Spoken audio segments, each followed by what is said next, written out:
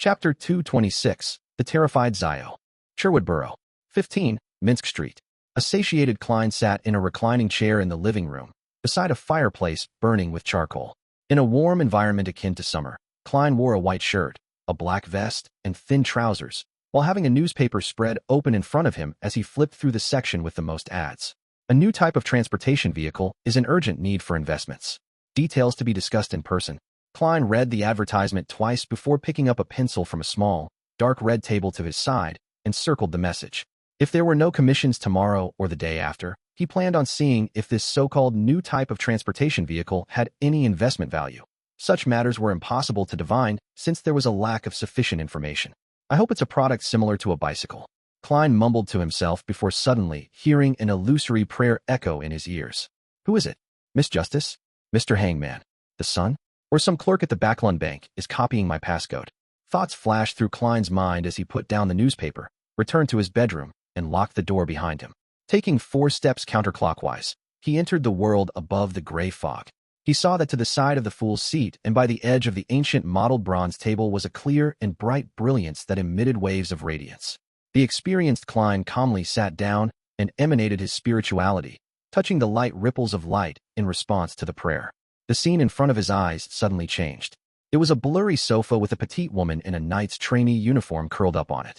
She's not copying my passcode. She's reading a piece of paper. Klein suddenly realized the reason for this. She should be one of the 2 beyonders that Miss Justice mentioned that requires my vetting.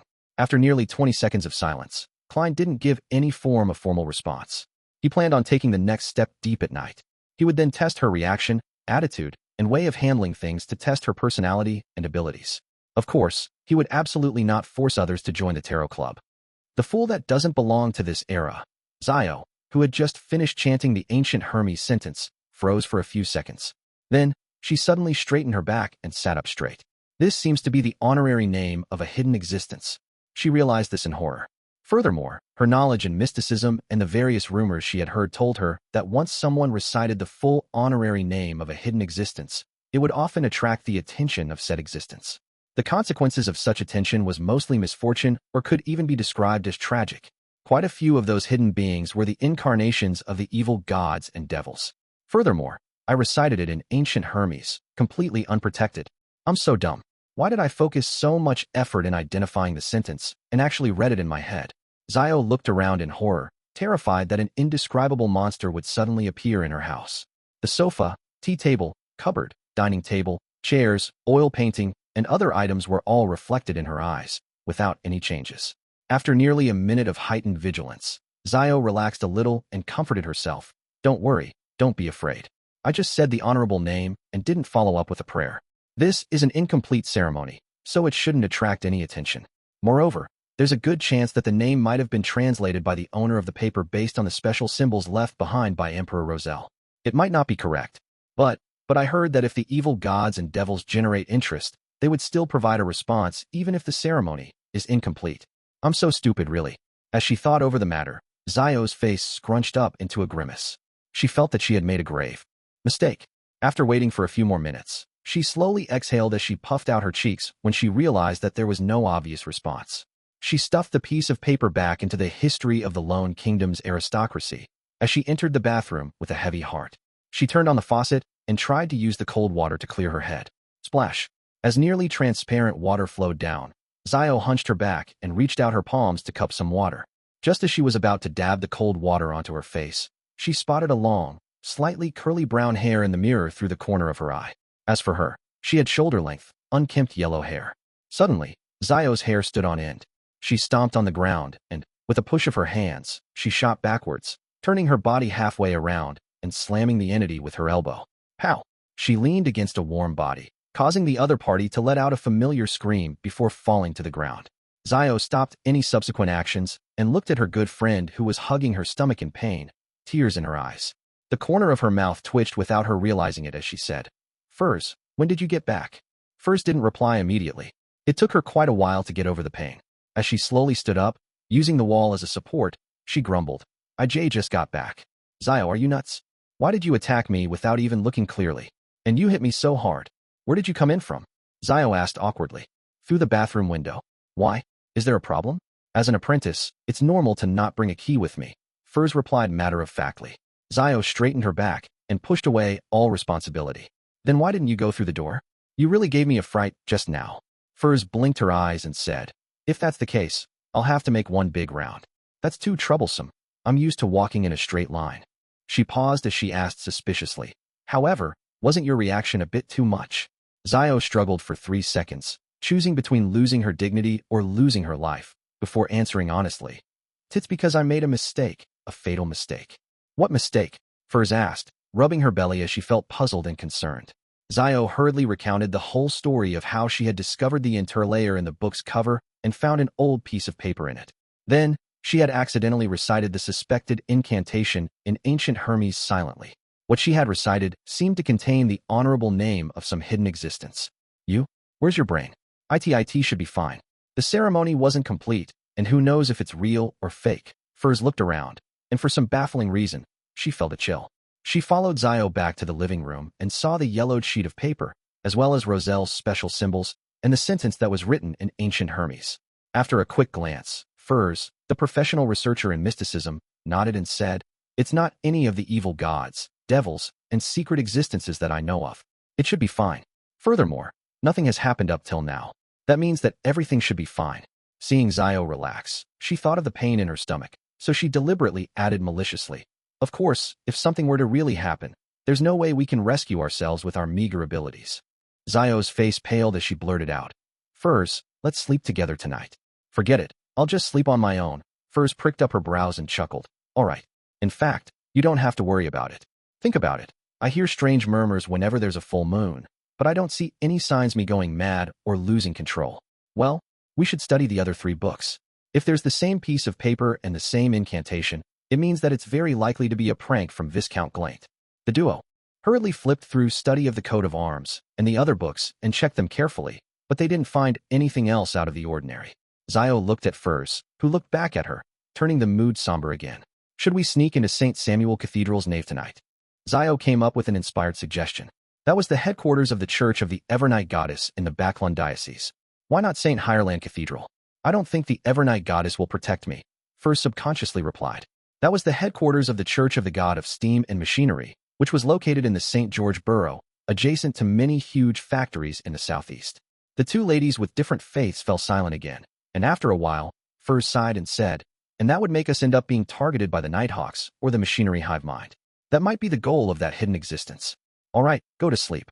We'll know the answer tomorrow morning. If nothing happens by then, it means that it'll really be okay. In the middle of the night, the waxing crimson moon was obscured by clouds, and the stars were barely visible in the sky above Bakerland. Klein instinctively woke up, lifted his blanket, got off the bed, and entered the world above the gray fog. He sat down on the high-back chair that belonged to the fool. He planned on responding to Miss Justice's companion and proceed with the examination process. At that moment, he suddenly had a new idea. Perhaps he could try and see if he could pull her into the world above the gray fog under the present circumstances. The young lady must have fallen asleep, and even if I succeed, she would probably treat it as a dream that appears clearer than usual. If I succeed, I can sever the connection in a timely manner to prevent her from seeing her surroundings clearly. After repeatedly deliberating over the matter, Klein stretched out his hand and tapped at the rippling ring of light to form a connection with it. Suddenly, Klein felt his spirituality surge out in an unstoppable manner, causing the mysterious space above the gray fog to tremble slightly. Just when Klein thought that his spirituality would be completely drained, everything calmed down. A blurry, distorted figure appeared at the edge of the long bronze table. In her reverie, Zio opened her eyes sleepily and saw the endless fog, the ancient high-back chair, and a dark figure watching her. Klein was overjoyed and immediately severed the connection according to his plan. The hazy, petite figure disappeared, but within the grayish-white mist, a crimson, illusory star appeared. Klein looked at this scene and confirmed one thing. As long as someone chanted his name, he would be able to pull that person into the world above the gray fog. The crimson star was a symbol of a stable connection. However, there are certain limitations. With my current strength, at most, I can establish another connection. Based on my previous experiences, my current spirituality can only pull in beyonders who are a sequence higher than me, and it won't necessarily be a success. It's just a preliminary judgment, so it shouldn't be a problem if it's someone at the same sequence as me or lower. Klein thought, feeling satisfied. There was no need for him to respond. His attempt was already enough. Zio sat up in her sleep. She had been worrying about the potential dangers of chanting an honorary name the entire time. Not long after she fell asleep, she dreamed of a mysterious space and a gray foggy figure looking down on her from above. The dream was so clear that Xio felt afraid. She looked at the sleeping furs beside her and thought with a tremble, is it a nightmare caused by fear, or is it because of the attention I garnered from some hidden existence, resulting in being haunted by evil spirits? Yes, there's going to be a gathering of Beyonders tomorrow night. In addition to buying the formula, I need to find a person who is good at exorcising evil spirits to purify myself. Chapter 227, Inventor Leppard. Sitting at his own dining table on a foggy morning, Klein broke up his specially bought wheat bread and soaked it in milk, improving the way he ate it. Although his body had changed a long time ago, his pursuit and obsession with delicacies were engraved into his soul. He was completely unable to adapt to the Lone Kingdom's monotonous and repetitive style of breakfast. He could only try his best at experimenting. He tried not to limit himself to toast, bread, bacon, sausages, and butter. He tried hard to expand the boundaries and improve the way he ate.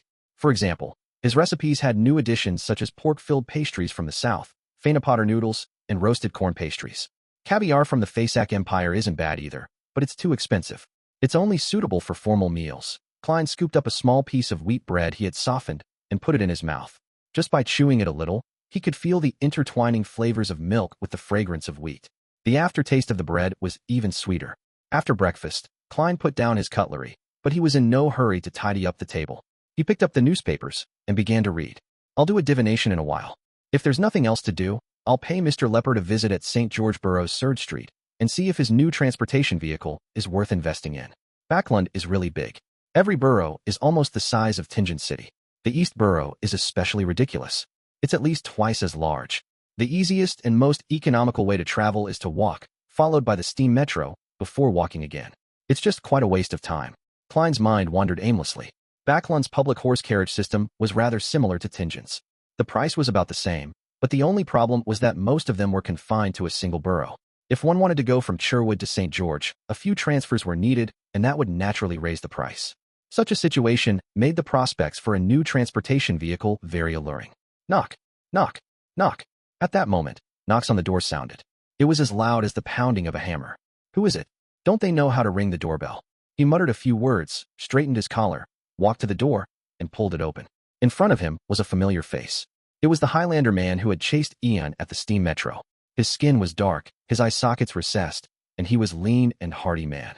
According to Klein's mediumship results, the man's name was Massault, an executioner of the Zmanger gang who was almost equal to the boss. Excuse me, who are you looking for? Do you have a commission to entrust with me? Klein deliberately acted somewhat confused. Massault was wearing a black coat and a pompous silk hat, but he didn't look anything like a gentleman at all. He coldly sized Klein up, then he asked in Lone, with a thick Highlander accent, "Are you Detective Sherlock Moriarty?" "Yes," Klein replied short and sweet. Massault nodded his head stiffly. "I want to hire you to find someone. We can talk about the exact situation inside." Klein prevented himself from acting odd in any way. Massault shook his head coldly. "There's no need." After saying that, his eyes suddenly became sharp. "The person I'm looking for is called Ian. Ian Wright. He has a pair of bright red eyes, maybe 15 or 16. He likes to wear a brown, old coat and a round hat of the same color. I believe you know him." Klein let out a soft chuckle. "I don't know what you're talking about." Massault seemed to ignore Klein's denial. "He's a thief who has stolen an important item from me. If you can find him, you'll be paid at least £10. You've provided too few clues." Klein made up an excuse. £30. Massault made a new offer. Klein glanced at him and said, "No, this is against my principle of confidentiality." £50, Massault replied coldly. "I'm sorry, I cannot accept the mission." Klein was startled for 2 seconds, but in the end, he still chose to reject the request. Massault studied him slowly for a few seconds as his eyes slowly turned cold and fierce. He didn't offer a new price, nor did he politely bid farewell. He turned around abruptly and walked quickly to the end of the street. "This gang has pretty good intelligence. They actually know that Ian had come to me once." Klein secretly sighed, full of emotion, but he didn't feel too much anxiety or fear. "After all, I'm someone who once directly faced the son of an evil god, although it was separated by a belly." As he thought about it, his smile suddenly became brilliant. He began flipping a coin to decide whether or not he was going out today. The answer was positive. St. George Borough, Surge Street. Having transferred from a tracked public carriage to the steam metro, before transferring to a trackless carriage, Klein finally arrived at his destination, spending a total of 11 pence. Just after he alighted the carriage, he discovered that a drizzle had already started, but he hadn't brought an umbrella. According to the newspapers and magazines, this is a daily occurrence in Bakerland. The reason why hats are popular is that ladies and gentlemen don't carry umbrellas all the time. Klein pressed down on his half-top hat and briskly ran outside Unit 9 and used the eaves to shield himself from the rain. He brushed off the obvious water droplets from his body and rang the doorbell. However, he didn't hear any cuckoo sounds or tinkling sounds. Is the doorbell broken? Klein was just about to raise his hand to knock when he suddenly saw footsteps approaching from afar. The image of the person naturally appeared in his mind. It was a tall, thin man with black hair and blue eyes. He was in his 30s and was dressed in grayish-blue worker attire, but he appeared gentle and refined. Creak. The door opened. The gentleman rubbed his forehead and asked, "May I know who you are looking for? Is there something?" Klein took off his hat and bowed slightly. "I'm here to find Mr. Leppard. I'm interested in his new transportation vehicle." The gentleman's eyes suddenly lit up. "I'm Leppard. Come in, please." He turned to the side and allowed Klein entry. However, there was no coat rack in the foyer. Klein could only lean his cane and not take off his coat. He followed Leppard into the living room. It had to be said that the gentleman's house was very messy. On the coffee table in the living room alone were many mechanical objects, such as wrenches, bearings, and screwdrivers. "How much do you wish to invest?" "All right. Would you like some coffee or black tea?" It seems I'm out of black tea," Leppard blurted out. This gentleman is a bit straightforward and doesn't seem to be very good at interpersonal relationships. A thought flashed through Klein's mind, and he changed the words he planned on saying. He went straight to the point. "I have to see your new transportation vehicle before I make a decision. I can't make any promises without understanding anything." As he spoke, he looked around and saw a triangular sacred emblem hanging on the wall. That was the symbol of the god of steam and machinery. The solid triangle was filled with symbols such as steam, gears, and levers. Leppard wasn't irritated by Klein's straightforwardness. He immediately said, "I'll show you." As soon as he said that, he slapped his head. "I almost forgot. We have to sign a non-disclosure agreement to ensure that you don't steal my invention." "Mr. Leppard, you don't have a very good memory either." Klein smiled and said, "That wouldn't be an issue." After signing the simple contract, Leppard led Klein into a room that seemed like an activity room. He had knocked through the neighboring guest room and basement, making it much wider and spacious. The ground was littered with components, and a rough object, that was half the height of a man, that resembled a carriage stood in the center. In addition to that, the line of the doorbell was connected there and was cleverly constructed. As long as someone pulled the rope, a steel ball would pop out from the mechanism, allowing it to roll along a special track before colliding with the object in the center to produce a clanging sound. The sound certainly wasn't too loud, but it was enough to rouse Leppard, who was engrossed in machinery. "Is that the new form of transportation you invented?" Klein pointed to the crude object in the middle of the room. "Yes, I invented it based on Emperor Rosel's imagination," he replied with a fervent look in his eyes. "Emperor Rosel's imagination?" Klein asked in surprise. Leppard explained in a tone of adoration.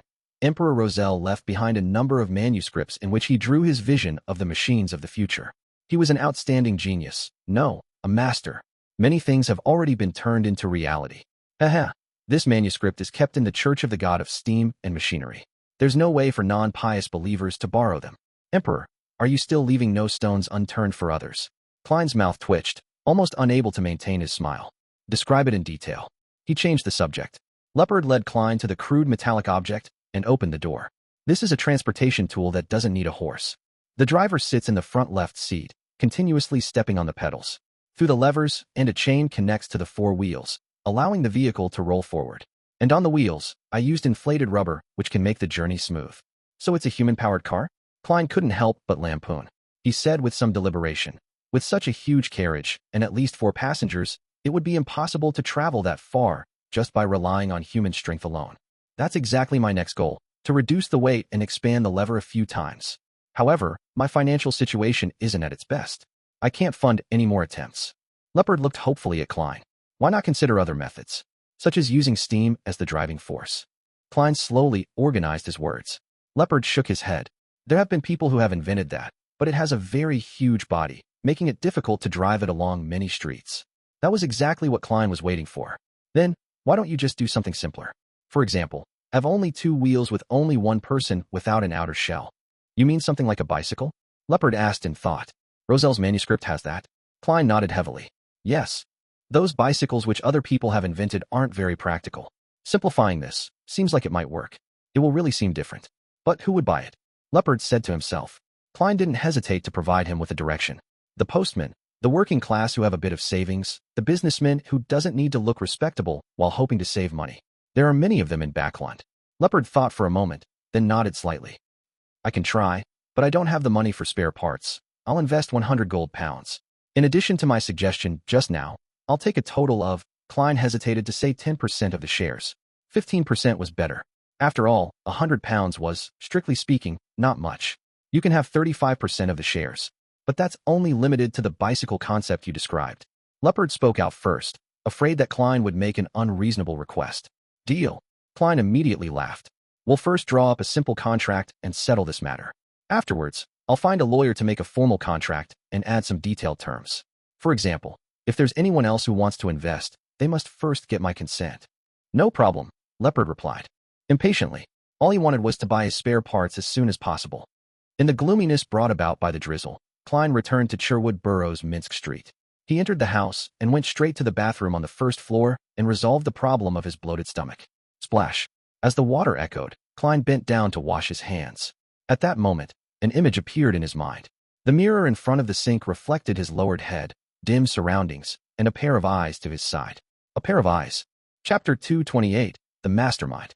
Almost instinctively, Klein bent his knees and rolled sideways toward the bathroom door. So, a small black-feathered arrow stabbed into the wash basin. The arrow seemed to be made of bone and suffused a blue luster. It was extremely beautiful. If Klein had hesitated in any way, he definitely wouldn't have been able to escape this sudden attack. After rolling for a moment, Klein reached into his pocket and attempted to pull out a few tarot cards. But at that moment, he felt a gust of wind engulf him. Through the corner of his eyes, he saw a black figure quickly closing in on him at high speeds. It appeared in front of him in an extraordinary pose, as he tightened his foot and kicked out from bottom to top. Realizing that he couldn't avoid the attack, Klein quickly gave up on his previous intentions and used his elbow to block the attack. With a bang, he felt his entire left arm go numb, and his body was yanked over, just like in the sport squash that the middle class loved to play the most, or like a soccer ball that was now popular among the lower class. What immense strength! Klein's heart tightened. Without being flustered, he adjusted his body in midair and changed his posture, barely maintaining his balance, as if he was performing acrobatics. Pa! Pa! Pa! At this moment, a tree bark-colored blowpipe had just landed on the floor of the bathroom and bounced behind the door at a declining speed. Just as Klein was about to stretch out his body to firmly stand and face the follow-up attack, a scene suddenly flashed in his mind. The speed of the enemy in black far exceeded his expectations, arriving even faster than he had expected. He lowered his body and swung his arm, striking him in the chest.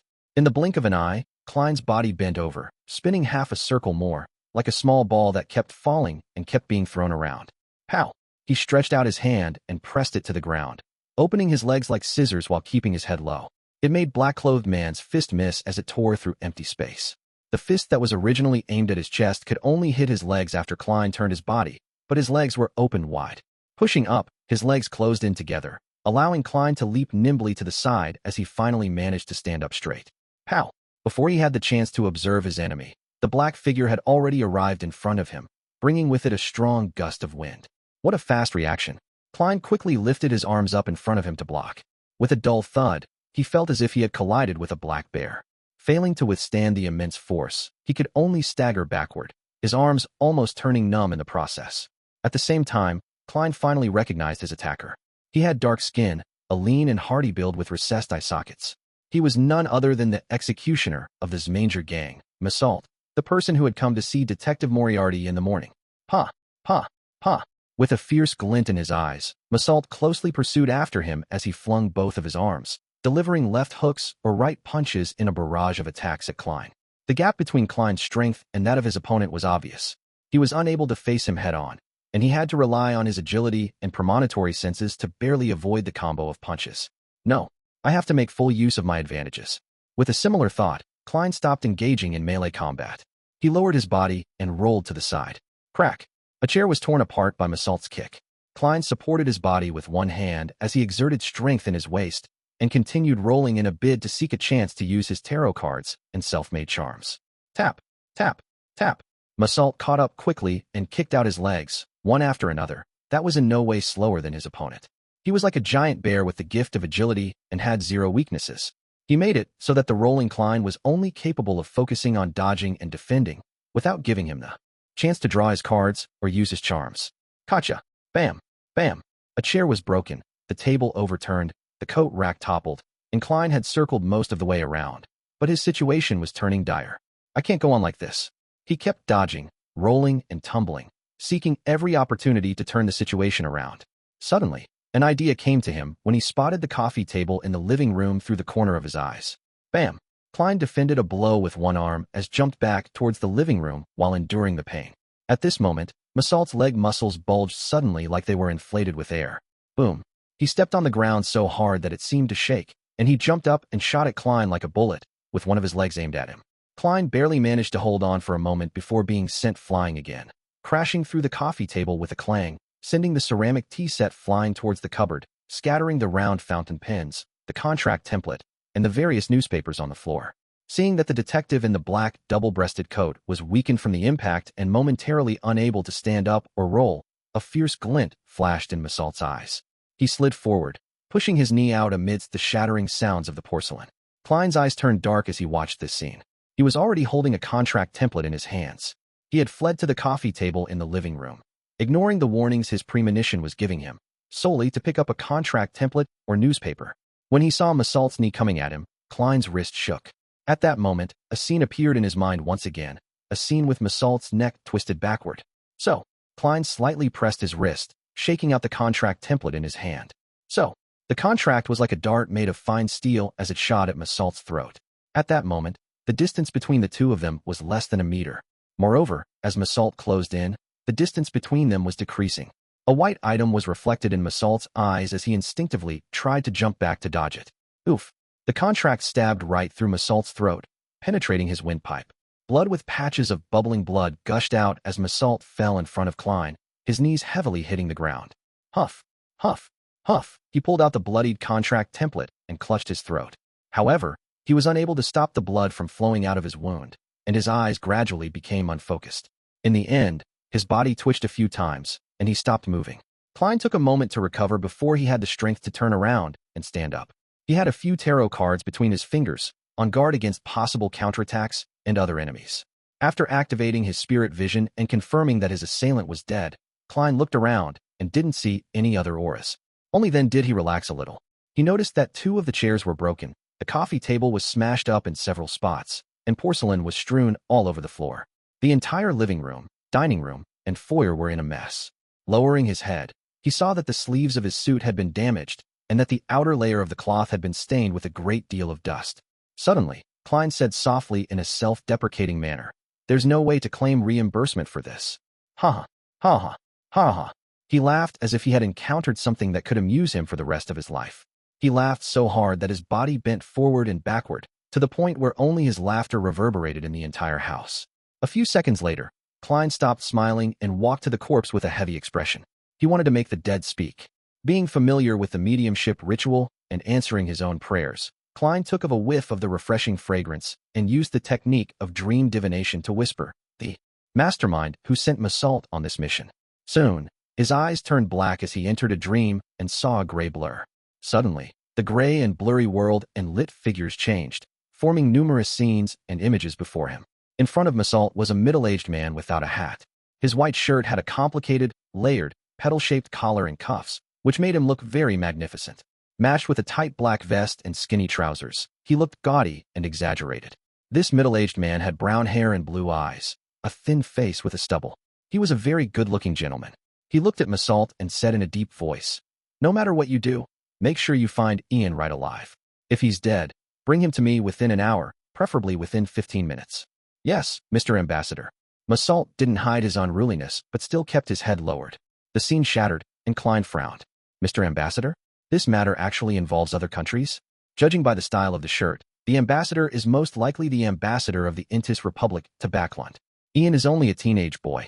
That gentleman is able to channel spirits, or at least he has someone around him who can do so. Klein thought for a moment, then constructed another sentence for the dream divination. The reason for finding Ian right. In the grayish, blurry dream, Klein once again saw the middle-aged gentleman from before. He stared at Massault and said in a low voice, "You don't need to know why. Just heed my instructions. I gave you the potion and money to become the person in power behind this manger gang. Not for you to raise questions, but for you to do things.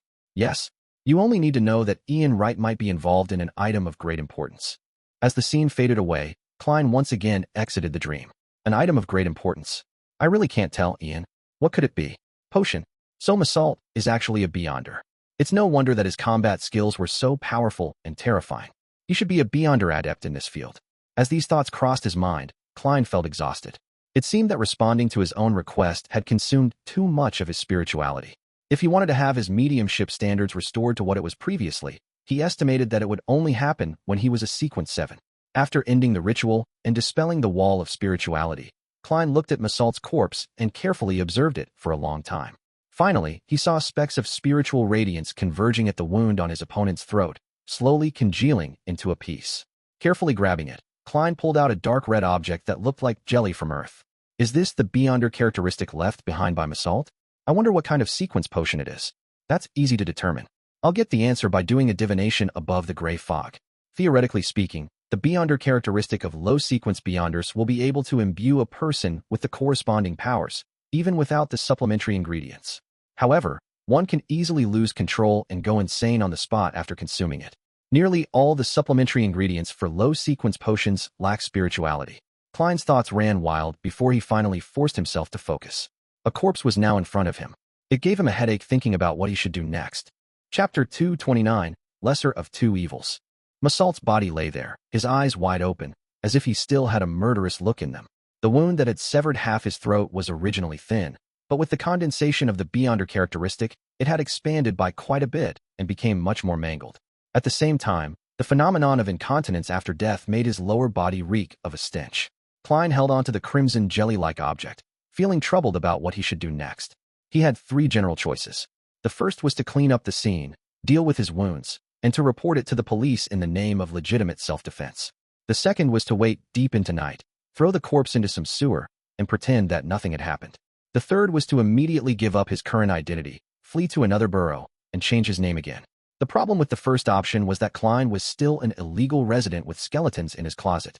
Reporting it to the police could easily lead to discovering a problem with his identity. As for the second option, other than being constantly worried that the corpse would be found and that the police would come knocking on his door, there was another hidden danger. When the ambassador behind Massault confirms the disappearance or death of his subordinate, he would definitely send someone else to 15 Minsk Street again. When that happens, Klein would be facing perhaps a Sequence 7 and or Sequence 6 enemy.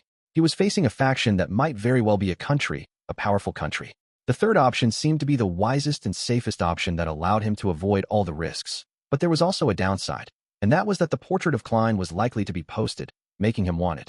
Furthermore, it would be a portrait of his undisguised self which Mrs. Sammer next door, his neighbor lawyer Jürgen, and others would describe.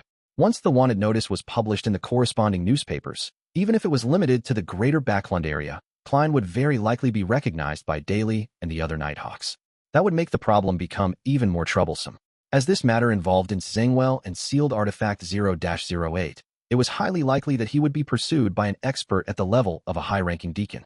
Of course, the third option had a separate branch which was, of course, to hide the body and dump the evidence into the sewers, and then try to escape. However, there was also the risk of becoming wanted when the ambassador couldn't find Klein.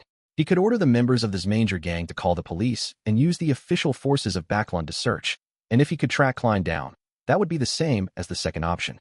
After thinking about it, Klein quickly came to a decision: divination. Of course, he was inclined towards a particular option already, the lesser of two evils. The first option was relatively less risky, and it allowed him to take the initiative to a certain extent. Through exposure, he could attract the attention of the official factions and suppress the ambassador's subsequent actions from being too maniacal. He took out a piece of paper and wrote a divination statement. After that, Klein took out a spirit pendulum from his left wrist, causing the topaz pendant to naturally hang down over the surface of the paper. I should make a police report. I should make a police report. After he finished his silent incantation, he saw the spirit pendulum rotating clockwise with weak amplitudes and a relatively high frequency. This indicated a positive response. After divining the other two choices in turn and obtaining a negative answer from both of them, Klein no longer hesitated and began to deal with the scene. He put on a pair of black gloves and began to search the corpse. He found a sharp dagger, a small stack of cash, a pack of cigarettes, a lighter, and some miscellaneous items. Klein put the rest of the items back in place, took off his gloves, held the dagger in his hand, and stabbed it into Massault's throat wound, destroying its original shape. Then, He wore his gloves and let Massault grab the dagger. After doing all of this, Klein gathered together the Massault's beyonder characteristic, the self-made charms, the tarot cards, the blood-stained contract, the paper on which the divination was written, and the various materials he carried around with him, and put them in a paper bag.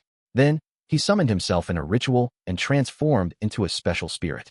Carrying Azek's copper whistle, he felt himself become stronger and more corporeal. Klein picked up the paper bag, ended the summoning, and returned to the world above the gray fog. He placed the items from reality behind the fool's high back chair for the time being, leaving Azek's copper whistle as well. Then he relaxed himself as he stimulated the sensation of descending rapidly and re-entered his own body. The reason why Klein didn't burn the blood-stained contract and the piece of paper on which he had written the divination statement was because he was afraid that after the report was sent to the police, the matter would be transferred to a special department, and a powerful beyonder would engage in divination pertaining to the situation. However, with the gray fog's interference, even if the eternal blazing sun were to personally descend, he wouldn't be able to obtain a productive answer. This was also the reason why Klein placed his weekly review and summary above the gray fog after his spirituality was greatly enhanced after advancing to Sequence 8. Right now, he couldn't afford to take on more suspicion and deeper investigations. After removing the wall of spirituality, the wind that suddenly stirred blew away the remaining smell of the ritualistic materials. The items related to the domain of mysticism and beyonders that were left behind on Klein's body and in the entire house were the candles that were silently burning in front of him. But this time, he chose ordinary candles. Since he was praying and summoning himself, there was no need to be so meticulous. And in a family, having candles was a very normal thing that matched the era, even if he was the only bachelor in the family. After extinguishing the candles and returning them to their original spot, Klein took out his golden pocket watch, snapped it open, and estimated the number of minutes since Massault's death, and added the minimum amount of time it would take for the police to send people to investigate and report back. He wanted to ensure that even if a beyonder came to investigate, an hour would have passed since Massault's death. In mysticism and in the domain of spirit channeling, this was an important time point. Beyond it, the information available was very limited and vague. For example, one could discover, through mediumship, that the person who killed Massault was Sherlock Moriarty. However, they couldn't get the specifics of the death. As for whether or not his opponents could divine if beyonders were involved, Klein wasn't worried at all, because the main factors involved, the bloodied template contract, were above the gray fog. Even his premonition and combat abilities would also be obscured as the opponent's divination would definitely point towards the mysterious space above the gray fog, and would certainly suffer from interference. Fortunately, I'm also a professional. It feels like I've really become Moriarty. Klein re-examined the scene, making sure that there were no problems, and began to walk with his eyes fixed on his pocket watch. After the estimated time, he put on his gold-rimmed glasses and waited for a few minutes before he opened the door and went out. The sky in Bakerland had already gone dark, and the gas lamps on the street lit up the rain. As a middle-class neighborhood, Minsk Street was often patrolled by the police. Klein waited for a while, then spotted the target and went up to meet them. They were two low-ranking constables with only one chevron on their palette. They held guns, batons, and were holding up an umbrella while looking around. "Officers, a criminal attacked me," Klein shouted with great skill. His unkempt appearance made the two constables place importance on the matter. They each took out their batons and looked warily to the side. "Where's the criminal?" the round-faced, brown-eyed cop asked in a deep voice. Klein pointed to his house. "He sneaked into my home and tried to kill me. In the fight, I accidentally stabbed him to death." "Stabbed him to death." The two constables exchanged looks and looked at Klein with scrutiny. "Take us there." "All right." Klein acted like he had just survived a disaster as he led the two officers to 15 Minsk Street, took out his key, and opened the door. The two police constables first saw the chaotic scene before noticing the corpse laying on the ground. They noticed the hideous wound on the deceased's throat and noticed a bloody dagger. "Watch the scene. I'll return to the station and report it to the inspector," another constable said to his round-faced, brown-eyed colleague. "All right." The round-faced, brown-eyed constable cast his gaze on at Klein, his face and body language revealing his wariness and caution. After a while, a sergeant dressed in black and white checkered uniform with 3 chevrons on his epaulette arrived with the constable from before and 2 other subordinates. The constables investigated the scene, and while searching for clues, the sergeant with a short brownish-yellow beard under his chin brought Klein to the side and began asking some preliminary questions. "Name: Sherlock Moriarty. This is my rental receipt for half a year." Klein had long prepared all of this. The sergeant gave him a casual look and continued asking, "What's your occupation?" "Private detective," answered Klein frankly. The sergeant frowned and said, "Do you know the deceased? Do you know why he attacked you?" "I know him. His name is Massault, and he's the executioner of this Manger gang. Klein didn't wait for the sergeant to ask any further questions as he continued. I had previously accepted a job from Ian Wright, who asked me to investigate his former employer, Detectives Real Victor Lee. This matter happened to be related to the Manger gang and Massault. I tailed him and found out that he was secretly meeting a gentleman who appeared to be of significant standing. Massault addressed him as Mr. Ambassador. After saying that, Klein was unsurprised to see the sergeant's expression change. Ambassador, do you know his name? The sergeant asked in a deep voice. I don't know, but if I saw his picture, I'd definitely recognize him. Klein told the truth. This morning, Massault came to me and asked me to seek Ian Wright. On the basis of my professional ethics as a private detective, I refused him, and when I got home in the evening, I was attacked and almost killed by him. Thankfully, I'm still quite skilled at combat and was sufficiently quick to react. The sergeant thought for a moment and asked for details of the fight. Klein recounted the fight from beginning to end nearly in its entirety, changing his premonition to a reaction, then changing the contract template he had thrown in the fight into a dagger that Massault had dropped. Yeah, follow us back to the police station and wait for the autopsy results, the results of the on-site investigation, and inquiries from the relevant parties involved.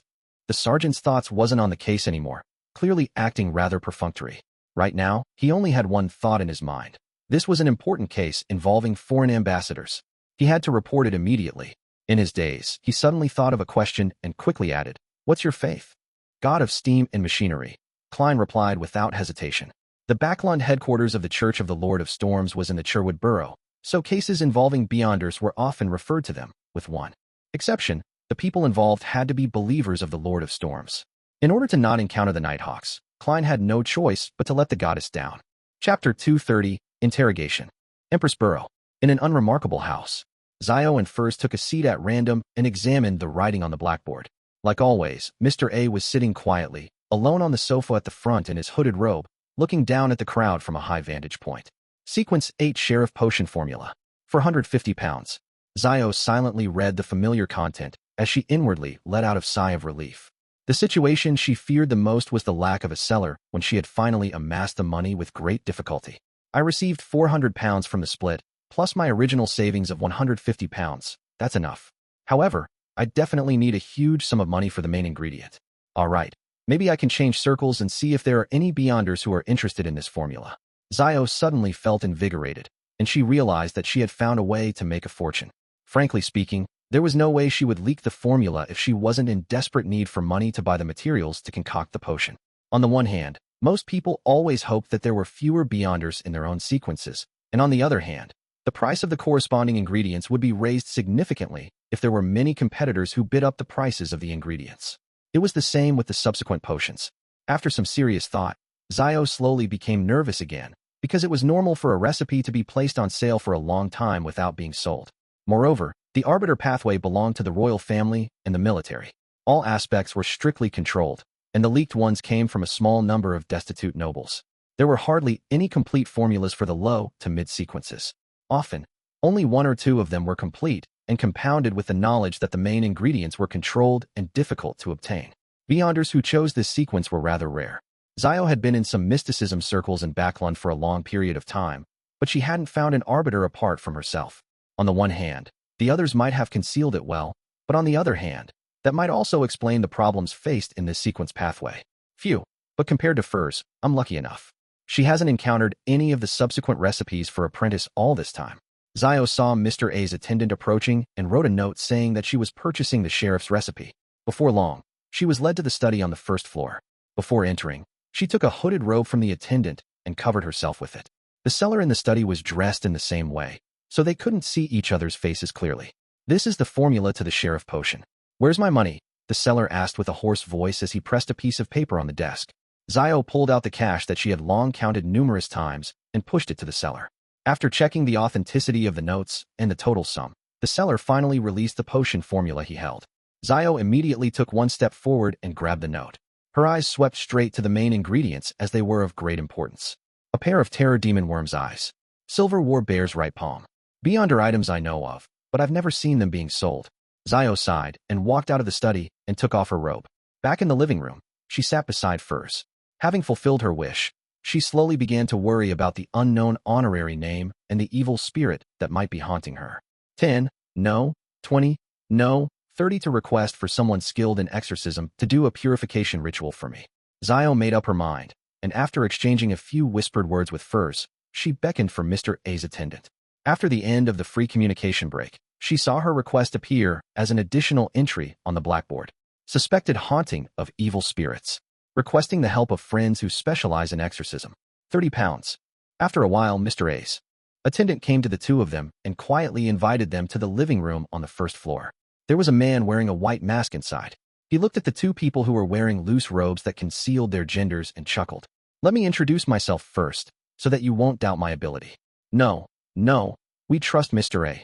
Xio, with her hood over her face, said before Furs could open her mouth. She deliberately suppressed her voice to prevent her childish voice from revealing her identity. The man with the white mask spread his hands and laughed. This is my habit. I am a believer of the sun. As you know, this is not common in Bakerland, or in the entire kingdom. It is only through moments like this that I can live as my true self. Due to the great conflict between the Church of the Eternal Blazing Sun and the Church of the Lord of Storms, the former had never been able to obtain the right to proselytize in the Lone Kingdom. A believer of the sun? Furs's languid look instantly vanished. This is the first time I'm seeing a living believer of the sun. It's not like I can meet diplomats of higher standing. Then, should I feel honored? The man in the white mask spread his arms wide and held them up in a gesture of praise for the sun. Instead of answering his question, Furs smiled and said, in terms of exorcism and purification, the attendant of the sun is a professional. Our hearts are at rest, so we can begin. The man who claimed to be a believer of the sun didn't drone on. He took out a badge with the symbol of the sun on it and placed it on the round table in the center. Then, he used a dualistic ritual method to light up 2 candles. After finishing the preparatory steps one step at a time, he chanted with a loud and abnormally pious tone. The sun that is eternal, you are an inextinguishable light. You are the embodiment of order. I pray to you. Please bestow me with your cleansing glow. Please repel the evil spirits in this body. Amid the echoing Hermes incantation, Xio and Furs saw bright light burst out from the sun's emblem, bursting in a pure and warm manner. It was endless, like the tide, as the light surged towards the two of them, engulfing them simultaneously. Nearly a minute later, everything was restored to normal. All Xio and Furs felt was warmth, finding the warmth very comfortable and relieving. It was like soaking in a hot spring or having gone sunbathing. Sherwood Borough, Rice Police Station. Klein was sitting on a low bench with a group of thieves and drunkards. It looked very disgraceful. Suddenly, he felt warmth on the back of his hand as the coldness of the Bakerland night was dispelled quite significantly. Lowering his head, Klein realized that the 4 black dots representing the mysterious space above the gray fog didn't appear. Who's being so kind? To know that I was feeling a little cold just now. He mumbled half jokingly and half curious. As a former inspector, he looked at the thief on the left who was handcuffed to the pipe, then at the drunkard on the right who could vomit at any moment but kept yelling about hitting people. He sighed at his present predicament and wasn't sure when he would be free from this. There should be another test after this, and then I'll be fine once I pass it. I hope the police will have their attention on the ambassador and the Zmanger gang and ignore my origins as a puny detective. In theory, there's a high chance for that, as long as Mrs. Sammer, Mr. Jurgen, and the others don't say anything of interest to the police. Yes, they have only just met me, so it's impossible for them to know too much. Massault's beyonder characteristic was taken away by me and was hidden above the gray fog. He didn't leave behind anything strange, so no one would able to discover that he used to be a beyonder and have questions about my strength. More than an hour has passed. In his self-encouragement, Klein saw the officer with the short, brownish-yellow beard walking towards him. Sherlock Moriarty, come with me to the interrogation room, the sergeant said without further explanation. Here it comes. Klein stood up and followed. After going around a corner, the sergeant stopped in front of an iron door and gestured for Klein to enter. Klein took a deep breath before exhaling. He yanked the handle and opened the door. It was a small room with thick walls and a small table in the middle. There were chairs on both sides of the table. Under the elegant gas lamp's illumination, Klein identified the interrogator as a man who wore a black shirt, a rather uncommon sight. He didn't wear a vest, but wore a black coat that wasn't part of the usual formal attire. He had thin eyebrows and cold blue eyes. His face was cut, looking rigid while lacking any gentleness. The man pointed the chair opposite him and said in a deep voice, I ask, you answer. Before he finished his sentence, Klein felt an unimaginable suppressive force on him. He felt that an electric current was tearing through his mind that lashed at his soul with a barbed whip. This feeling was painful and numbing, as though it stemmed from deep within the brain. It was barely resistible, and all he could do was tremble and have his knees buckle. Klein nearly fell to the ground as he hurriedly held onto the table and sat down. His temples felt a throbbing pain. This is the result of beyonder powers. Ordinary people might have thought of it as a psychological problem caused by nervousness and the authority of the interrogator opposite them, but Klein had clearly identified that this was a result of beyonder powers, powers that could directly attack the mind of others. He quickly recalled the information he had seen before and quickly confirmed the target of his suspicion. Arbiter Pathway, Sequence 7, Interrogator. Has the matter been transferred to a special department of the military? Klein thought with some relief. As long as it isn't the Nighthawks, everything's fine. Identify the ambassador who met Miss Salt from these photographs. The cold and unyielding man in black spread out 8 black and white photos on the small table. Klein felt as if the electric whip in his mind was being lifted high, and the warning of extreme pain made it so he didn't dare to lie. Of course, there was no need for Klein to lie. After a moment of identification, he pushed a photo in the direction of the interrogator. It was a middle-aged gentleman who wore ostentatious clothing and looked rather charming. The interrogator glanced at it, but didn't make any response. He once again asked, "Were your previous statements the truth?" Klein felt like he was being forced into a dream. He kept his mind clear and rational, and he didn't yield to the whip in his mind as he sincerely replied, "Nothing but the truth." The interrogator leaned forward with his hands on the small table and said, "When was the last time you met Ian Wright?" Yesterday morning," Klein said with great difficulty. "I tailed Miss Salt and found the body of Detective Zreal. As I didn't want to deal with the police, I took Ian to identify the body and told him to call the police. Zreal's body was located at the sewer entrance at the bottom of Iron Carbon Street in East Borough." After a brief silence, the interrogator finally nodded his head. Klein immediately felt the enormous pressure disappear along with the whip in his mind. "You may leave now," he said without a trace of emotion in his voice. Klein stood up and opened the door, not masking the frailty in his gait. He found it more tiring than fighting Miss Salt. If he made the slightest mistake, his spirit would have been completely crushed, and he would obediently answer any question that the other party asked. "No, if it wasn't for the fact that my spirit is special and how it's been subjected to the test of raving and screaming for a long period of time, allowing me to maintain my calm and rationality. Under certain circumstances, I would have most likely had a mental breakdown just now." Klein walked back down the corridor, his back feeling cold. At this moment, the sergeant from before came over and said, "Come with me to fill out some forms. Lawyer Jurgen is waiting to bail you out." Phew. Klein secretly exhaled and completely relaxed. He knew that the danger was over. Chapter 231, Losses. Klein met Jurgen Cooper in an office at the Rice police station. This young senior solicitor was still dressed formally, as though he was always ready to go to a posh dinner party. He wore a black double-breasted attire, a white shirt with a stiff collar, a huge bow tie, and bright leather boots, which made the policeman act very polite to him. Jurgen held his half-top hat and looked at Klein with his blue eyes while saying, "The formalities are over. You can leave if you pay the bail of £10. "Thank you." Klein didn't say anything more, but followed the good-looking but seemingly old-fashioned Jurgen to the police station's financial affairs office that was nearby, where he fished out his wallet and pulled out 2 5-pound notes. He was grateful that he had all his cash, £95, on him, or else he might have had to borrow it from his good neighbor, Jurgen. Of course, the worst-case scenario would be if he had left the money at home. Klein wasn't certain how much of that would be left after the police searched the scene. Yet, he couldn't put it in the world above the gray fog, because it was possible that he needed to offer bribes to free himself. At present, many newspapers and magazines were discrediting the police as being unsupervised, violent, corrupt, extortionary, and vicious. Klein didn't dare to believe it fully, but neither did he dare to doubt it. After all, Miss Salt's money could very well end up in the pockets of someone in the police station. After paying the bail, Klein followed Jurgen out of the police station and shivered when hit by the humid, cold wind. "After the case is closed, your bail will be returned to you. Of course, you can't expect them to voluntarily notify you. Yes, in a week, if no one notifies you that your presence is required back at the station, you can come here and ask for your bail to be returned.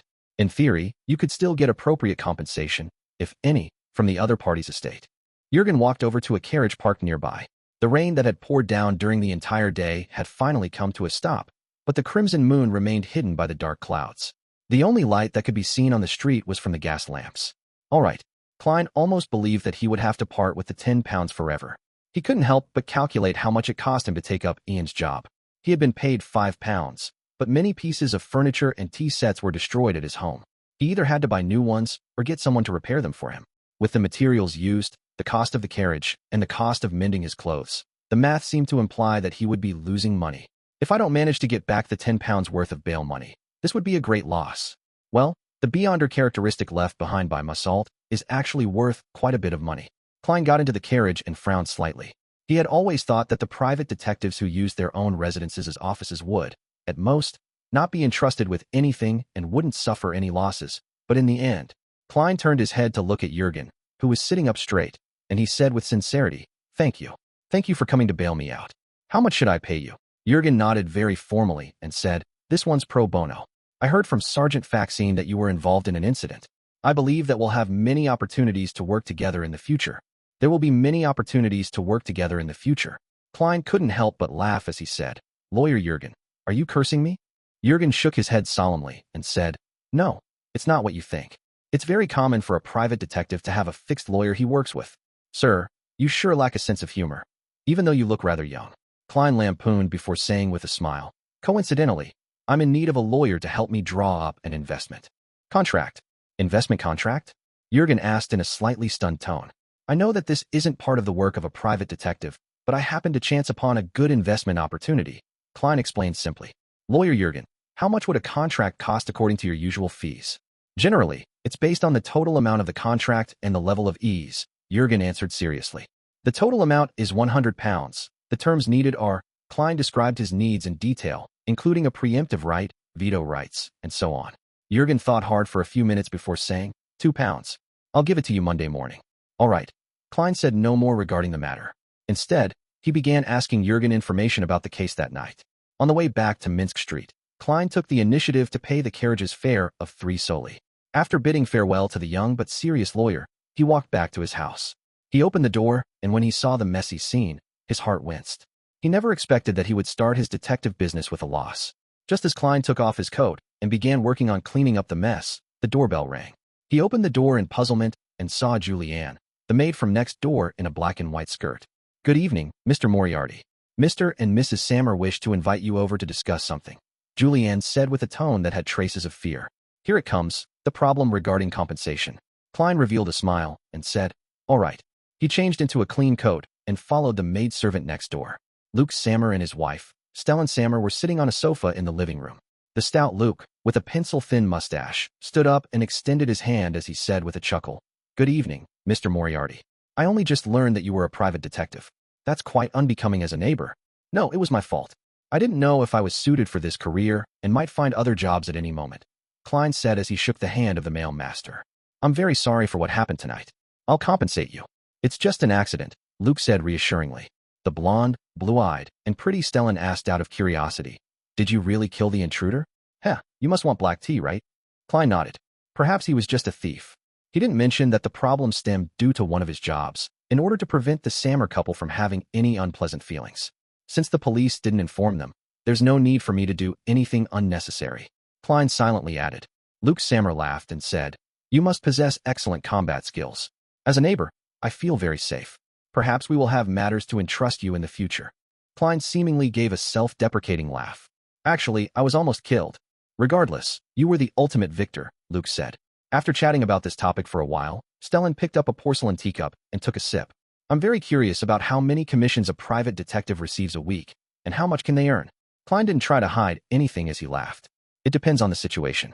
Just like when there are good and bad harvests in the farms. I earned £5 and 5 soldi last week. But after last night's incident, I might have made a loss." As if she didn't hear the latter half of his words, she continued, "If you can maintain this income, you'll get a pretty good life in Bakerland's Cherwood district at £5 a week. There's no need to sublet another room, and you can hire a maid to do odd jobs, listen to a symphony every other week, or go to the theatrical opera once. Once a week, you can play tennis or squash, join a reading salon, and go to a nice restaurant. Of course, if you're already preparing for marriage, you need to save a little money. A weekly salary of £5 is still a little short of being truly decent." "Then, what is the required weekly salary to be truly decent?" Klein asked. £7, at least." Stellan lifted her chin slightly. Klein turned to Luke and said casually, "I heard from your wife that you work at Coim, but I'm not sure what its main business is." "Anthracite and charcoal," Luke answered with a smile. "It's no wonder you became a member of the Soot Reduction Association." Klein pondered for a moment and said, "In Bakerland, how big of a salary does a manager receive? It's seldom mentioned in the newspapers and magazines." "Haha, it depends on the industry, as well as the actual position's job scope. Bakerland Bank's best manager earns £5,000 a year, but for me, It's about 430 to 440 pounds including bonuses, Luke said casually. That's about 8 pounds a week. No wonder. Before Klein could open his mouth, Stellan Samuel grumbled. Actually, we could have lived in the suburbs, and I'll have a garden and a lawn. Luke would then be able to have a stable and buy a new carriage and the 2 foals he's been eyeing all this time, but he would waste too much time on his commute to work. That would be even more valuable. A new carriage including horses costs about 100 pounds. 8 pounds a week is indeed impressive. Unfortunately, it hasn't been long since I had a pay rise when. Klein could only smile in response. After exchanging a few more pleasantries, he bade farewell and left, sighing to himself in his heart. Mr. and Mrs. Sammer are still considered nice. If I had a mean landlord, I'd have had my deposit deducted and refunded and be asked to get lost after what happened tonight. After returning home, Klein began laboring. He wasn't in a hurry to go above the gray fog to examine the warm current on the back of his hand, nor was he in a hurry to do divination, because he was afraid that the military's special department was still keeping tabs on him. He decided to go to the bar which Ian had described tomorrow night to buy a gun, so as to deal with people who might assault him recklessly in desperation. Klein even planned to find the means to hire a bodyguard, a powerful Beyonder bodyguard. This was so that first, he could take advantage of the opportunity to contact Beyonder circles without exposing himself, and second, it was because he was also afraid that the ambassador's next assailant would have the ability to hide from the military special department. Although it was a slightly comical thing for a Sequence 8 Beyonder, a vengeful evil spirit in hiding, to need a bodyguard, as safety was of paramount importance to Klein. If the price is too high, I'll blow the copper whistle for Mr. Azek, which, of course, might be more dangerous. I don't know much about sealed artifact 0-08. After cleaning up the house, Klein silently muttered. After the purification ceremony ended, the man in the white mask said to Xio and Furs, no matter what kind of sinister spirit it has already been exorcised by me. If it has reached the level of an evil spirit that I'm unable to exorcise, it should have given a response. However, there was none. As he spoke, he poured the water which had condensed on the emblem of the sun into a small metal bottle and handed it to Xio. Sprinkle it in your room to ward off any remnants. Thank you. Xio paid him while feeling the pinch, but she felt a lot more relaxed. Moments after she returned to the living room with Furs, the attendant delivered a note to them. Miss Arbiter, who has just bought the sheriff formula. Would you mind having a chat in the study? I might have what you need. Chapter 232, The Bravehearts Bar. Who? How did that person know that I purchased the sheriff recipe? Xio's dark green pupils contracted as she surveyed her surroundings in astonishment, but she didn't see anyone suspiciously watching her. According to Mr. A, the transactions here should be very safe and confidential here. Finally, Xio couldn't help but look at the single sofa where Mr. A, whose face was covered by a hood, sat. He was still quietly sizing people up without revealing anything odd. She nudged Furs with her elbow and whispered, "Should I go?" Furs took the piece of paper, glanced at it, and replied without hesitation, "Go. At least you still have Mr. A watching. No one would dare to do anything to you, so you can take the opportunity to find out what the other party's goal is. Who knows? You might actually obtain the potion materials you want as a result." That makes sense. Xio, who was a very proactive person, immediately nodded to the attendant, followed him to the study, and finally, put on a hooded robe. This hood can cover my entire face, so much so that I can't see the path in front of me. Having worn the hood, Xio opened the door and saw a man dressed in a tuxedo sitting behind a desk. The man wore a golden mask that revealed his eyes, nostrils, mouth, and cheeks, but it was impossible to identify him. The light brown eyes behind the golden mask shifted as the man pointed to the chair opposite the desk and said, "Have a seat." His voice was deliberately hoarse. Otherwise, there was nothing special about it. Xio closed the door to the study, stuck her chest out and raised her head, and sat down in the designated position without feeling intimidated. She then asked, "Do you have the main ingredients for the sheriff potion?" The masked man chuckled and said, "Yes, I have the eyes of a terror demon worm and the right palm of a silver war bear. In fact, that sheriff potion formula you bought was sold on my behalf." No wonder. Xio was often mocked as a brainless person by her good friends, but to survive in the circle of Beyonders, in the gangs of the East Borough, and among the poor, she wasn't a completely reckless person. She had the intuition for danger that was akin to a wild beast.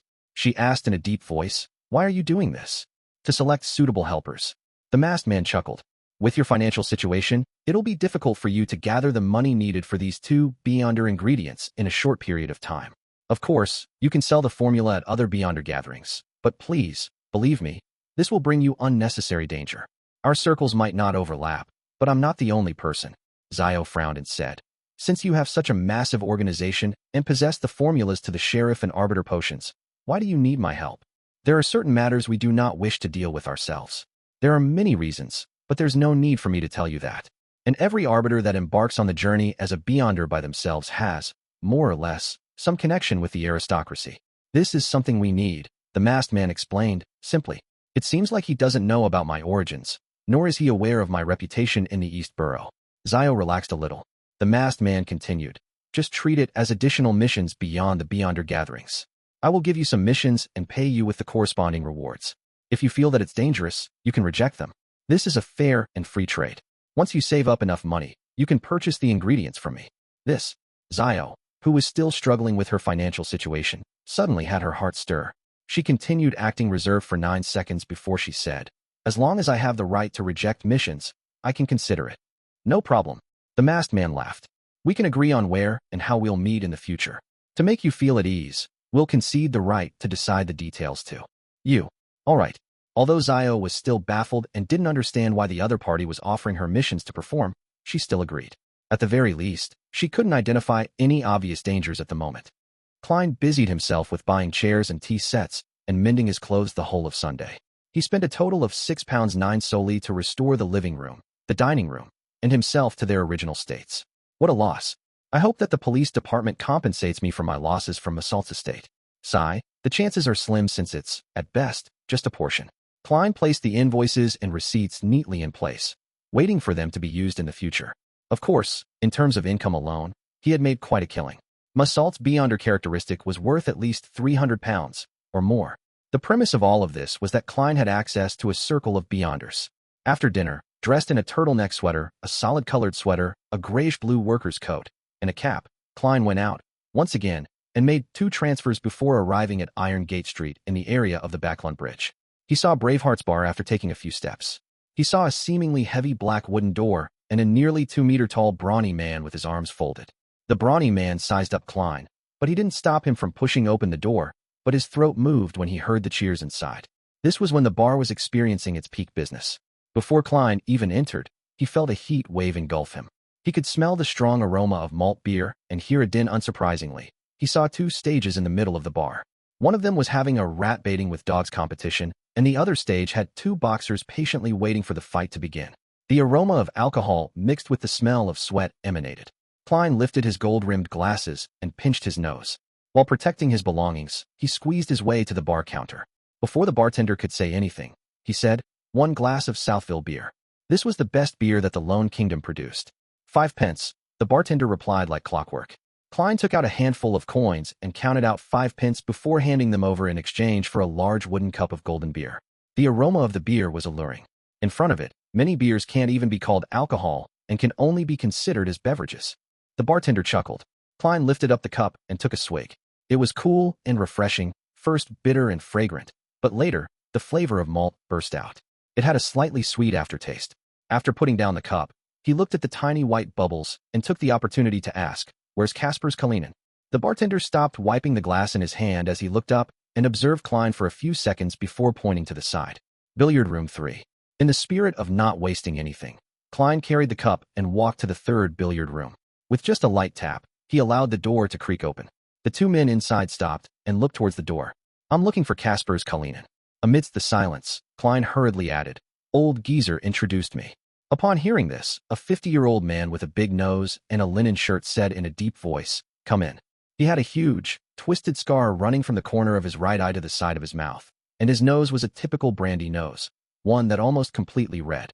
Klein slowly walked in with the cup in his hand and saw that Kasper's billiard opponent had put aside his cue stick like clockwork and left the room before closing the door behind him. Kasper's Kalinin hobbled over and asked, "What do you want?" "A powerful custom revolver and 50 rounds. Klein took another sip of his Southville beer. £3.10 solely. Kasper's gave the price. "This will definitely be more expensive than a regular weapons store. The price includes the risks I have to undertake." "Deal." Klein took 5 one-pound notes he prepared from his trouser pocket and counted them. Kasper's checked for the note's authenticity before nodding. "You're more straightforward than you look. Give me 5 minutes." He put the notes on the billiard table, leaned against a crutch, and limped to the door.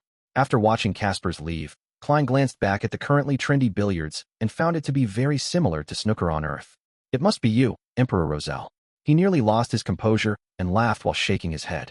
After a short wait, Kaspers pushed the door open and entered, carrying a package wrapped in brown paper and 2 5-soldi notes. Klein took the money and the item and opened it on the spot. His eyes caught the long, silvery barrel of a revolver. The grip seemed to be made of walnut wood. In addition to that, there were 50 glistening rounds neatly placed in the box. Klein tried the empty gun, loaded 5 rounds, stuffed the revolver into his armpit holster. He bought some time back. Then, he gathered up the remaining bullets and looked up at Kaspers. He deliberated and asked, "If I wish to hire a good bodyguard, who should I look for?" "A very good one, the kind that exceeds human limitations." Kaspers rubbed his red nose and his eyes turned cold. He carefully examined Klein for 2 minutes, using his silence to create a terrible sense of oppression. "I can make the query for you, but there's no guarantee that someone will accept this mission. He seems to know more than one beyonder." Klein smiled and said, "No matter what the result is, please allow me to express my gratitude in advance." Kaspers put away the bills on the billiard table and walked out again. It was a full 10 minutes before he returned to his room, and by then, Klein had already finished his huge cup of Southville beer out of boredom. "He wants to meet you before making a decision," Kaspers said in a deep voice. "No problem. I would also determine the difficulty of the mission if it were me." Klein smiled and nodded. He followed behind Kaspers, who hobbled past the crowded boxing ring and into the kitchen of the bar. Kaspers suddenly stopped and lightly knocked on a door. After gaining permission, he pushed it open and entered with Klein in tow. It was a card room where more than 10 people were playing Texas poker. A man wearing a black vest and a white shirt slowly stood up after seeing Kaspers and Klein enter the room. The others who were playing cards stopped in their tracks and didn't make a sound. With a single glance, Klein frowned indiscernibly. Apart from the man that had stood up, he noticed that all the other players had an indescribable sense of strangeness to them. Their faces were pale, and their eyes were like those of wild beasts. Tapping his left molar twice, Klein secretly activated his spirit vision. His muscles tensed up abruptly, and he almost couldn't control his expression because the auras of those players were dark black. That meant that, apart from the man who stood up, the 10+ people playing cards were all dead. No, they weren't just dead. As the dead had no aura colors, these were all zombies. The feeling of rotting came over him, and the man in the white shirt and black vest walked in front of Klein. His face was equally pale, and there seemed to be deep malice in his eyes. Chapter 233. A man cannot be judged by his looks. The more he thought about how a living person was playing cards with more than 10 corpses in a dimly lit room into the night, the more his scalp tingled. Klein suppressed his instinctive fear and looked at the pale face, the malicious brown eyes, and the man who was about 28 years old that suffused madness. He pretended to be intimidated by the man's dominance and took a step back. During this time, Kaspers left the room and closed the door. The man asked in a deep voice, "You're the one looking for a bodyguard?" "Yes." Klein gulped deliberately. The man's strangeness made him feel fear, but it also brought him peace of mind. The stronger the bodyguard, the safer he would be. The pale-faced man in the black vest lifted his chin and asked, "Why are you looking for a bodyguard? How much are you willing to pay for this?" Klein didn't answer straight away. He thought for nearly 20 seconds before saying, "I'll tell you the details of the mission first. Give me a price after you assess it. If I can pay for it, or if I have an item of equivalent value, we would have ourselves a deal. Otherwise, I can only give up and look for someone else." The fierce-looking man didn't say a word. Instead, he nodded as a gesture for Klein to recount his story. Klein deliberately looked at the zombies, treating them as normal card players. Then, he gave the man an inquisitive look, saying, "Before I answer, do you want to kick these guys out of the room?" "There's no need for that," the pale-faced man said in a deep voice. Klein hesitated for a moment, then honestly said, "I offended a big shot who might have a country supporting him." The room suddenly turned still and silent. The man, who had a hint of madness and malice in his eyes, froze on the spot, as if he had turned into a plaster statue. After nearly a minute, he slowly said, "This mission is priceless. Get out." Klein didn't manage to react until the man turned and walked back to the card table. Only then did he realize that there was no deal. You played cards with a bunch of living corpses in the room and presented yourself as a person of high standing and strength. Yet, you were scared off just like that? You're clearly a little crazy. Klein didn't know whether to laugh or cry as he added, "The big shot doesn't have that much freedom in Bakerland." The man in the black vest ignored him and sat down again. The zombies began to hand out cards, look at their cards, and throw out chips. Klein exhaled and backed out of the room only to see Kaspers Kalinin. He had been waiting outside with his brandy nose and hideous wound. "We didn't come to an arrangement." Klein threw up his hands. Kaspers didn't show a look of surprise as he pondered for a few seconds before saying, "Did he request too high a price?" "No, he finds the mission too difficult." Klein didn't hide the reason. Caspers frowned. Merrick is the scariest person I know. He isn't even afraid of bullets, and since he thinks the mission is difficult, I don't think I can help you get in touch with other powerful people. What a pity. Klein sighed. Caspers clenched his right fist and struck his left chest. May the storm be with you. Then I'm dead, Klein said with a smile as he made the best out of it. Thank you. You can try asking around for me. I'll pay you a fee. Yeah, I'll come again tomorrow night. After receiving a positive answer, he left the Bravehearts Bar feeling slightly melancholic. He didn't even have the interest to play a game of billiards. Was I being too honest? If I described the mission in a way that sounded simpler, Merrick would have agreed. I just wonder how much money he would ask for. Sigh. It's not my style to let someone else face the danger for me through deceit. As a beyonder, if I constantly go against my heart's true thoughts and my own principles, then I probably won't be far from losing control. Feeling mixed emotions, Klein changed carriages and returned to Minsk Street. After washing up, Klein didn't waste any charcoal. He directly went to the bedroom and pulled the curtain to isolate the room from the outside world. On the way back, he carefully thought for a while and discovered that the possible danger wasn't something that couldn't be resolved. To the unknown ambassador, his primary and fundamental purpose is to find Ian Wright. The reason he sent people to deal with me was because he wished to obtain clues to finding Ian for me. If direct interrogation doesn't work, killing me and channeling my spirit could be considered. If I let him know that I can't find Ian either, he wouldn't take the risk to deal with a hired detective when the military special department might be monitoring the situation. Of course, my appearance and strength far exceeded his expectations, causing their operation to be exposed and causing them to suffer heavy setbacks. If I were the ambassador, I would definitely think about revenge and vent my anger, but it definitely wouldn't be now, not when the situation is so tense and turbulent. Yes, this is building on the premise that the ambassador has brains, and he isn't a good-for-nothing who got to his position through connections and only knows to act rashly. For him to be handling such an important matter, it must mean that he's still rather reliable. In other words, the crux of the problem is Ian Wright's whereabouts. There's still some latent danger. Would the ambassador reveal to the military special department that Massault is a beyonder after his failure? That would make them find my strength questionable and use them to retaliate against me. This can be done easily with an offhand remark with no difficulty involved. I have to be on my guard. Klein analyzed his situation and suddenly had the urge to kill the unknown ambassador. However, just the thought of powerful beyonders around him left him depressed. I wonder if the messenger can accept my delegations without Mr. Isaac's permission. Probably not. Should I pay close attention to this matter and find an opportunity to silence him? Since he sent someone to kill me, I wouldn't feel any psychological burden from killing him. Yes, I can consider setting a mission for the Tarot Club. Let's see if Miss Justice and Mr. Hangman have any solutions. Perhaps a large sum of money can tempt that Mr. or some other powerful beyonders. Klein suddenly had an idea came to him as he thought of the Tarot Club. With this idea in mind, he calmed down a lot. He found some paper and a pen and wrote the divination statement. Ian Wright's whereabouts. After confirming that there were no hidden beyonders in the room, Klein looked at the curtain that shielded him from prying eyes.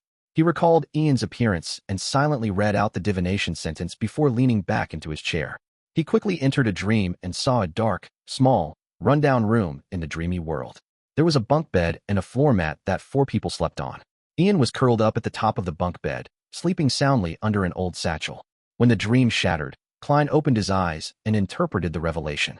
Living quarters like that only exist in the East Borough and the Bakerland Bridge area, but it's an abnormally huge place. Even if all the police in Bakerland are deployed, they still wouldn't be able to find it. Ian was very careful. He didn't leave anything with me. Otherwise, I would have been able to find him through dowsing rod divination. After a few minutes of consideration, Klein picked up the pen and added a paragraph to each of the divination statements, making it an excuse. I don't know Ian Wright's whereabouts. I haven't seen him since we found Zreel's body. That piece of paper was left on the desk with a pen pressed against its edge. After all was done, Klein got up and went back to his bed, making a quick, less obvious flick of the coin to make sure that no one was watching him. After obtaining a negative answer, he quickly took 4 steps counterclockwise, chanted the incantation, and entered the world above the gray fog. Within the ancient and towering palace, Klein couldn't be bothered to inspect the situation around him, and instead repeated the divination he had just done. Seeing that the negative answer hadn't changed, he stopped feeling so nervous. Raising his head to the side, he realized that the core position of the newly added crimson star had been dyed with a sun-like gold. Is this the source of the warmth I felt? Klein spread out his spirituality and gingerly touched it in response to the prayer. A blurry scene quickly appeared in front of his eyes. The petite lady he had tried to pull up above the gray fog was standing in front of an altar with a lady with slightly curled brown hair. A man wearing a white mask softly chanted the honorary name of the eternal blazing sun, creating a warm and pure light. Was she trying to get someone to do an exorcism? Klein almost laughed. At that moment, he finally understood the reason behind the previous situation. It wasn't that someone had penetrated the gray fog and locked onto him. It was similar to Justice and company reciting his honorary name before making a prayer. And after the gray fog received the message, it automatically gave him feedback. However, since it wasn't a prayer, the illusory, overlapping voices ended up becoming a warm current. Notification. This is a notification and not something that can cause harm or influence. Klein made a definite judgment. At the same time, he was roughly certain of one thing.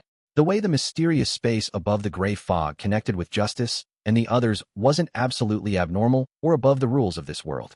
It still suffered particular restrictions that could cause effects of varying degrees by using specific methods.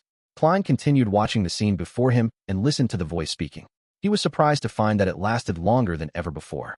Before this, he wouldn't be able to take the initiative to spy on the corresponding target of the Crimson Stars, unless the other party had prayed for it, and only then would he be able to receive the corresponding scene. In another situation, when he gave his feedback, he would be able to see the scene and hear synchronized voices at the same time. However, once the response ended, he would no longer be able to gain any additional information. Now, it was like watching a long video whose footage was filled with mosaicked reality TV footage. He saw the petite lady talking to a man in a golden mask in the study, heard her companions address her as Xio, and realized that she was looking for the Beyonder potion corresponding to the sheriff's potion. It wasn't until the two women returned home that Klein felt regretful that he failed to identify their address. The recording thus came to an end. Watching the gradually dissipating gold colors, he nodded his head thoughtfully. He vaguely understood why such an anomaly had appeared. In other words, the power of purification helped me maintain the corresponding passageway. Xio's 30 pounds was worth it. I wonder when I'll be able to maintain it myself. Klein shook his head and smiled. He took out a pen and a paper to continue to divine Ian Wright's whereabouts. Chapter 234, The Night of the Full Moon. It was the same dream divination, but this time Klein saw more. The first scene was still the small, dark, squalid room with Ian Wright sleeping soundly on a bunk bed. The second scene was the same sewer they had both gone to. Ian squatted in front of Zreal's mutilated body, reached out with his hand to rub the 2 rows of white teeth, and removed one of them. The third scene was a busy and noisy street. The passers-by were all dressed in plain clothes, some of which that could be described as old and tattered. In the middle of the street, there were gardens and lawns, surrounded by low chimneys that were puffing out smoke. Ian, in his old overcoat and round hat, warily watched as he entered the telegraph office not far from the center of the street. Diagonally across it was the mall entrance to the steam metro. The image quickly turned transparent. Klein opened his eyes, tapped his index finger on the edge of the long bronze table, and made a preliminary judgment. From that tooth and the telegram, it seems that Zreal and Ian aren't just a detective duo that found themselves involved in a dangerous situation. They have an organization behind them. I should be able to determine where the third scene is. Klein was in no hurry to deeply analyze it, as he didn't want to stay too long above the fog.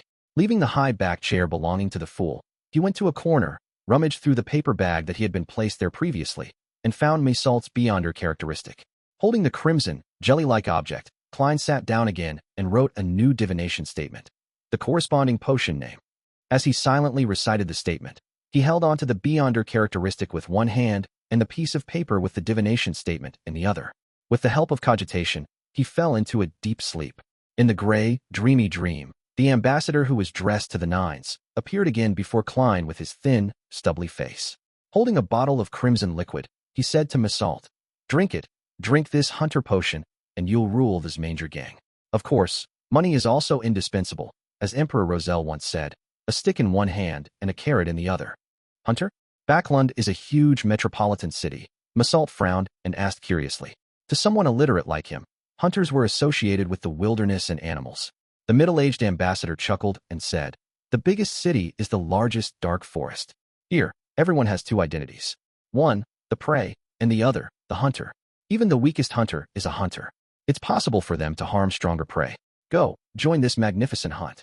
The scene shattered and turned into countless specks of light. Klein looked down at the crimson Beyonder characteristic in his hand and said to himself silently, "So it's the hunter potion." It's no wonder Mesalt was so good at fighting. He even used a blowpipe to shoot poison darts. It's no wonder how he was able to track me here. However, he doesn't seem to fully understand the essence of being a hunter. He didn't set any traps ahead of time or use any weapons. He didn't put his advantages to use. This is partly because he didn't know that I'm also a Beyonder, one that happens to be a Sequence 8. He underestimated me. It's also evident that he only recently consumed the potion. The Hunter pathway is both wielded by the former Intis royal family, the Sauron family, and the Fasak Empire's rulers, the Einhorn family, as well as the secret organization, the Iron and Blood Cross Order, which appeared in the past 2 to 3 centuries. Taking into account his attire, that ambassador's identity can essentially be confirmed, a high-ranking diplomat of the Intis Republic, an ambassador of the Lone Kingdom. I wonder what that important item he's trying to get his hands on is. As his mind churned, Klein wrapped himself in his spirituality and began the rapid descent. As soon as he returned to his room, he immediately checked his surroundings vigilantly, but he didn't notice any unusual changes. Phew, Klein let out a silent breath. He felt a bit more confident that he would be able to convene the members of the Tarot Club on time tomorrow afternoon. He rummaged through the map of Bakerland that he had bought on the steam locomotive, looking for a telegraph office that was along the subway line, one that wasn't far from the middle of the street. There were only a few subway lines in Bakerland, so Klein quickly identified 3 targets, one in West Borough, one in St. George Borough, and one at the junction of East Borough and the Bakerland Bridge. He recalled how most of the pedestrians in his dream were dressed to determine their socioeconomic statuses and arrived at the final answer. The 3rd spot, the place where the East Borough intersected with the Bakerland Bridge. Sometimes, interpreting a revelation requires a plethora of practical knowledge and the ability to infer. Klein mocked himself, walked to the desk, and added another sentence after the previous statement, adding more to the contents written on the piece of paper. I don't know where Ian is. I haven't seen him since we discovered Zreel's corpse. However, I learned through my own channels that Ian Wright had appeared at the telegraph office on Bacardi Street. After he finished writing, Klein didn't fold the piece of paper and put it away, nor did he burn it with his spirituality. Instead, he allowed it to remain spread out on the desk, freely revealing its contents. After giving it a deep look, Klein went back to the bed and took off his clothes to sleep. Outside the tightly closed curtains, the crimson moon peeked out from the layers of clouds, shining brightly and perfectly. In a house at Hillstonborough, Furs, who didn't sleep with Xio, sat up suddenly and put her hands to her head. Her relatively pretty face was extremely twisted, as if she was a devil. Furs pressed against her ears and constantly tossed about in bed, as though she was resisting the illusory muttering. Sweat trickled down her forehead, and veins bulged on the back of her hands. Her body randomly tensed up or rolled. Her originally teasing and languid pale blue eyes were filled with pain. In the depths of those pupils, countless layers of light and shadows seemed to appear. No, Furs finally couldn't hold it in anymore as she let out a low tragic cry. Her hands stopped covering her ears and resorted to yanking at her hair, as though she was going to fight pain with pain. After a few minutes of writhing, she finally stopped. She released her hands, looked at the handful of slightly curled brown hair, and weakly laughed at herself. I lied to Xio, telling her that the murmurs every full moon don't have much of a negative effect on me. At least losing hair is a serious concern. With difficulty, Furs sat up and looked at the curtain that half covered the window. Through it, she could see the dreamy crimson moon outside. It's getting worse each and every time. Will I lose control the next time because of this? Furs could no longer suppress the weakness that she had buried deep in her heart. She had attempted to separate herself from the bracelet that allowed people to teleport through the spiritual world, but it no longer resulted in the disappearance of the murmurs during a full moon. She had tried to take sedatives, had tried chanting the name of the god of steam and machinery, had tried some ritualistic magic, but it hadn't changed the fact that she was gradually slipping into the abyss. If only I could understand what the murmurs are saying. I wish to die in the know and not be buried clueless. Perhaps I might be able to hear it clearer after advancing to Sequence 8, but I've never encountered anyone selling the Trickmaster potion formula. Furs looked out the window in a daze as her eyes were dyed red by the moonlight. On Monday morning, Klein woke up early from his restless sleep and got out of bed. He went to his desk and began to draw the curtains and open the window to let the light and wind into the room. At that moment, he caught sight of the paper on the desk at the corner of his eye. It was facing the window, maintaining its original spot. However, Klein clearly remembered that before he slept, this piece of paper was facing the chair and the bed. It had flipped over and changed orientation after a night's sleep. Klein's pupils constricted as he abruptly reached out and pulled the curtains open. He saw that the oriel windows were still shut tight, not letting even a waft of wind in. Without any wind, the paper had rotated 180 degrees by itself. No, someone came in without me noticing. Klein felt a chill run up his spine to his head. He was shocked that he didn't realize it while sleeping. This meant that he was almost at the mercy of others, and his life and death depended solely on the other party's mood and thoughts. Was it a member of the military's special department, or was it a powerful beyonder sent by the ambassador? From the fact that the paper wasn't returned to its original orientation, it's more likely to be the latter, indicating a certain level of warning. To be able to sneak in like that without a trace, how incredible. Should I thank him for his kindness? No. There must be a reason why he didn't do something that could have been so conveniently accomplished. They don't want to alarm the members of the military special department who are monitoring the area? Klein couldn't help but think of countless reasons. The reason he wrote those words last night and spread the paper on the desk was to let others see it. He wanted to let the ambassador know what he wanted to know and delay any possible acts of revenge until the matter was over so that he himself could have more time to prepare. However, Klein had expected that the other party would sneak into the room while he was out, and when the surveillance of his house by the special military department would be reduced. Who knew that the person in question was able to bypass the beyonders around him and quietly enter the bedroom while he was still sleeping. The feeling of having his fate controlled by someone else was extremely uncomfortable. A beyonder who's very powerful or with extremely odd abilities. Klein turned his back and faced away from the oriel window and pulled out a copper penny. Someone sneaked into this room last night. He silently chanted the statement, and with the help of his body's concealment, he flicked the coin. The coin tumbled in the air and fell without exceeding Klein's shoulder height and landed in his open palm. This time, the number faced up. It was a negative result. No one had sneaked into Klein's bedroom last night. The paper wouldn't have turned around for no reason. Could it be sleepwalking? No. I can even stay awake after the captain invaded my dream. Klein suddenly frowned and thought of two possibilities. First, the divination was disrupted and resulted in misleading results. 2. The one who sneaked in was not human. Chapter 235, The Busy Monday.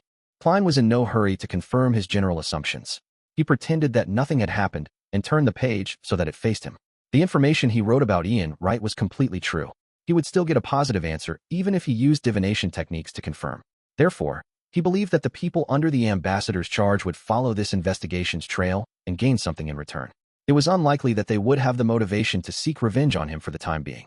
Similarly, he would continue to spread the paper out on his desk for the military special department who were monitoring him.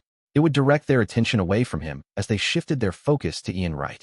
It would then be a race against time to find him before the ambassador. This way, Klein would be even safer. It feels like I'm walking on a tightrope. Is this a clown's special trick? He shook his head in amusement.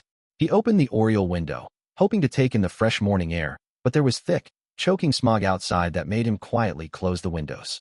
Pressing down the paper with Ian's information with an ink bottle, Klein went to the closest bathroom and quickly washed up.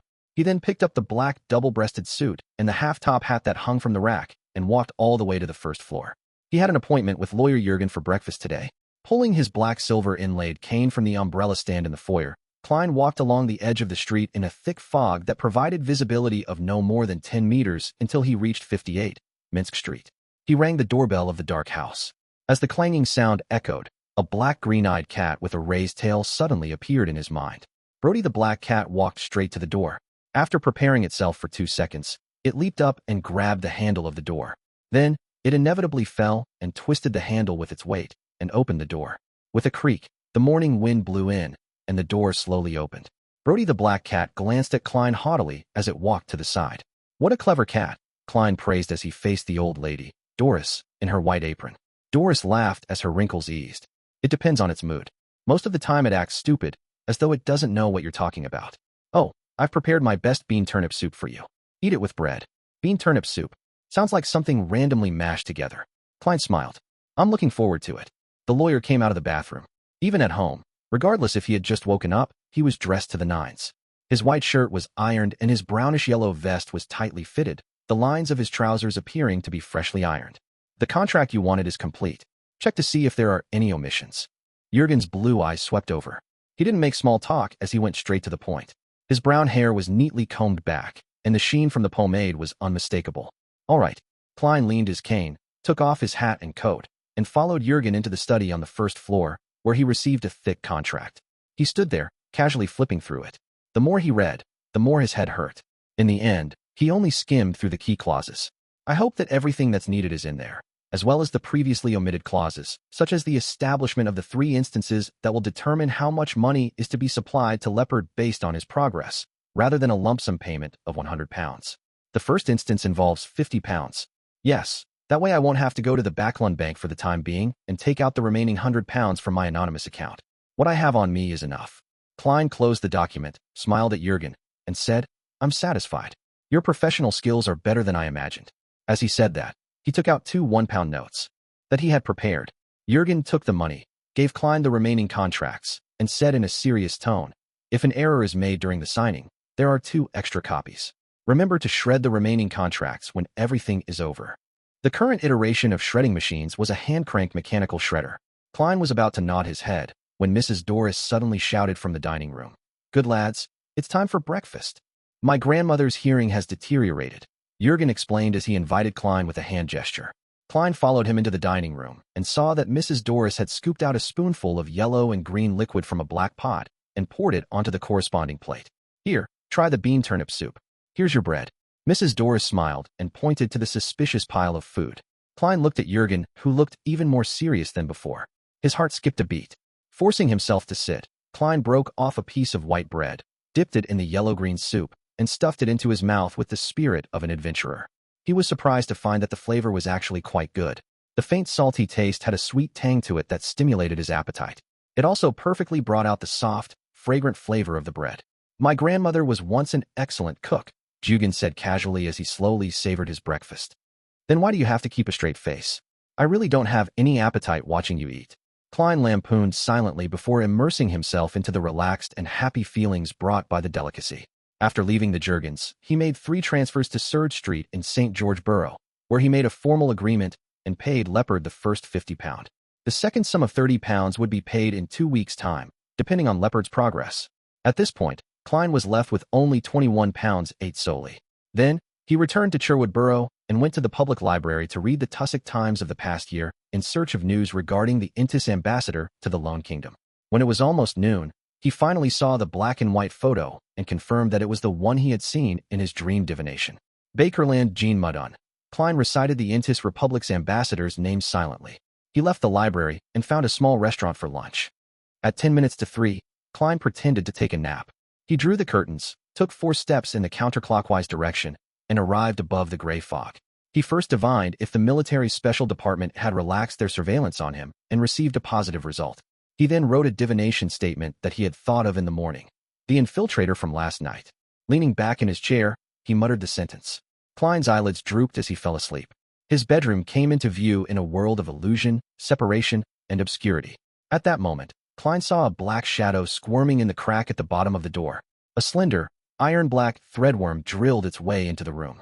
It arched at the center and then flattened itself, constantly repeating it as it proceeded towards the desk. Its movements were extremely stiff, as though it had broken down a series of slow motions, making it appear quite odd. The black threadworm crept to the front of the desk and crawled to the top, leaving a trail of quickly evaporating mucus behind. It stopped at the written piece regarding Ian Wright. Its head lifted up as the middle of its body rose, leaving only the tail to support the body. At this moment, it was just like a human. After examining it for a moment, the black iron threadworm turned the paper around and disappeared back the way it came from. So that was the case. That is to say, it wasn't that the infiltrator didn't want to take revenge on me last night. He simply didn't have the ability to do so. Unless this iron-black threadworm is highly venomous. Klein nodded in enlightenment. He then used divination and obtained confirmation that the Beyonder who manipulated the black iron threadworm had done so under Ambassador Bakerland's orders. After doing all of this, he completely covered the paper bag in the corner with gray fog and sent a message to the son, Derek. When the hands of the pocket watch were in place, Klein pulled in Justice, the Hangman, and the Sun at the same time. This week's Tarot Club happened as scheduled. The familiar gray fog and blurry human silhouettes appeared.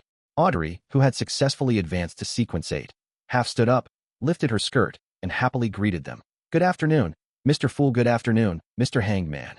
Good afternoon, Mr. Sun." Klein, who had activated his spirit vision earlier, noticed the change in the surface layer of the astral projection in the depths of Miss Justice's ether body with the help of the gray fog's uniqueness. With a chuckle, he said, "Welcome, our Miss Telepathist." Audrey smiled reservedly and said a few words of humility before turning to face the person across her.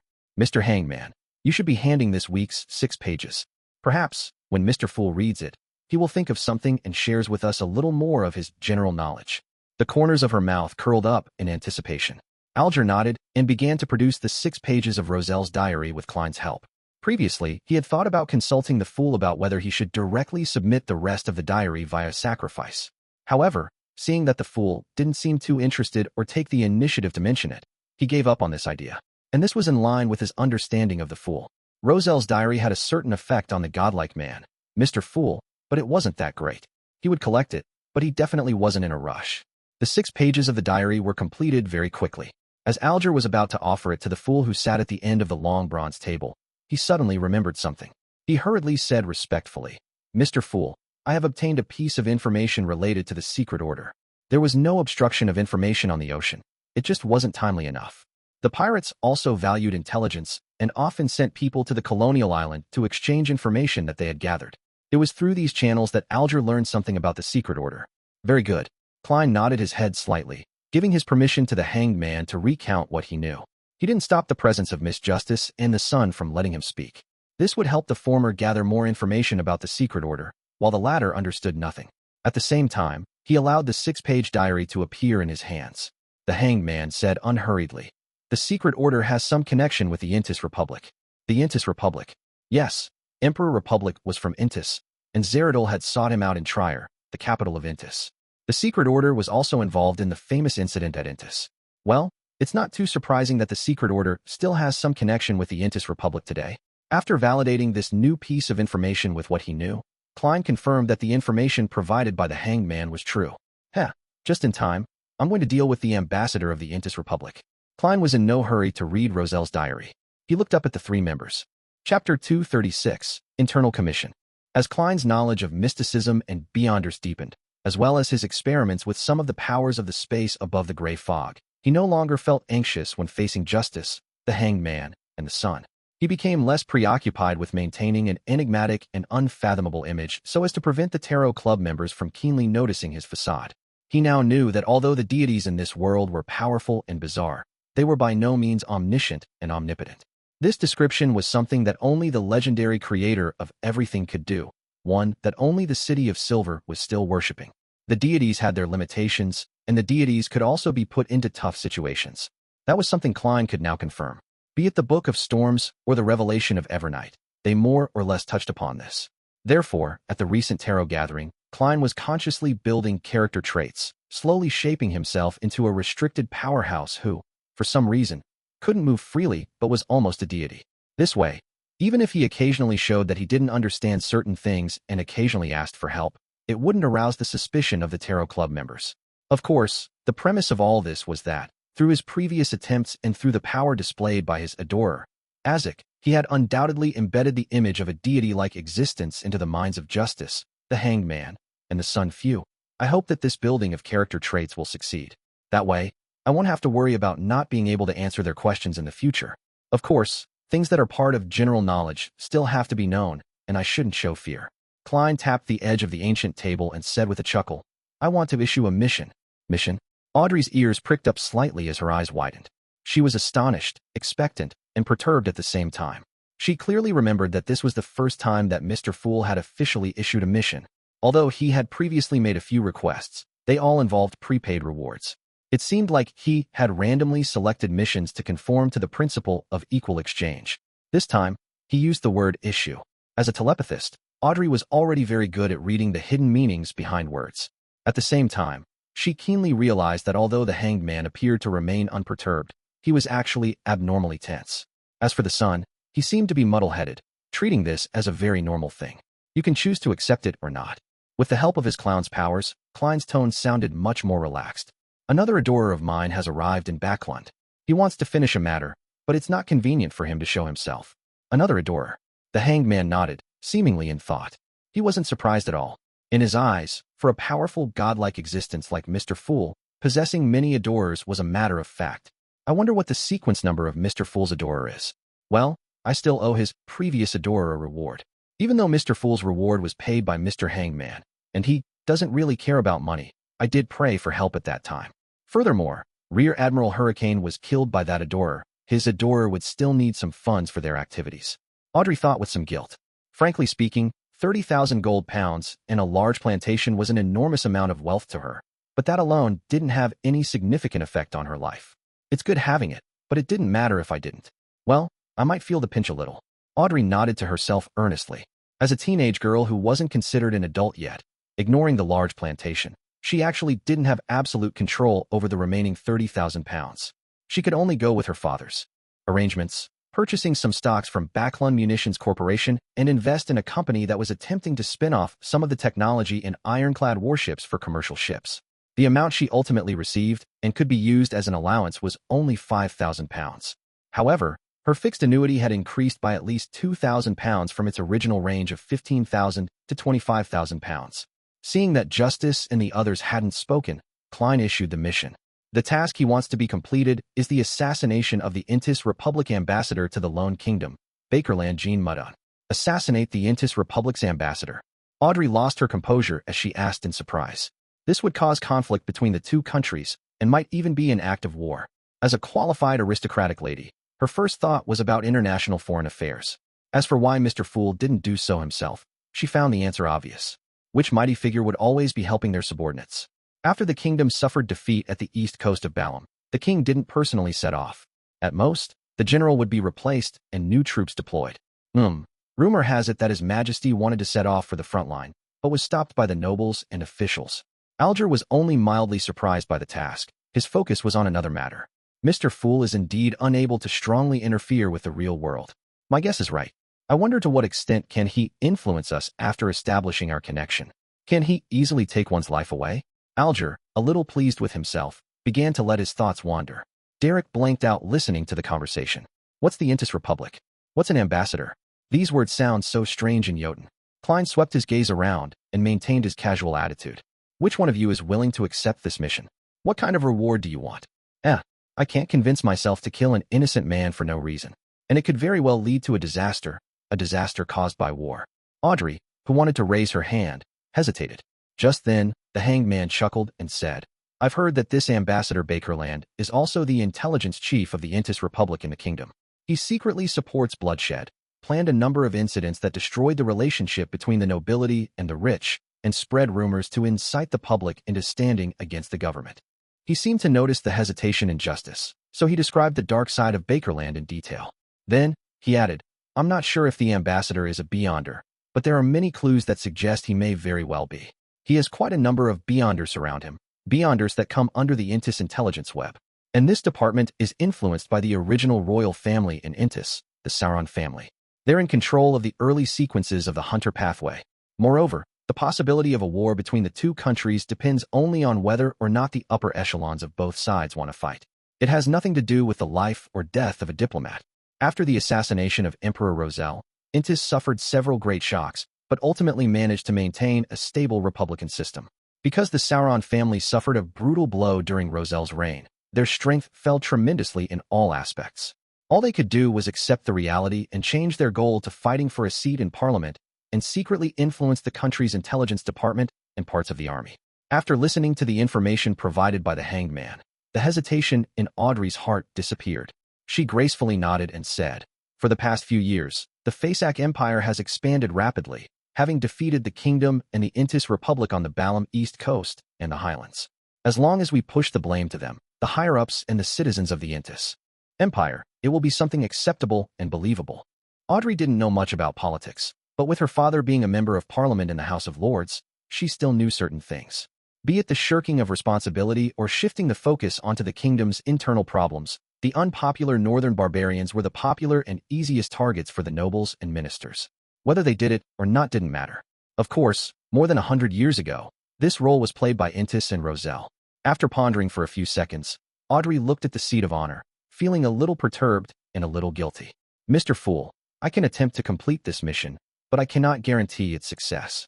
On the one hand, she was going to find her father and confirm that Ambassador Bakerland was really the head of the Intis Intelligence Service. On the other hand, she wasn't going to do it herself either. As a spectator or a telepathist, neither one of them was good at combat, and all she could do was gather as much information about Ambassador Bakerland from high society as she could and delegate the mission. Well, I could get Xio and Furs to ask Mr. A to do it, or find the hosts of the other Beyonder circles. I cannot be exposed. Things have to be kept secret, and there might be Intis intelligence agents lurking in those circles. I don't know how much money I'll have to pay, but £5,000 might not be enough. Audrey was already beginning to think of the subsequent plans. Klein didn't pin his hopes on Sequence 8, Miss Justice, to succeed. He nodded and said, What compensation would you like? The formula to the psychiatrist potion, Audrey said before hesitantly adding, as well as the corresponding Beyonder ingredients. Oh, We can wait until the mission is completed before discussing further. If it doesn't succeed, I'll bear the expenses. I still owe your adorer the bounty money. Bounty money? So it was given to Miss Justice. 10,000 pounds. That's 5,000 if we split it equally. Shrouded in the gray fog, Klein pondered for a few seconds on how much Ambassador Bakerland was worth and finally decided that he was definitely more valuable than Rear Admiral Hurricane Kalangos. Sure, Klein replied in a normal tone. At this moment, the hangman Alger added, I'll also accept this mission. The compensation can be determined after the mission is completed. Didn't you return to the sea? Audrey asked in surprise. Just because I'm not in Bakerland doesn't mean I can't kill Ambassador Bakerland, Alger said with a smile, without giving any detailed explanations. Derek, who was beside him, never had the chance to join in on the conversation. Klein nodded in agreement. Okay. He immediately turned his gaze to the Roselle diary in his hands. Chapter 237, Sequence 2. October 29th. The leader of the secret order, Zeradol, visited me once again. He didn't mention anything specific and just casually chatted with me. I wasn't able to guess his true intentions. It seems like he just wanted to strengthen the communication between us and understand each other better. I've already met the two high-sequence Beyonders from the church, but I felt that Zeradol was much more powerful and mysterious than them. So I asked him what sequence number he was without much hope, and in the end, he actually answered me. He told me that he was a Sequence 2, Miracle Invoker. Sequence 2? In the church's categorization, that's the position of an angel, close to that of a deity. He truly is more powerful than the alchemist and arcane scholar that I met before. But my intuition tells me that Zeradol isn't telling the whole truth. Sequence 2 might just be his former position, or that he's about to advance. Miracle Invoker? A master at creating miracles? The name of this potion makes one's imagination run wild. This is the corresponding Sequence 2 of Seer, a miracle invoker who controls fate. I tried probing Zeradol if the word miracle refers to the miracle of fate, that the Seer pathway is one that slowly understands and grasps fate, so as to control it. Zeradol ignored the first question. He told me that fate is just one of the parts of the Seer pathway, and it's not even its main focus. The pathway that truly represents fate is Monster. He raised a few examples which were all potion names of the monster sequence. Sequence 7 the Lucky, Sequence 5 the Lucky, Sequence 2 Soothsayer, and Sequence 1 Snake of Mercury. It's also known as the Snake of Fate. This was the first sequence one I got to know. It hit me right in the face. According to what I know, the monster pathway should be controlled by the Life School of Thought. This school seems to also have parts of the Apothecary sequence pathway. They propose 3 major divisions: the world of absolute rationality, the world of the spirit, and the material world. Yeah, it's pretty cool.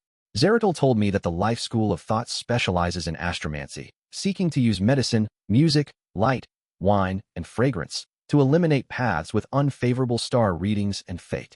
They believe that disasters and diseases are caused by the loss of balance between man and nature, as well as the balance between man and his own mind. He added meaningfully that the Life School of Thought worships the moon. Why worship the moon and not go one step further, the Evernight goddess? This diary took up 2 pages and was clearly copied from both sides of the original. That's a lot of information. Klein sighed in heartfelt silence. This was also the first time he was learning of a Sequence 1 potion's name. Snake of Mercury and Snake of Fate really made one feel a pining for. Similarly, it's my first time learning of a Sequence 2. I now know the corresponding Sequence 2 of Seer. The name Miracle Invoker sounds pretty good. It contains deep meaning and doesn't sound lowly. Of course, compared to Soothsayer, it does seem a little inferior. Fate is only part of the Seer pathway, and it's not even its main focus. I have to remember this. I should constantly reflect on myself and not end up steering towards fate. It might result in the failure of my acting. Zeradol's words don't seem contradictory. The monster pathway is the real path of fate. So, Soothsayer is a Sequence 2. If that's the case, then I already knew of a Sequence 2 in the past. Although he didn't take his eyes off the paper, Klein was seriously considering his own sequence chain. Due to his experience in digesting the 2 potions, Seer and Clown, and because he could spy and revere fate, he was able to be a little prescient regarding fate. However, he would still be helpless toward the development of fate.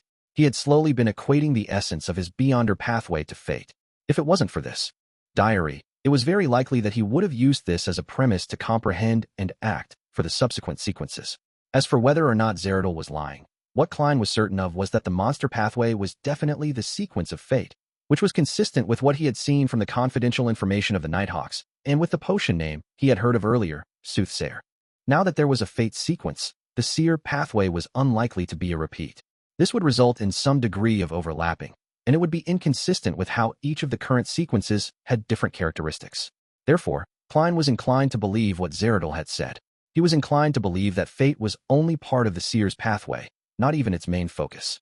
The value of these 2 pages is invaluable to the present me. The alchemist and the arcane scholar should be the higher sequences of the savant pathway. From Roselle's tone, they definitely don't belong to sequence 2 and 1. That is to say, they are sequence 4 and sequence 3. For the time being, it's impossible to determine which is sequence 4 and which is sequence 3. Klein gathered his thoughts, flipped the diary, and continued reading. As for why the life school of thought only worshipped the moon and didn't believe in the Evernight goddess, which symbolized the crimson moon, he was unable to ponder too deeply about it due to the lack of information. The 3rd page was Roselle's recount of inventing a practical steam engine. At times, he was afraid of suffering crackdowns, and at other times, afraid that the fruits of his labor would be seized by powerful figures. His words displayed his fear of being persecuted. To think that even Emperor Roselle, who thought of himself as the protagonist of an era, would have such a perturbed and worried side to him. The corners of Klein's mouth twitched as he flipped to the 4th page of the diary. April 18th. Matilda is pregnant. It's to be expected, and I can even tell you exactly which lovemaking session she conceived in, because I felt a decrease in my Beyonder characteristic. Once the conception is successful, my own Beyonder characteristic will follow a mysterious connection, and part of it will be transferred to my child. After that, I asked Archbishop Fan Este worriedly. He told me that this is a normal phenomenon. For sequence 7 and below, Beyonder characteristics will not be passed on to the next generation, but it isn't absolute. Sequence 6 and 5 will naturally pass down a portion, but it will not affect the parent's strength. As for the child, they would be born with certain Beyonder powers, close to that of sequence 9. But as a result, their pathway is basically fixed. At high sequences, the inheritance of Beyonder characteristics is something one can control. One can choose to pass down or not, or one can even choose to pass down just a little bit, a third, half, or all of them. In other words, the children born from high sequence Beyonders might be born as Beyonders. As for the sequence number, it's up to either one of the parents to decide. I wonder if the descendants of the deities are like this as well. After reading the diary, there were only 2 phrases in Klein's mind: law of Beyonder characteristics indestructibility and law of Beyonder characteristics conservation. Is the law governing the survival of Beyonder creatures? It's no wonder that some magical animals will reproduce only before they die. It's no wonder there would be the phenomenon of increased killing and bloodlust after childbirth. The target would be of their own race, or even their partner. This is to supplement their Beyonder characteristics. According to this logic, if we trace this all the way back, where did the earliest Beyonder characteristics come from? Produced out of thin air? From the creator who created everything? Since Miss Justice had already advanced to telepathist, Klein controlled the urge to nod, and continued to leaf through the pages. The 5th page was Roselle's criticisms about how no one could enjoy his pop music and thought that he was making noise, while at the same time, he mused how refreshing stories was a common pursuit of different people from different worlds, and that the popularity of the novels he plagiarized from the Count of Monte Cristo allowed the newspaper he founded to flourish. Emperor, is there anything else you haven't done? With a smile, Klein turned to the 6th and final page. November 10th, I received the great pirate Savigny Solomon in secret at the White Maple Palace. Solomon, I hope that he will plunder my opponents on the New Sea route and strike at the ships of Faceac, Lone, and Fainapotter. And I promise to help him advance to a high-sequence Beyonder. The Beyonder pathway of Dark Emperor has names that are as strange as the Demonist pathway: corruption, confusion, the fallen, disorder. However, in order to match the Dark Emperor, they added on their own suffixes: Baron of Corruption, Mentor of Confusion, Count of the Fallen, and Prince of Disorder. In order for Savigny to live up to his name, I decided to confer him the title of Count of the Court in secret. Savigny has a child named Nas Solomon, and my intuition tells me that he will dominate the 5 seas in the future. Nas Solomon, the king of the 5 seas, Nast, who claims to be a descendant of the Solomon Empire. To think that he was born during the Roselle period. Klein was stunned. Since Roselle had mentioned the term New Sea route, Klein had easily determined the corresponding year. It was in 1194 that the New Sea route was discovered and the southern continent was found, and Roselle was assassinated in 1198. The diary could only have been written between those 2 years. That also meant that it was about 151 to 155 years ago. If Nast, the king of the 5 seas, was the Nas Solomon Roselle had spoken of, he's almost 160 years old. Is this due to other reasons, or do high-sequence Beyonders obtain an extension to their lifespan in the first place? Klein thought seriously. He gathered his thoughts and let the diary disappear from his hands. He then looked at Justice and said, "You are free to trade or communicate now. Mr. Fool has no general knowledge to tell us today." Audrey was slightly disappointed. She turned her gaze to Sun and said, "Can I exchange information related to the dragon from you?" She clearly remembered that Mr. Sun called the spectator pathway the dragon pathway, and that he said it originated from the dragon race. "Sure. I want the sequence 8 potion formula for Bard," answered the Sun. Derek, who had been silent all this while, in hesitation. He had wanted to use this as an exchange for information on the world where Justice and the Hanged Man were living so that he wouldn't always be confounded by what he heard. However, seeing that his process of digesting the potion was nearing completion, he still made his advancement his top priority. Chapter 238, Dragon of Imagination. Audrey wasn't surprised by the Sun's request. Since the acting method had proliferated in the City of Silver, then the amount of time that had passed suggested that it was likely that he was close to the end of his digestion period. Seeking the subsequent potion formula was definitely one of his highest priorities. I wonder how the Bard acts. Sing poetry every day? When encountering combat, dodge to the side and use his singing to bring courage and strength to his companions. Or perhaps he would first bless himself before charging forward with a hammer or sword raised. I wonder if it will bring about an improvement in his singing ability. If it's possible, then he would definitely be an outstanding singer or opera singer. Audrey thought with great interest. She purposely didn't express her stance in a hurry, so as to not let the Sun raise the price again. This wasn't something she learned from her tutor or from the Beyonder gatherings she had attended. It was purely a technique she had developed herself after she had advanced to become a telepathist. I will try my best to find the sequence 8 potion formula corresponding to the Bard pathway, but it won't be today. Are you satisfied with this condition? Audrey said in deliberation before looking at the seat of honor at the ancient table. We can seek Mr. Fool's help to bear witness to this agreement. At that moment, Klein laughed and replied, Miss Justice, perhaps I can provide the light suppliant formula for you. Audrey's eyes lit up as she quickly nodded slightly. No problem. Then, what should I use to exchange with you? I haven't thought of it yet. Klein chuckled and said, Don't worry, perhaps my adorers will require help in certain matters in the future. His thoughts were very simple. If he allowed Miss Justice to obtain the formula of light suppliant in her Beyonder circles, then wouldn't the knowledge he had stolen from the eternal blazing sun at the cost of near immolation be for naught? At the very least, it would be wasted at the Tarot Club. All right, I will do my best to help them. Audrey promised happily. Klein pressed his hands together, and a yellowish-brown piece of goatskin parchment appeared before him. On it was the formula for the light suppliant potion, including substitute ingredients and their ancient names. Furthermore, they were all translated to Jotun. Main ingredients: a piece of brilliance rock or powder of dazzling soul, blood of a mirror hedgehog or the heart of a magma titan. Supplementary ingredients: a golden-edged sunflower, 3 drops of aconite juice. With a gentle push, the goatskin appeared in front of the sun. Although he could pray to Mr. Fool to recall the formula even if he forgot it completely, Derek still diligently memorized the formula. It took him quite a while before he said, Miss Justice, we can talk about the dragons. Mr. Fool, I seek your permission to speak with Mr. Sun alone. Audrey quickly raised her hand. She originally believed that the Sun would put the appropriate content on paper for her to read, but it would be inconvenient for her to ask questions. She would have to pen her questions and push them back to him. Such a way of communication was utterly cumbersome.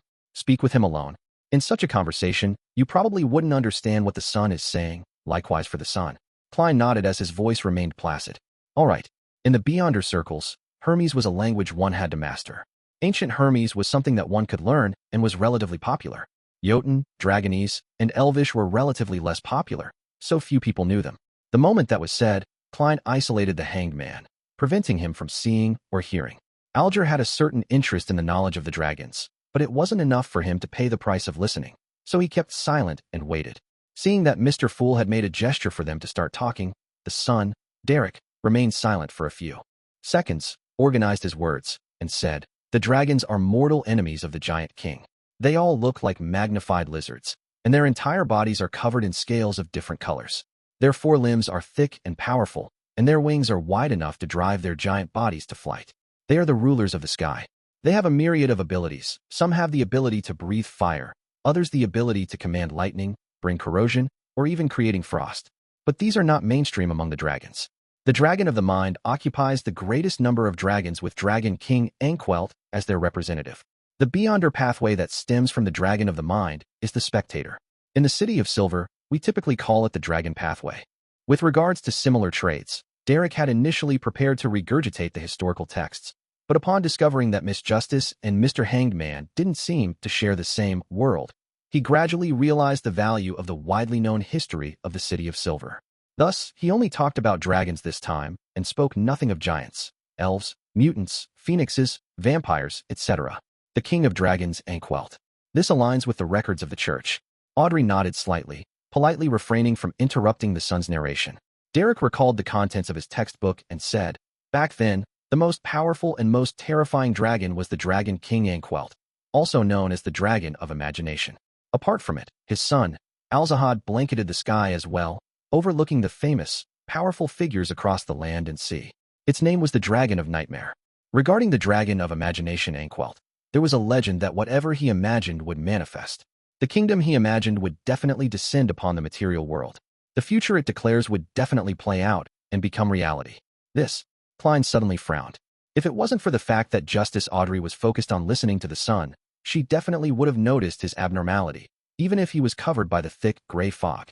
The description made him think of sealed artifact 0-08. A declared future would definitely play out. They share similar characteristics. Klein leaned back in his chair. He looked relaxed, but in fact, he was even more focused. Dragon of imagination, how cool. That's the mark of a deity. Audrey's eyes lit up when she heard him, filled with excitement and anticipation. Derek paused for a few seconds before continuing. Its son, Dragon of Nightmare, Alzahad, is similarly terrifying. It can control the hearts of every living creature and make them act according to his will. And these living creatures will find it hard to sense it, believing that their actions were of their own will. It will also fabricate real nightmares into reality, causing many living creatures to unknowingly participate in them. It would then give them the cruelest and shocking ends. Legend has it that it especially loves mischief, that it will let a prince kiss a princess to wake her up, but the princess has already mostly rotten away. It will make ordinary girls wear dancing shoes and dance in front of the prince, but find themselves unable to do so until their deaths. It will create all kinds of coincidences and push the fates of many living creatures towards tragedy. All kinds of coincidences. This sounds even more like a 0-08. Of course, I don't know much about the sealed artifact. Klein resisted the urge to stroke his chin as he made himself look like an immutable ancient well. What a vile dragon. However, its abilities are very interesting, Audrey said, half sighing, half excited. Is this the future of the spectator pathway? No, I have to call it the dragon pathway. I don't want to switch to another sequence. Audrey wished that she could immediately become a Sequence 7 psychiatrist and continue her rapid advancement. The son Derek answered sincerely, "It has been 2,000 to 3,000 years since the history of the dragon and the giant king. Everything I know comes from textbooks and legends, so there is no guarantee of its authenticity. At least your history remains intact." Audrey was in a good mood.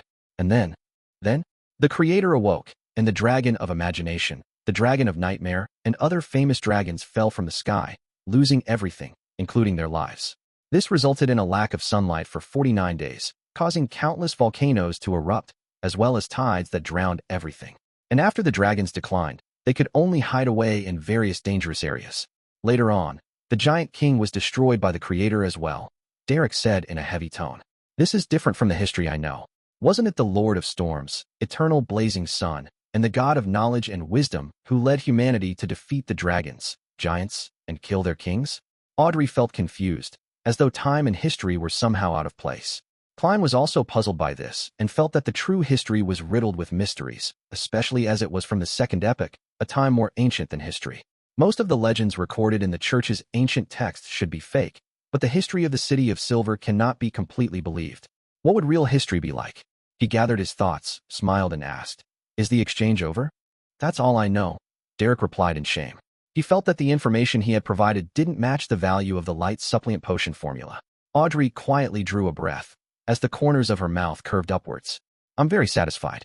I know my future direction," she added happily in her mind. After a few more exchanges, Klein announced the end of this week's tarot club. After sending off Miss Justice and the others, he didn't linger any longer and quickly returned to his bedroom to reduce the risk of being discovered by others. In Empress Borough, the opulent villa of Count Hall, Audrey happily paced back and forth, planning to reward Susie with a few dog treats. Just then, she heard a knock at the door. From the sound of her footsteps and the gate, she could tell that it was her personal maid, Annie. "Come in." Audrey looked at the mirror, smoothed her hair, and straightened her back. Annie came in with a piece of paper and smiled. "Miss, a telegram for you came from the Southern Continent." "Southern Continent? Alfred?" Audrey suddenly thought of her elder brother, took the paper in delight, and examined it closely. It was indeed from her second elder brother, Alfred Hall. He had sent a telegram from the east coast of the Balam Empire, and it read, "I found the rainbow salamander you wanted. 2 in total." Please await its delivery. But I don't need it anymore. Audrey froze, blinked, and turned her head sharply to Susie. The large golden retriever wagged her tail with a stupefied expression. Chapter 239, each having their own gathering. Well, I don't need it anymore, but I can give it to Susie, and I can exchange it for other Beyonder ingredients. Well, Susie's potion is still short of the spinal fluid from a Farsman rabbit. Some things are easier left to Susie. It's far more convenient for her than for me. Every famous detective needs a good assistant. Audrey quickly made her decision. To her, this was no longer something she particularly cared about. As she put down the telegram, her pleasure subsided, and the worries of reality began to emerge. I still owe Mr. Fool intelligence regarding the secret order, the mission to assassinate the Intis ambassador, and a request from his adorer. I've finally experienced the feeling of being riddled in debt. Audrey, we can't delay any longer. Let's start. The girl quietly clenched her fists. She wanted to find a pen and paper and write a letter to Viscount Glaint so that he could arrange for her to meet Xio and Furs as soon as possible. She needed to delegate the mission. She picked up a fountain pen, dipped it in ink, and suddenly, Audrey held her wrist in midair without writing. She had just thought of a crucial problem, which was that she knew very little about the Intis ambassador Bakerland. In such cases, it was easy to misjudge the difficulty of a mission, either because no one was willing to accept it or because the mission had been entrusted to an unsuitable person, dooming the mission to fail at the very beginning. The resulting growing cost wasn't her main concern. Instead, she believed that the fool would better reward her and help her even further. After pondering for a moment, Audrey turned her head to her maidservant, Annie, and said, "Tell Countess Jeria that I accept her invitation and will punctually attend her ball tomorrow evening." Jeria was the wife of Count Wolf, and she had invited ambassadors to loan from every country to her upcoming ball, including Bakerland Jean Mudon. Audrey had planned on declining the invitation with the excuse of being sick, but now she was interested in the ball. After she observed Ambassador Bakerland and gathered enough information, she would meet with Xio and Furs. Audrey suddenly felt the excitement of participating in a major event that she always dreamed of. First Manor in the Rorsted Archipelago, City of Generosity, Biome. Having returned to the real world, Alger Wilson changed into attire that was considered gaudy in the Intis Republic and went through the back door of the hotel into the alley and made several detours. He stopped in front of a house with no garden or lawn and put on a familiar white mask. Next, he knocked on the door with 3 heavy knocks and 2 light ones, separating them with 2 lengthy pauses and 2 short pauses respectively. After about 10 seconds, the door creaked open. A man wearing a pirate's headband stuck his head out and looked around quickly.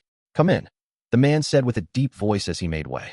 Without a word, Alger quietly walked into the room. Creak. The door slammed shut. At 15, Minsk Street, Klein drew the curtains open and sat down at his desk. The information about the secret order that was given to him by the Hanged Man made him realize that his target might have certain connections to the Intis Republic. At the same time, he was reminded of the words the Hanged Man had used to describe the Antigonus family, strange and terrifying. The Beyonder who sneaked into my room last night to read the information and leave me a warning was indeed strange. The sequence pathway that the Antigonus family has in their control is the seer pathway, which the secret order possesses. The two can be equated. That is to say, one can speculate that the Beyonder from last night was a member of the secret order who works part-time as an Intis Republic spy.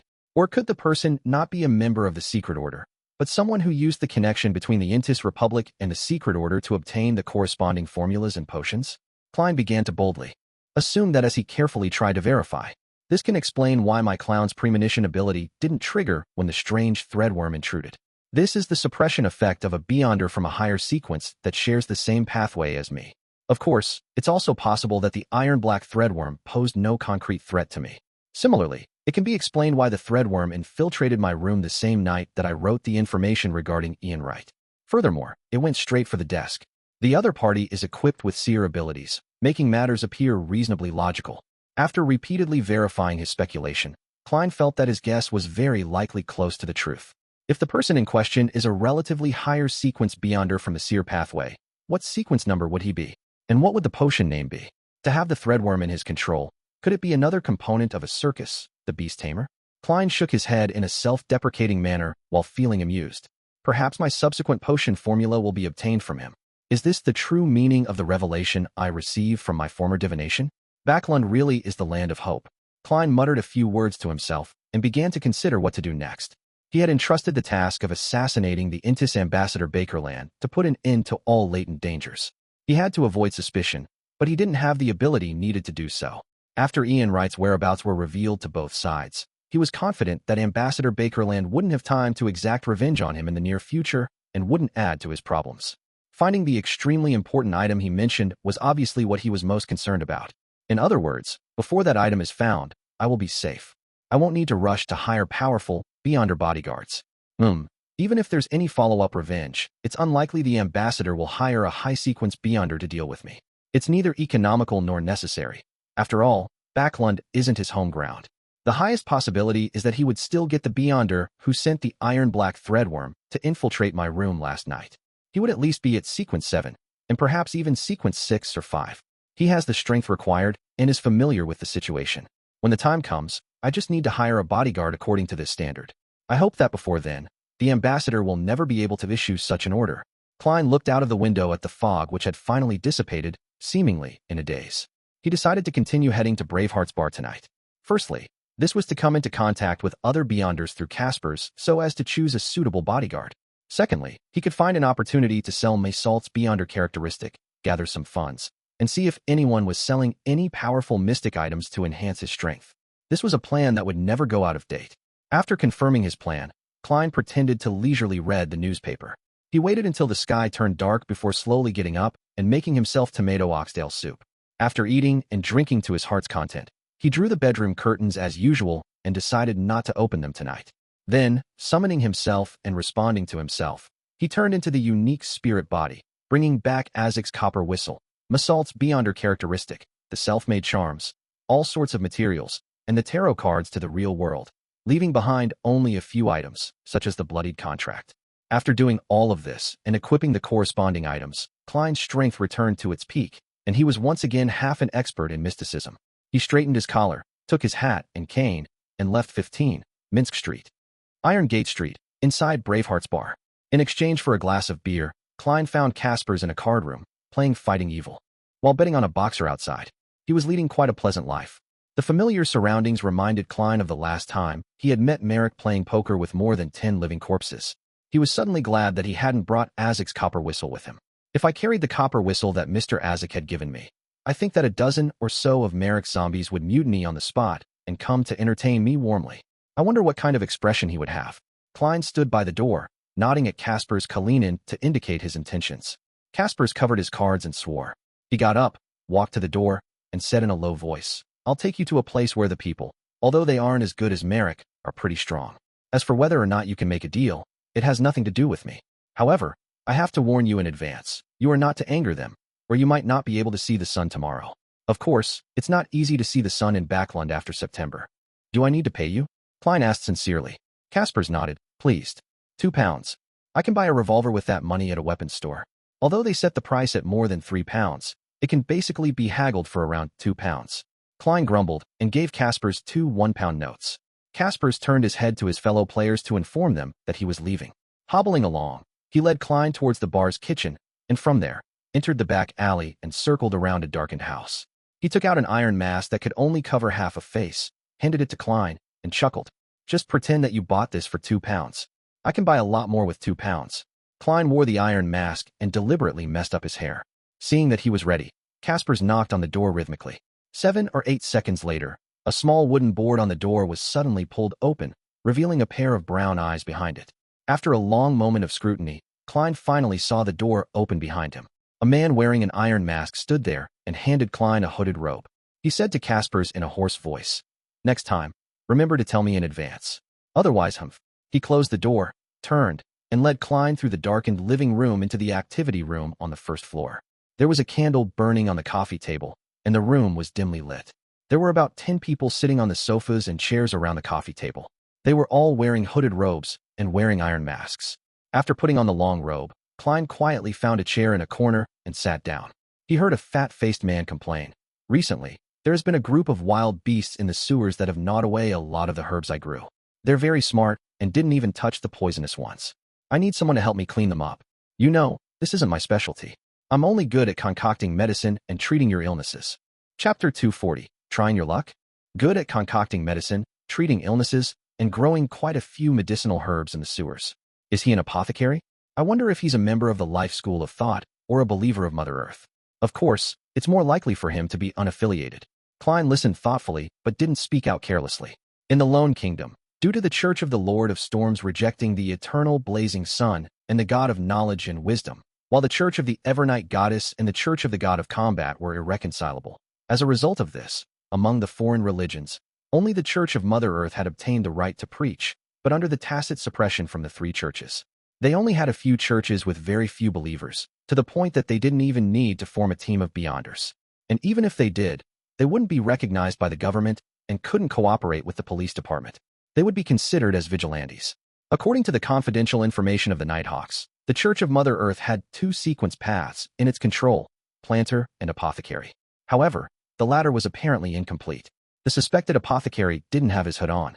He revealed a black iron mask on his face, but it only covered the part above the bridge of his nose, making the quivering fat on his cheeks appear to stand out. I repeat, I need someone to clean up the newly appeared beast in the sewers. I only need the area around Bakerland Bridge cleaned up. Payment will be with 4 bottles of my precious medicine. 2 of them can effectively stop bleeding and stimulate the healing of wounds. Trust me, this is better than going to the clinic to do a suture operation, and it's effective for 6 months. The man suspected to be an apothecary stated his requirements and corresponding conditions. He suddenly let out a soft laugh and continued to describe the case. The other 2 bottles can last 1.5 months and can allow a man to find the urges from back when he was 17 or 18 years old and become a beyonder on the bed. You know what I mean. Even if it exceeds the use-by date, it can still produce effects, but it will also spread throughout the body. The user will become abnormally violent, and their strength, speed, and agility will greatly increase before exhaustion kicks in half an hour later. Why does he look like those old military doctors who plaster their tiny advertisements everywhere and shamelessly promoting the effects of his expired drugs? Klein couldn't help but silently lampoon.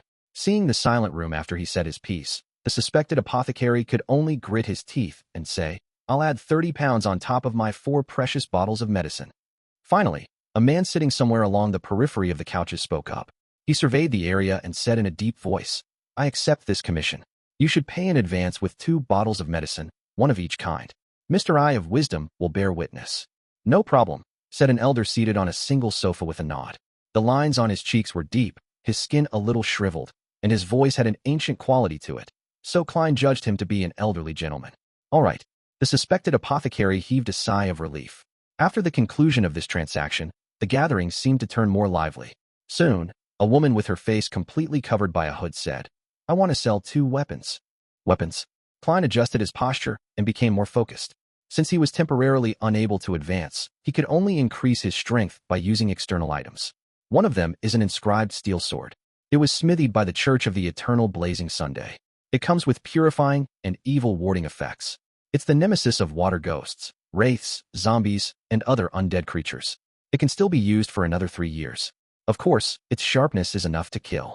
The woman's voice fluctuated in volume, a clear attempt to hide her characteristics. 500 pounds, or the Sequence 8 potion, Barbarian, and it will be yours.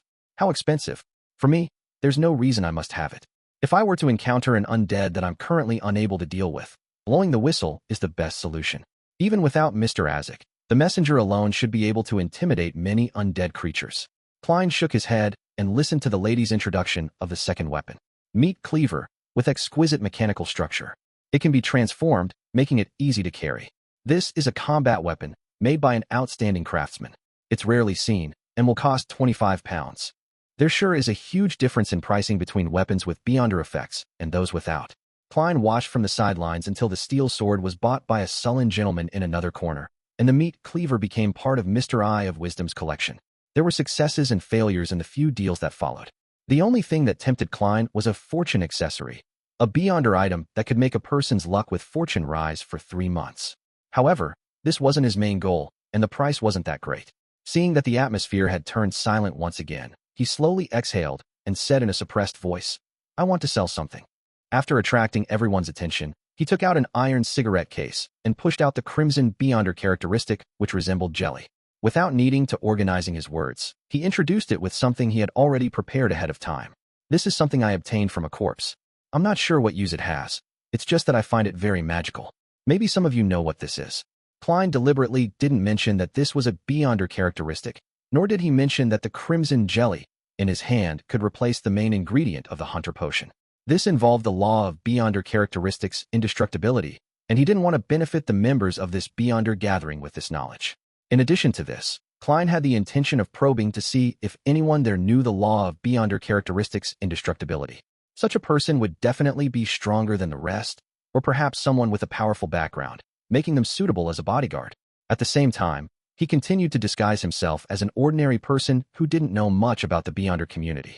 Although the members of the gathering couldn't see his appearance through the iron mask, Casper's Kalinin knew what he looked like, and quite a few people in the room probably knew Casper's. Being careful and prudent were the two things Klein had emphasized to himself before leaving home today. Gazes examined the crimson object in his hand, but Klein wasn't a spectator and couldn't tell what they meant. After more than 10 seconds, no one spoke. The room was as quiet as a cemetery. At this moment, the old gentleman sitting on the sofa, Mr. Eye of Wisdom, coughed and said, "I have a rough idea of what it is and what it does, but knowledge needs to be exchanged with something in return. I'll pay £400. Believe me, it's a perfectly fair price. Of course, you have the right to refuse. The main ingredients of Sequence 9 potions are about £150 to £200. 2 are needed, and they add up to about £400. The offer is very reasonable." This old gentleman with the code name Eye of Wisdom seems to recognize that this belongs to the Hunter sequence. He had no need for divination, and he was able to recognize it immediately. Could it be the Sequence 7 of the Sequencer's Pathway, Appraiser? Klein thought for a moment and said, "Deal. However, sir, you don't need to rush to pay. I still have another request." "What request?" Eye of Wisdom asked in an old voice. Klein pondered and said, "The thing is, I offended someone. According to your circle, he should be Sequence 6, or maybe 5. I wish to hire a bodyguard. Sequence 6, maybe Sequence 5? Why don't you just die quietly? If we reach that level, why would we be attending such a small gathering?" The suspected apothecary blurted out with a bit of a sneer in his astonishment.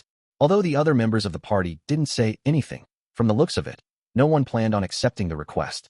Their thoughts were similar to those of the suspected apothecary. Eye of Wisdom chuckled and said, "Maybe you don't know our circle well enough. People at Sequence 6 or Sequence 5 are very, very powerful and terrifying people. Yes, there have been many cases of a lot of Sequence 8 and Sequence 9 Beyonders killing someone that strong, but those are events that are still very hard to replicate. I think no one here is willing to take such a huge risk to protect you. If you're certain that the other party is only Sequence 6 and doesn't have any mystical items, there might be someone who will want to accept the challenge this mission entails." "Well, I'm not sure," Klein shrugged and said. "Then I'll have to try to save myself. What can I get for £400? The mystical item you were talking about." "Believe me, a mystical item worth £400 certainly won't be able to deal with your enemy, and it will even bring you more danger. I suggest that you apologize to him. Sincerely apologize, and perhaps £400 will be enough to buy his understanding," Eye of Wisdom said sincerely. "Frankly, I've thought about it, but I don't think they'll accept it." Klein was about to answer when the man who had accepted the task of cleaning the sewer beast suddenly laughed. "Maybe, you can try your luck. I have a mystical item here that I can sell you for £400. It can let you hear the voice of a great being. If you're lucky and can decipher some useful information, you'll become very powerful, and it will no longer be difficult for you to protect yourself. Well, if you're unlucky and end up deciphering a curse, or fail to decipher it, then you'll be hurt, or even end up dying. Do you want to take the gamble?" Before he could finish his sentence, Eye of Wisdom growled, "Blacksnake, don't mention that ominous item of yours." Blacksnake laughed and said, "I'm not lying. I'm not violating the rules here either. I told him about the advantages and disadvantages and left him to make his own choice. The probability of getting useful information is approximately 10%. Do you want to take the gamble?" The Russian roulette of the Beyonder world. Hearing the voice of a great being. Is this the Aurora Order's listener? An item left behind after a listener lost control? Klein looked at Black Snake, that he suspected to be a member of the Aurora Order, and made many connections. "Perhaps I can bet on it?" "No, I can't call it a bet, because I'll bring this item to the world above the gray fog before using it. I can already bring real objects there. This way, I can avoid most of the danger. However, this is only an item left behind by a Sequence 8 Beyonder. The corresponding benefit might not be that good. £400 isn't cheap." As his thoughts raced through his mind, Klein nodded solemnly and said, "Deal." Chapter 241, Language of Foulness. There was only a single candle that illuminated the room. The atmosphere in the living room was so silent that it was as if everything had frozen. A few seconds later, the suspected apothecary finally muttered, "Why don't you leave an address? That way, I can get something out of your body. He looks like he's cursing me, but he's actually persuading me otherwise." Klein pretended not to understand and said to Black Snake, "I don't have any chance of survival if I don't gamble. There'll be that sliver of hope if I gamble on it. I won't sit back and wait for death." Hearing this, Eye of Wisdom, who was about to say something, shut his mouth because he couldn't offer any other hope. I really admire your character. Blacksnake laughed. I also admire you. In the past, I had quite a few friends who had such characters. Now, I visit their tombstones every year and place a bunch of flowers there. The suspected apothecary mused in a mocking but actually persuasive manner. He didn't care that Blacksnake was a better fighter than he was.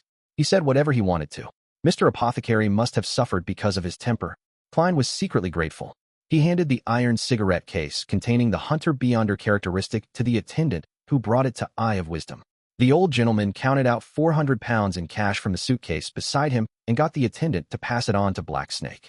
Blacksnake casually took a glance and said, I believe in Mr. Eye of Wisdom. He took out a small wooden box, bent down, and placed it on the ground. He pushed the box so that the object slid to Klein without going through the attendant. The moment Klein's fingers touched the surface of the box, he heard faint illusory sounds and immediately felt a strong sense of dizziness.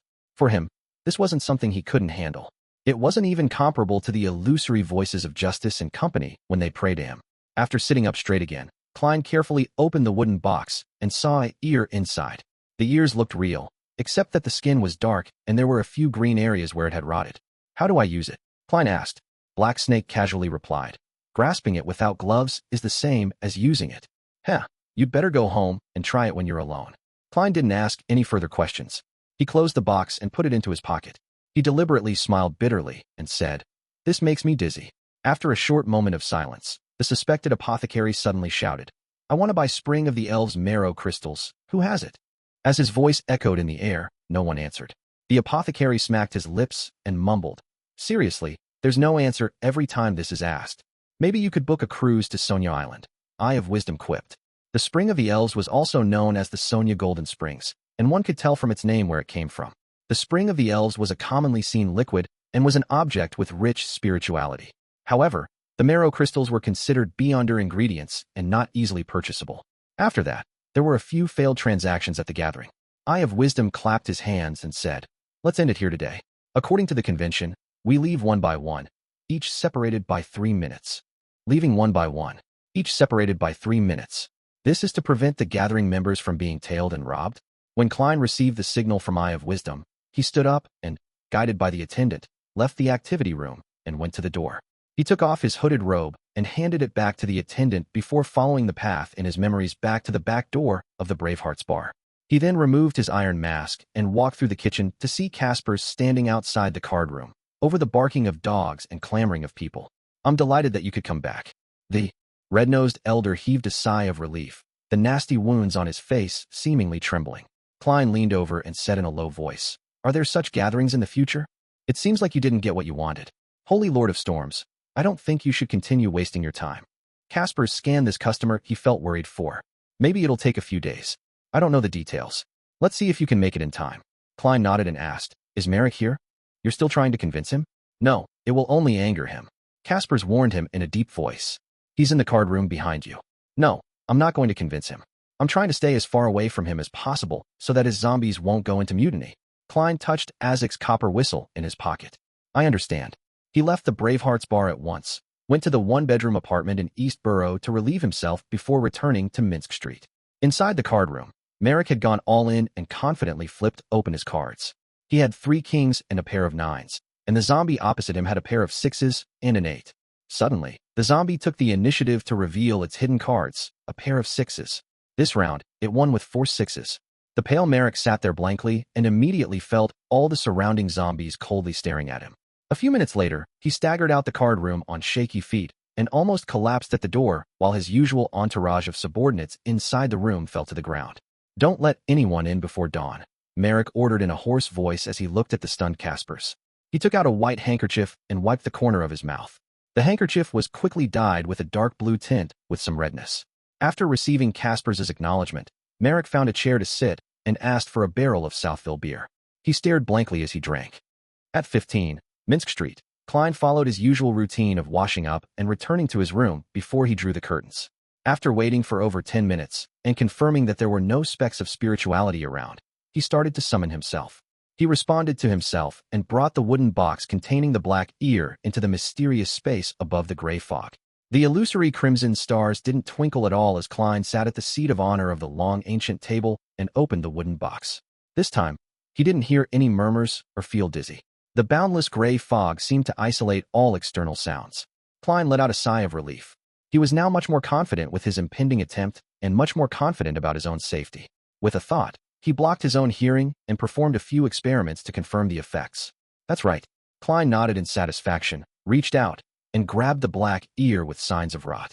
He felt its coldness and slipperiness, but he didn't hear the voice of the great being that was described by Black Snake. Completely isolated? This won't do. It's impossible to use it alone. Klein muttered to himself, puzzled as he thought of the methods he could use to stimulate an effect. After a dozen or so seconds, he conjured a pen and paper, intending to emulate the process he used to spy on the eternal blazing sun previously. That time, I looked directly at the eternal blazing sun through the use of divine blood. This time, I'm only using the remains left behind by a listener, so it definitely isn't that dangerous. Klein wrote down a divination statement without any hesitation. The origin of this item. He took a breath, held the black ear, and leaned back as he recited the divination statement. After reciting it 7 times, his eyes darkened as he entered a deep slumber. In this blurry, shattered, and gray world, Klein saw a man struggling on the ground. He rolled, screamed, and his eyes bulged out. His body swelled like a balloon, and countless hairs on his body turned black and long. Soon after, an extremely evil and foul voice rang in Klein's ears, waking him up instantly. It was different from the ravings and howling that came from the mysterious space above the gray fog. This sound was more penetrating, more purposeful, and more active. Klein covered his ears and isolated any fallout, but the same voice echoed in his head. He saw his vessels and veins bulge out, as if they had become thick, squirming, venomous snakes. Bang! His blood vessels burst, and his veins broke off from his body, spreading out into slippery tentacles filled with sinister patterns. The gray fog slightly swayed, making the giant's palace look like it was about to corrode. Unlike the incident with the eternal blazing sun, Klein still retained his sanity and didn't roll over on the ground. He gripped the handrail tightly and endured the pain. After a few seconds, the slightly swaying gray fog regained its calm, and the evil voice that echoed in Klein's mind completely died down. One tentacle after another fell to the ground, and his wounds began to rapidly heal. Interacting with deities is truly a dangerous matter, regardless of the method. Thankfully, I didn't face the true creator directly this time. If not, I'll have remnants of madness and signs of losing control and would affect my body in the real world. Klein weakly leaned back into his chair and silently mocked himself. This process was within his expectations, and it didn't go out of his control. The only thing that surprised him was that the true creator appeared to be slightly stronger than the eternal blazing sun. Just as Klein's thoughts were about to wander off, he saw the black ear in his palm suddenly crumbled, turning into tiny specks of black light. It has become a pure beyonder characteristic? Amidst his confusion, he saw through the corner of his eyes that the sinister patterned tentacles were still twitching on the ground. They were the aspects of madness and loss of control that had been stripped from his body. These tentacles gradually turned transparent and were about to disappear. A flash of brilliance came to Klein's mind. He scattered the tiny black light specks in his palm at those slippery tentacles. An illusionary black gas rose up and turned into a sky that constantly streaked with lightning. The background was extremely dense and gloomy. All of this quickly disappeared from Klein's eyes. On the surface of the iron-black charm on the ground were many symbols, magic labels, sinister patterns, and twisted path numbers. Klein bent down and picked it up, with the feeling that what was sealed inside were howling maniacs. With the help of his divination techniques, he was able to barely decipher the use of this charm from its revelation. It was to let the opponent hear a terrifying roar, infecting them with madness. As for the final result, it depended on the target's ability to resist such attacks. If the target was strong, then they might benefit from it, but the price was becoming a devout believer of the true creator, and if he was weak, he would collapse on the spot, dying amidst tragic cries. I'll call it language of foulness. Klein muttered, and said an incantation to activate it. Chapter 242, Bakerland. Early Tuesday morning, Klein woke up naturally and prepared 2 slices of toast, a piece of butter, a serving of bacon, and a cup of coffee before leisurely reading a newspaper while having breakfast. With the terrifying language of foulness charm, he was much more at ease. He was no longer as tense as he was before. Klein finished flipping through the Bakerland bulletin, picked up the Tussock Times, and saw a news article on the second page. At 2 o'clock this morning, there was a fierce gunfight at Red Brick Alley in the East Borough. According to the police, it is suspected to be a clash between 2 gangs, one of which is the notorious Zmanger Gang. The Zmanger Gang, Red Brick Alley in the East Borough. A thought occurred to Klein as he left the dining table and found the map of Bakerland. With just a glance, he noticed that Red Brick Alley wasn't far from Bacardi Street. Furthermore, Ian Wright had previously appeared at the telegraph office on Bacardi Street. Was Red Brick Alley where Ian Wright was hiding? Was the violent conflict between the military's special department and the intelligence staff of the Intis Republic? I wonder what the result will be. Klein picked up the last of the bacon, put it in his mouth, and chewed it slowly. He had informed both sides about the divination the previous morning, and they had already locked onto Ian's location that very night, which implied quite a high level of efficiency. After taking a sip of coffee, Klein put down the newspaper and fell into deep thought. Suddenly, he heard the tinkling of the doorbell. Who is it? Klein wiped his mouth with a napkin and headed for the door, puzzled. Could it be a new commission? For the past few days, I've been out and about because of the Intis ambassador. I wonder how many jobs and potential clients I've lost. It's such a waste of my advertising money. If this goes on, my finances will be stretched to the limit. Klein suddenly thought of something and opened the door.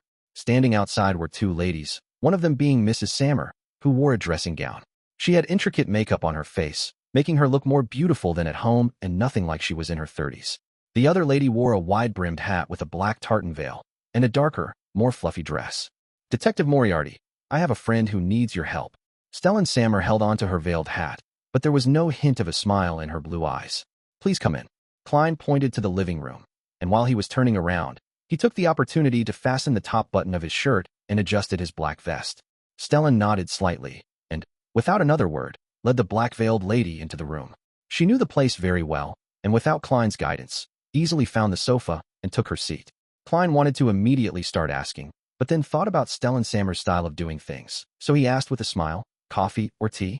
In his eyes, Mrs. Sammer was a lady who pursued a high quality of life and tried to show her superiority all the time. There's no need. The other lady took off her hat. She had good features, but the combination was disappointing. In addition, her cheekbones were too high, and she looked older than her actual age. A little anger, a little sadness, a little hesitation, a little fear. Klein read the lady's emotions. It wasn't that he suddenly possessed the abilities of a spectator, but that the lady's actions were just too obvious. Yes, neither coffee nor tea can solve the problem. Stellan imitated a position found in magazines, trying her best to appear classy.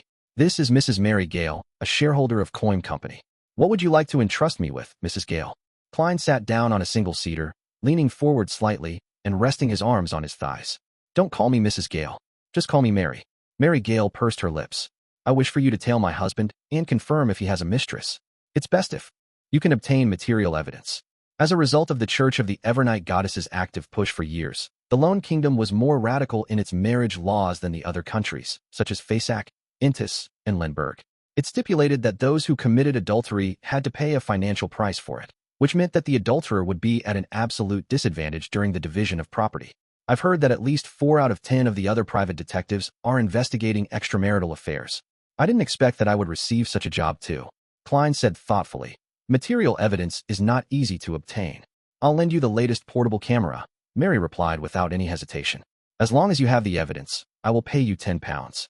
If you only confirm that he has a mistress, you will only receive £3. You mean the so-called portable camera that's about 2/3 the size of my head? £10. This isn't a low price. Mr. Klein has been focusing on entrepreneurship and knew about the latest cameras. He hesitated for 2 seconds before saying, all right, but you have to provide me with detailed information about your husband and his regular activities. No problem. Mary paused for a second before gathering all her strength to say it. Thank you for your help.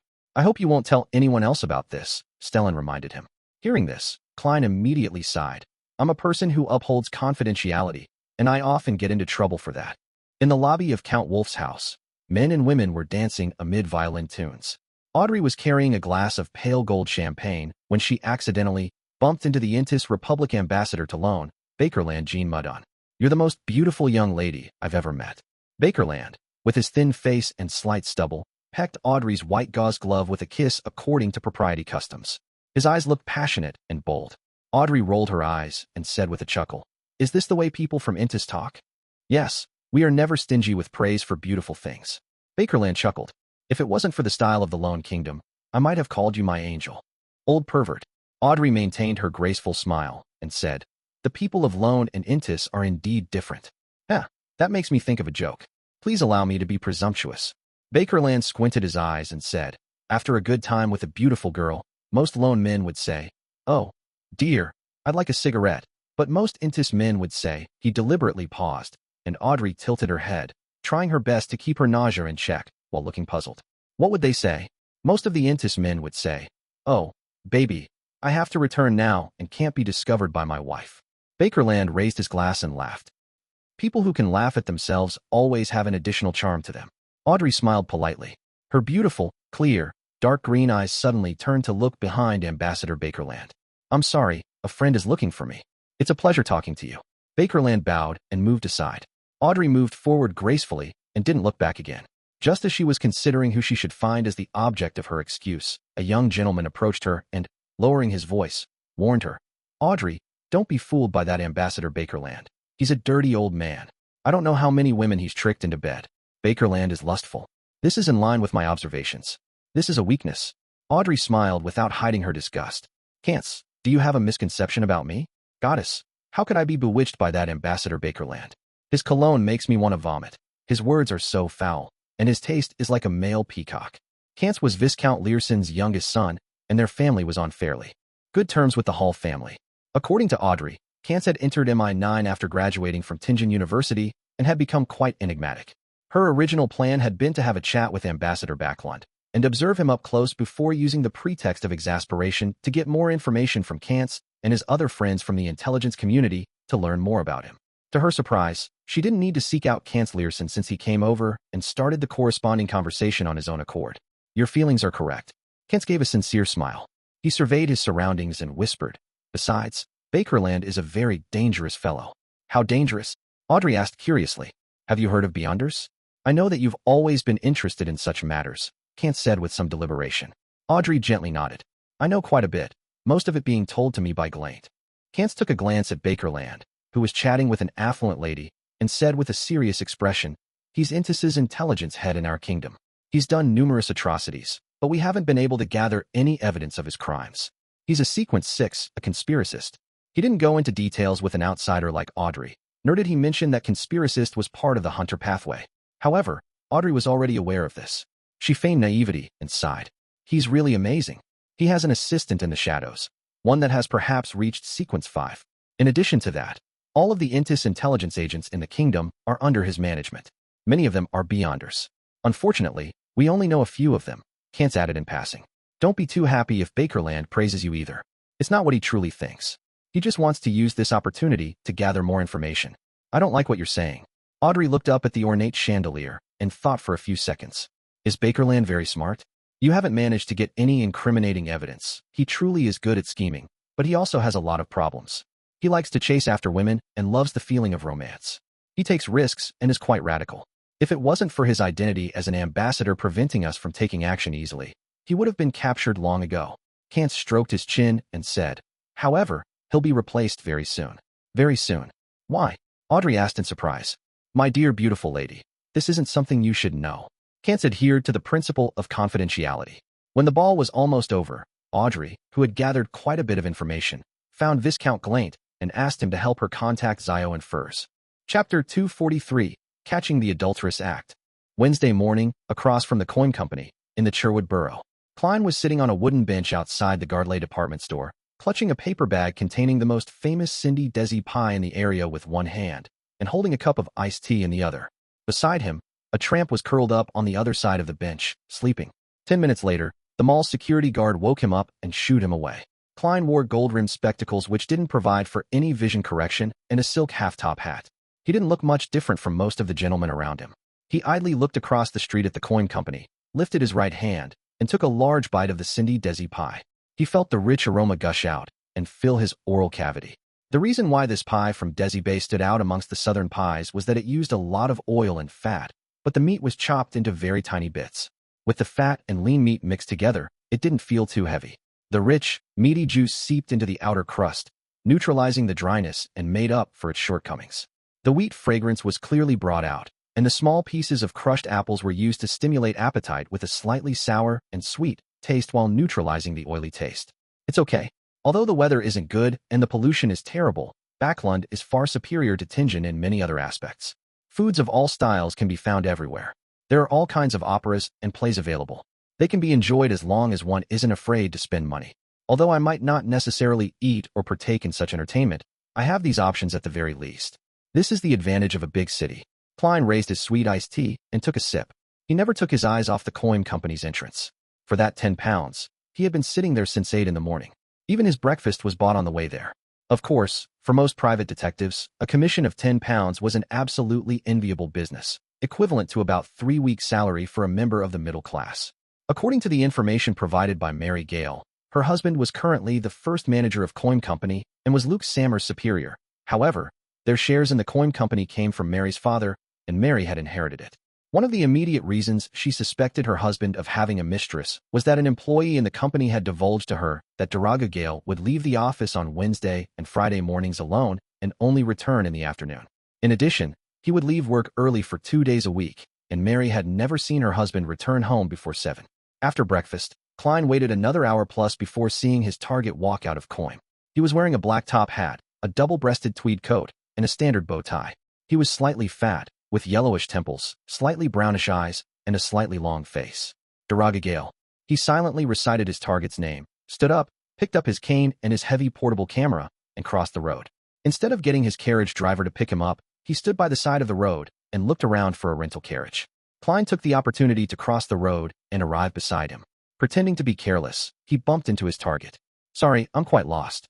Klein bowed his head in apology. Daraga frowned, but remained silent, waving his hand to indicate that it didn't matter. Klein bent down, bowed, and walked to the end of the street. He didn't run into Daraga in order to steal his belongings and use the dowsing method to easily track him. That would have been easily noticeable. Instead, Klein had only done one thing when he collided with Daraga. With the help of his agility as a clown, he had secretly slipped a spare button of his into one of the pockets of Daraga's double-breasted coat. Going around a corner, he stopped and looked back just in time to see Daraga board a rental carriage. Klein was in no hurry to tail him. He waited patiently for a few minutes before slowly getting into another horse carriage and said to the carriage driver, "Just go according to my instructions. Head to the end of the street first." "All right." The driver didn't ask why. Inside the carriage, Klein leaned his cane and began performing a divination. However, his divination statement wasn't directed at Daraga Gale. Instead, it became the whereabouts of the spare button of my clothes. The dowsing rod seeking was originally the most practical technique to find objects. Only seers were able to use it to seek people. Now, Klein was using it in its original form. The easiest and most convenient items to find were those that belonged to himself. Along the way, Klein kept getting the carriage driver to change directions until they finally arrived at a street house in the Hillston borough. When they first circled it, Klein noticed that there were gardens and lawns behind the house, which was different from the other houses. His dowsing method told him that Daraga Gale was inside that house. After paying the 2 soldi fare, Klein walked to the door with marble statues outside. He saw 2 men in black and white plaid uniforms that resembled the police uniform. "I don't know you. Where's your proof of membership?" One of them, a brown-skinned man of Southern Continent blood, stopped Klein. "Proof of membership?" Klein hid his heavy camera behind him and asked with a slight frown.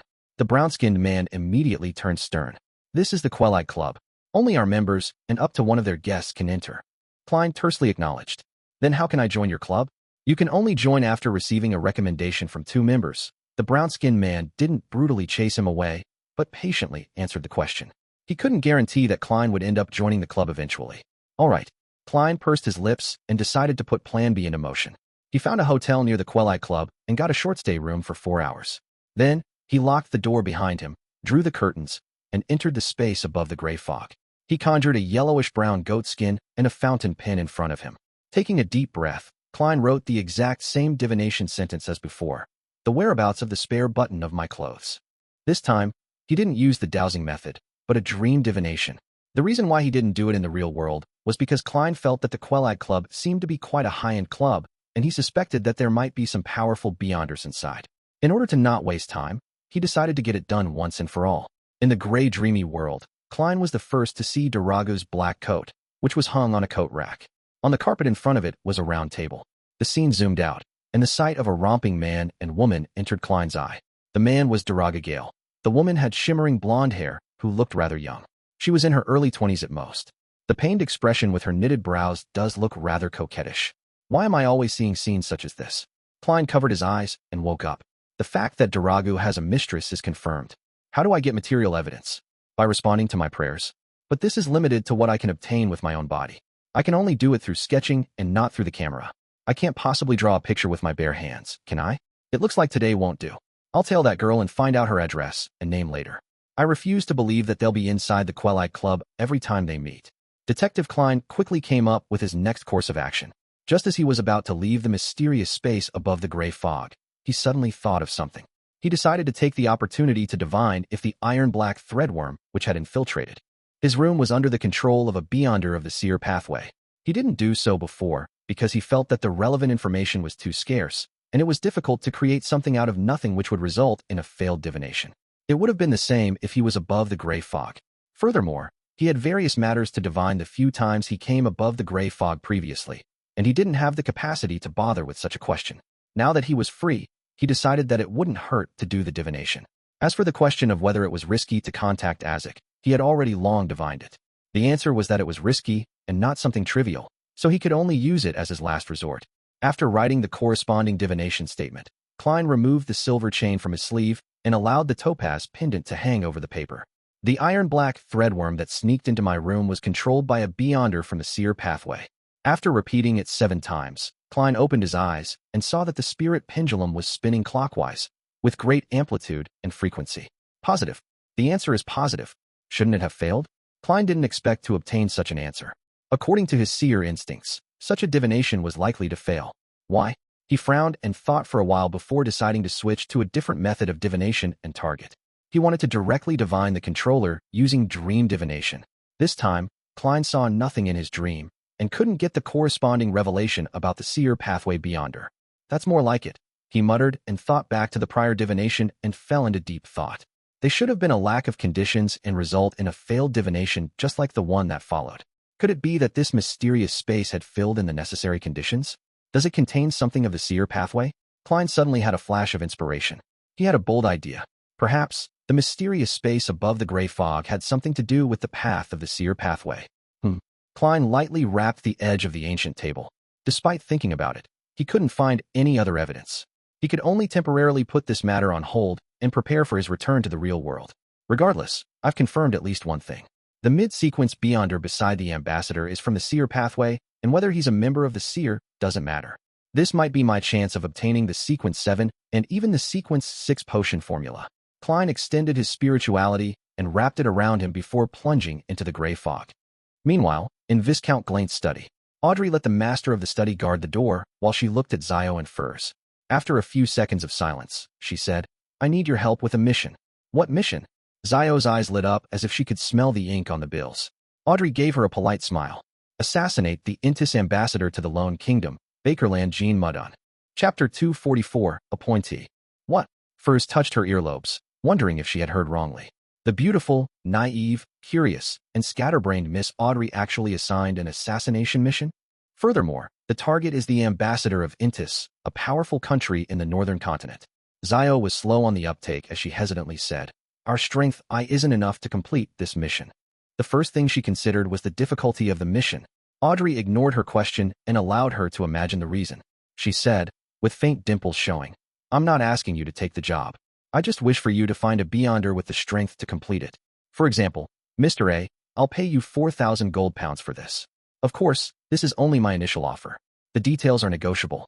If it eventually succeeds, I'll pay you 500 pounds. Even if the mission ends up failing, you will receive 200 pounds due to the risk you have taken." Her uninvested annuity and the rest of the bounty was around 13,000 pounds. However, any large utilization of it would certainly attract the attention of Count Hall, and even the Varvat Bank would investigate. She had calculated that 5,000 pounds was the tipping point, and it was best not to exceed it. For 1,000 gold pounds.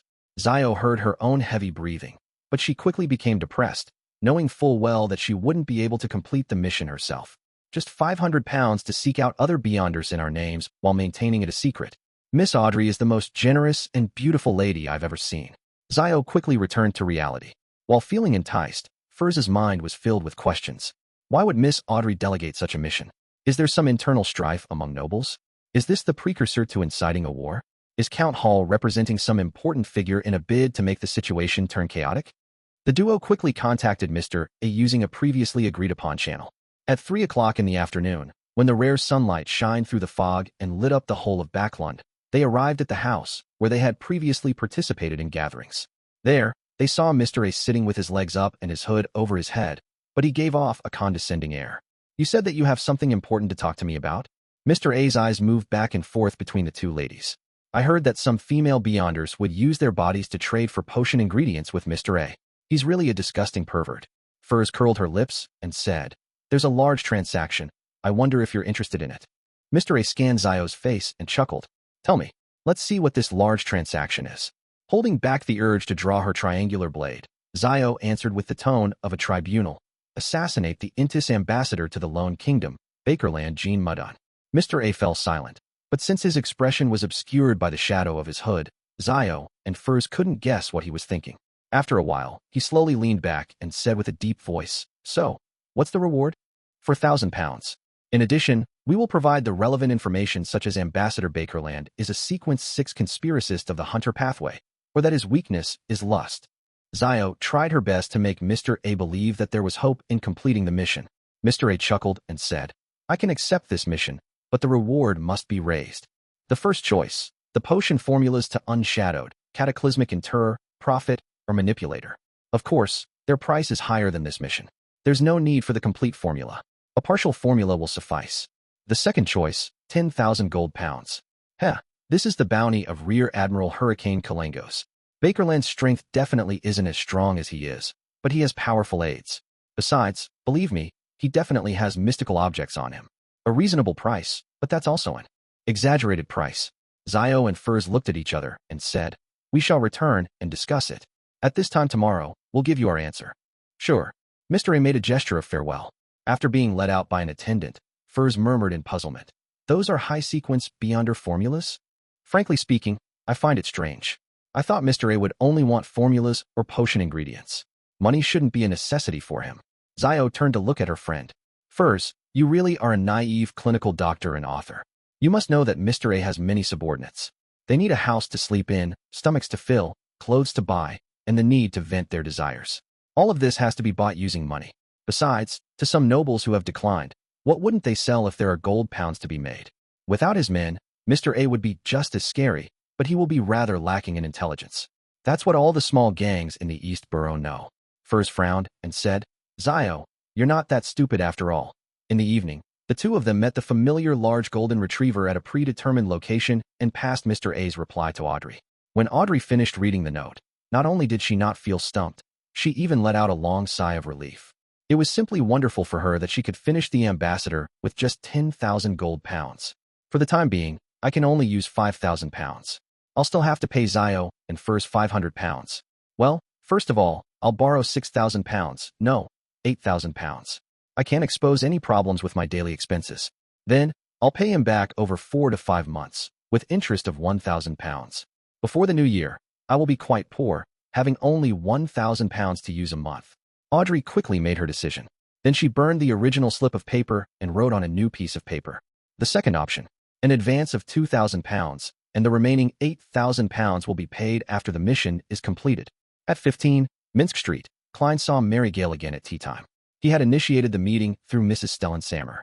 "Madam Mary, I found out that your husband went to the Quelite Club while tailing him. However, I wasn't able to enter because I'm not a member of the club.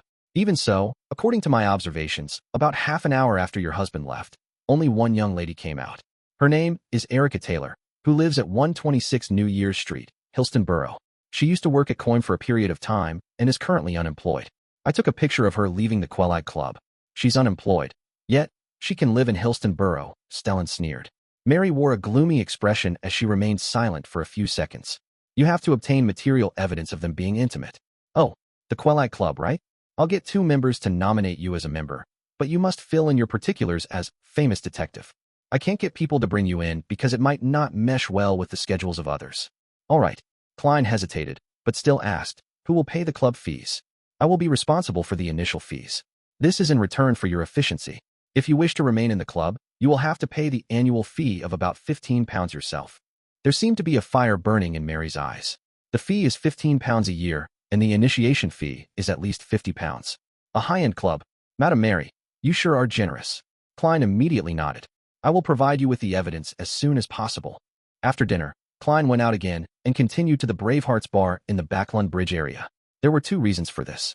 First, he wanted to show his helplessness in front of the military's special department and the police who were observing him in secret. He wanted to appear as though he was trying every method to save himself. Second, He also wanted to deceive the mid-sequence Beyonder from the seer pathway under the ambassador's command.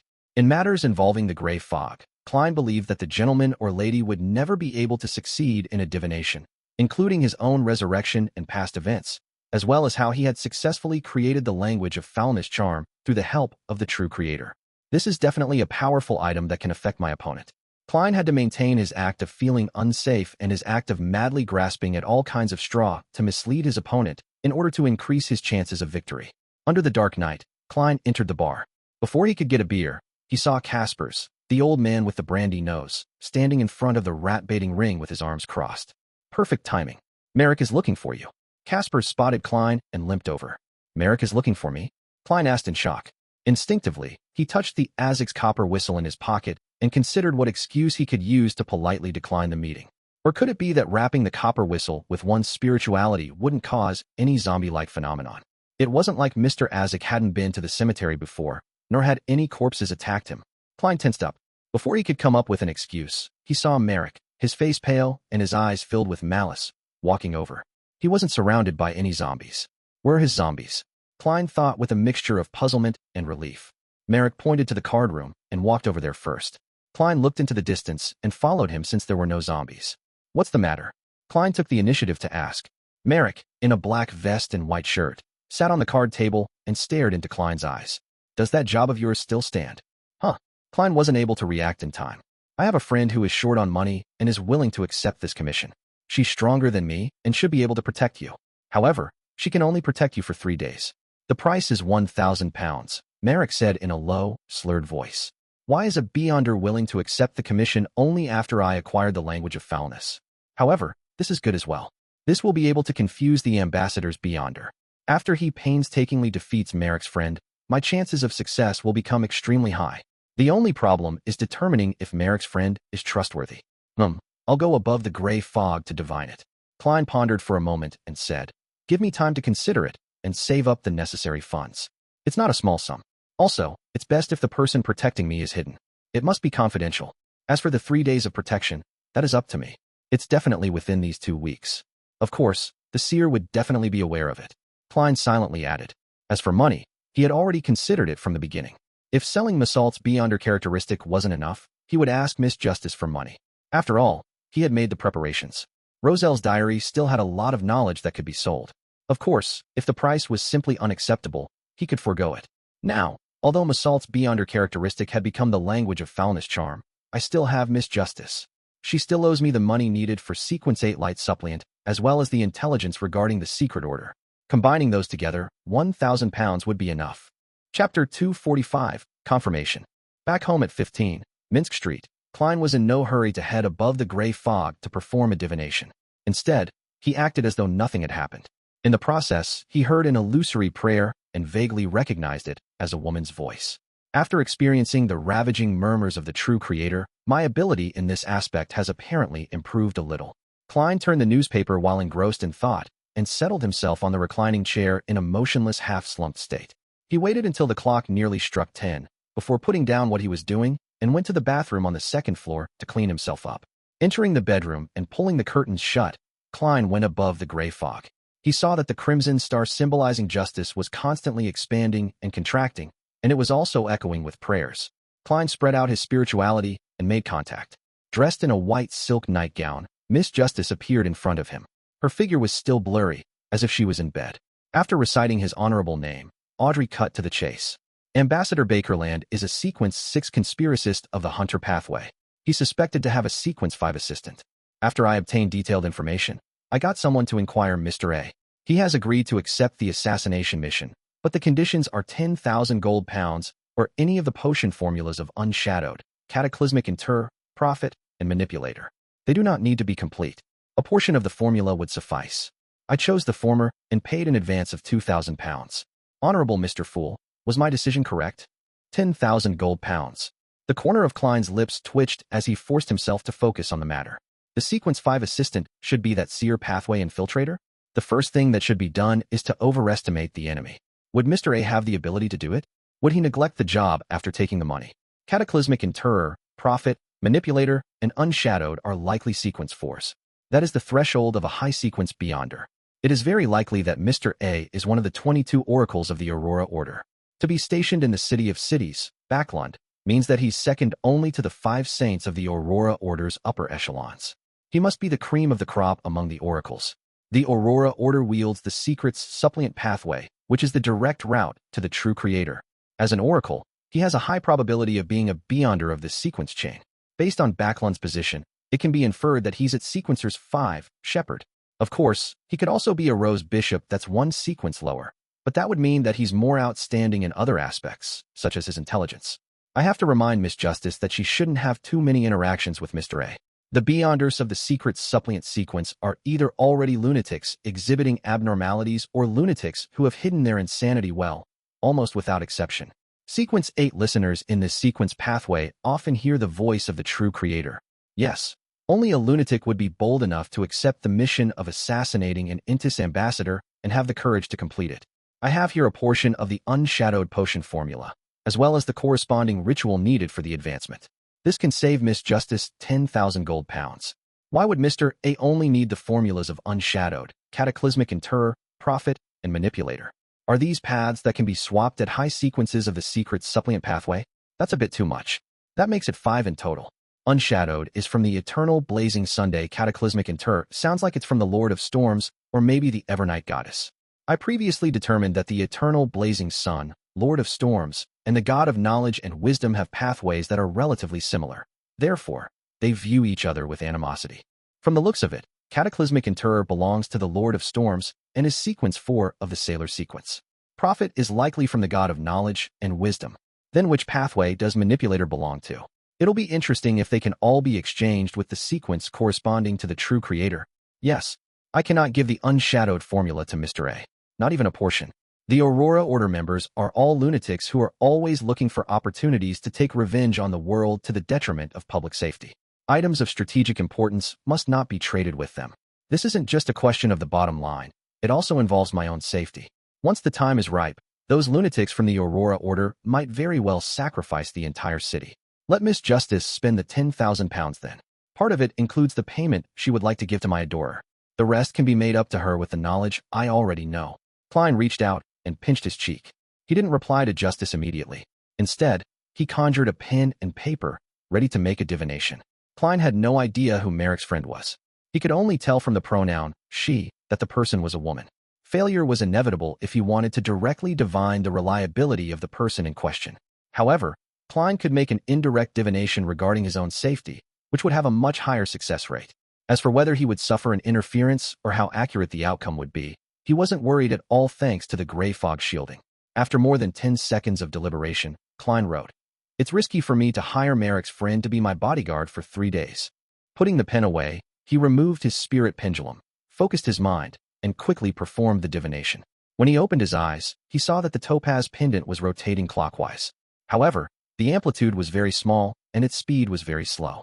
There's a certain risk, but it's quite low. Reliable. Klein nodded slightly, and changed to divine about Mr. A.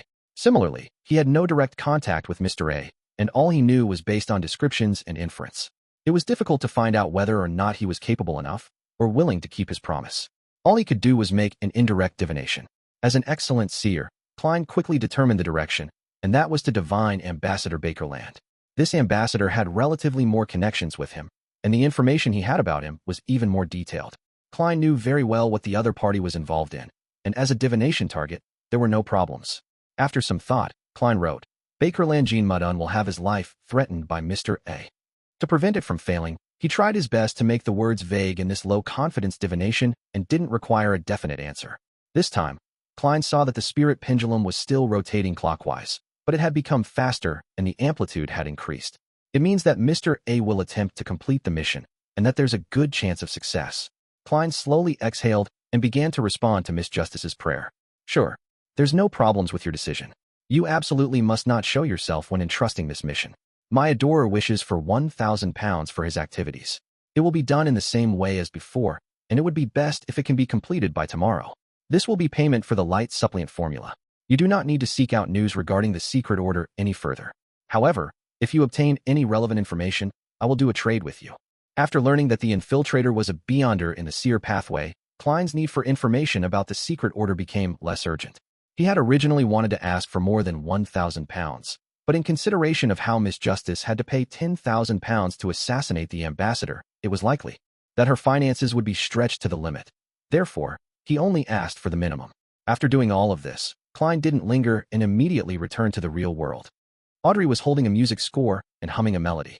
The red moon was faintly discernible outside the window. Suddenly, a thick gray fog appeared in front of her. A figure seated on an ancient chair looked down at her and spoke in a low voice. Audrey let out a breath of relief after hearing Mr. Fool's response. She was no longer as nervous as she was. £1,000. My debt to Mr. Fool is close to being paid off.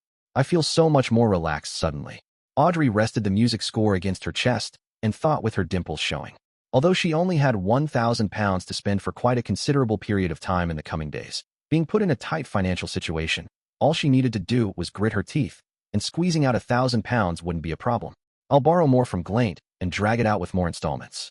Audrey had quite a good education in finances. After all, her father was a powerful banker behind the scenes. At noon on Thursday, Klein heard another illusory prayer. He then confirmed that Miss Justice had deposited the money into his anonymous account. The bank reconciliation and liquidation done in Bakerland could be completed on the same day, meaning that from Friday, Klein would be able to withdraw the cash from any Bakerland bank branch in the city. After lunch, Klein once again saw Mary Gale. She led him outside the Quellide Club, where the two members were waiting. One was a well-known surgeon, Aaron Series, and the other was the aristocratic equestrian teacher, Talum Dumont. After greeting each other, the lanky and somewhat aloof doctor wearing gold-rimmed glasses entered the club first, leaving the equestrian teacher, Talum, who had short brown curly hair, to converse with Klein amidst smiles. If it wasn't for Mary mentioning you, I wouldn't have known that Bakerland has had an additional outstanding detective join its ranks. If there's anything I need to do in the future, I'll look for you. Then, let me thank you in advance. Klein smiled in response. According to Mary's introduction on the carriage, he learned that Talum was originally of noble blood. His grandfather had a noble title of Viscount, but it was a pity that his grandfather had squandered all his wealth. His father had nearly 10 brothers and more than 6 sisters, and as nobles whose titles were determined by the amount of land they possessed, once the amount of land went beneath a particular standard, the hereditary nobility title would be reduced. However, that also depended on the king's mood. Talum was unlike the other children of nobility who could obtain a considerable sum of money when they reached adulthood, and due to his grandfather's reputation, he had no means of entering the government as an employee or to be a butler of another noble family. Therefore, he could only play to his advantages and became an equestrian teacher for many nobles. His income was quite sizable, with about £400 a year. Sigh, divorce really leads to poverty.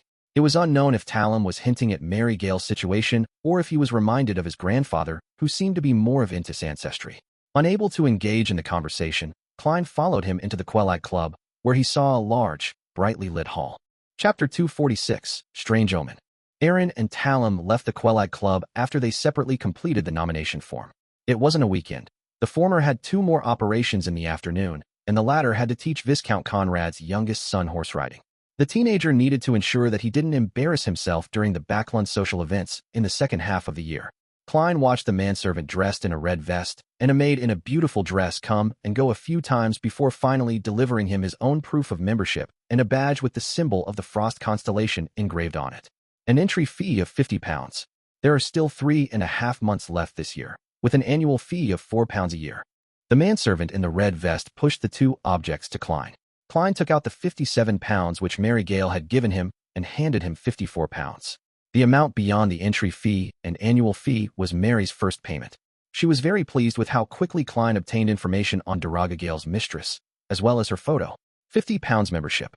Madame Mary is such a generous lady. While Klein watched the manservant and the maid verify the money and confirm the exact amount, he recalled Stellan Sammer's private introduction. Mary's father was a co-founder of the coin company and had a 20% stake. It was originally just a small company that barely made money, but as Bakerland's pollution worsened and the demand for anthracite and charcoal increased, the company rapidly expanded to become one of the top 10 companies in the capital's industry. As such, Mary's net worth skyrocketed. The only problem was that when she was married to Daraga Gale, the company was still quite an unknown company. Her father hadn't paid much attention to using the shares as her dowry and didn't proceed with any protection of estate gifting and had instead used the more popular willing of gifts. The former referred to the dowry as an independent and separate estate of the woman and not subjected to her husband's control. Even the right of use depended on the woman, while the latter assigned the dowry's ownership to the entire family. However, The husband had to immediately make a valid will to promise that if he passed away before his partner, the split of the estate would be 2 to 4 times the rights and interests of the dowry received. After which, the rest would proceed according to the normal inheritance laws, which could effectively guarantee the livelihood of the widow. If Mary initiated a divorce before she could get evidence of Daraga's adultery, the coin company shares would be divided equally between both parties. Klein remembered Stellan saying enviously, "The current value of those shares is currently close to 20,000 gold pounds. Adding the other property in their name, Mary is a truly wealthy lady. Once she's divorced, she will definitely become the target of many men in Bakerland, including some nobles. That's only enough money for Miss Justice to assassinate Ambassador Bakerland twice." Klein suddenly thought about that when he saw the red-vested manservant and the good-looking maid bow at him. "Mr. Moriarty, welcome to the Quelag Club." Upon hearing this, Klein picked up the proof of membership and the frost badge.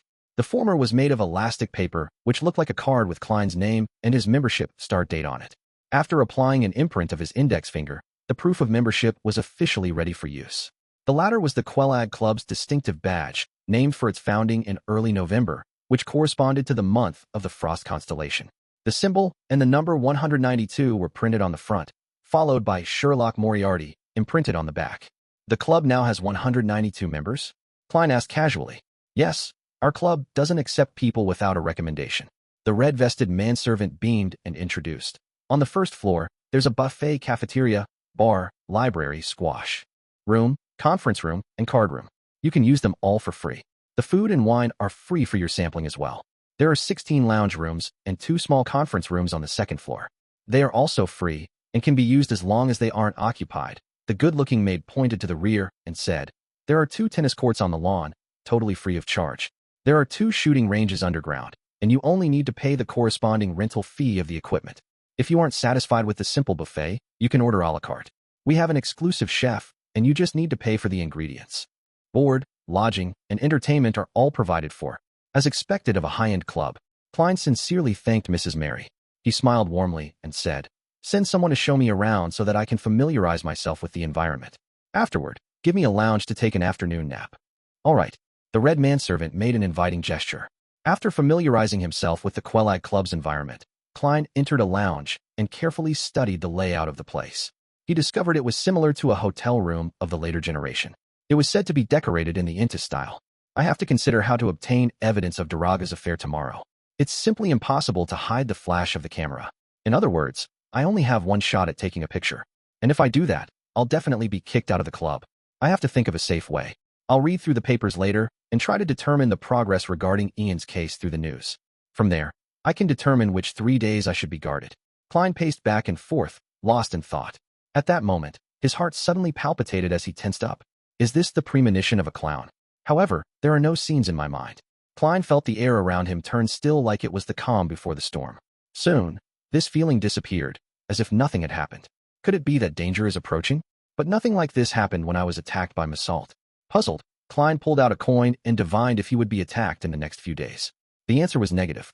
After thinking for a few seconds, Klein drew the curtains and pretended to take an afternoon nap. He took 4 steps counterclockwise and went above the gray fog. He sat down and pondered for a long time before muttering to himself, "I will be in grave danger in the next few days." After repeating the statement, he flicked the coin again and saw the copper-colored object tumble down and land in his open palm. This time, the portrait of the king was facing up. It meant a positive result. My reaction just now really was an omen that danger is coming. Klein narrowed his eyes and leaned back in his chair. He was rather puzzled by this matter. Whether it was as a seer or clown, they had never displayed such abilities before. Even if they could predict danger, it was because the target was right in front of him or beside him. There was nobody around me. From the fact that my divination was misled, it must have involved a relatively higher sequencer, most likely Bakerland's assistant. In the end, it actually gave me a premonition? This isn't scientific. This isn't mystic. There must be something else behind it, but I can't be certain why yet. Klein looked around and saw the boundless fog, crimson and still, the palace standing as it had always stood. He reined in his doubts and temporarily stopped thinking about the reason. Instead, he focused his attention on the attack that was about to occur.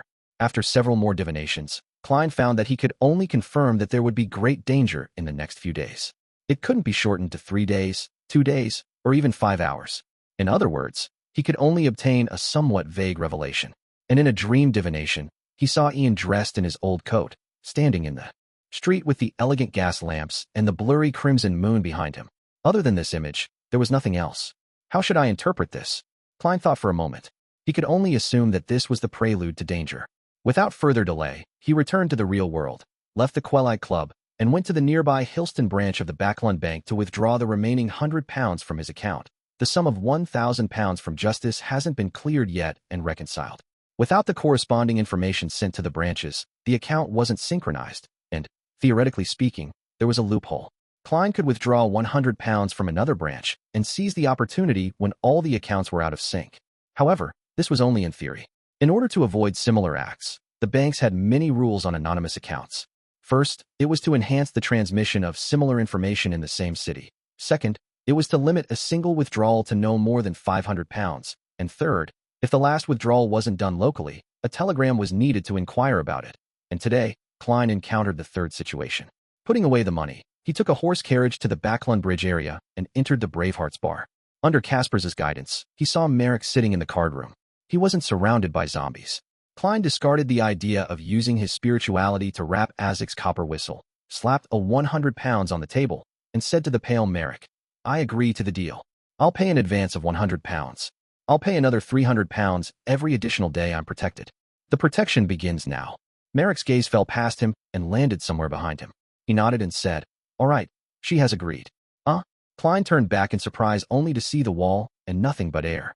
He secretly activated his spirit vision. He but failed to discover anything.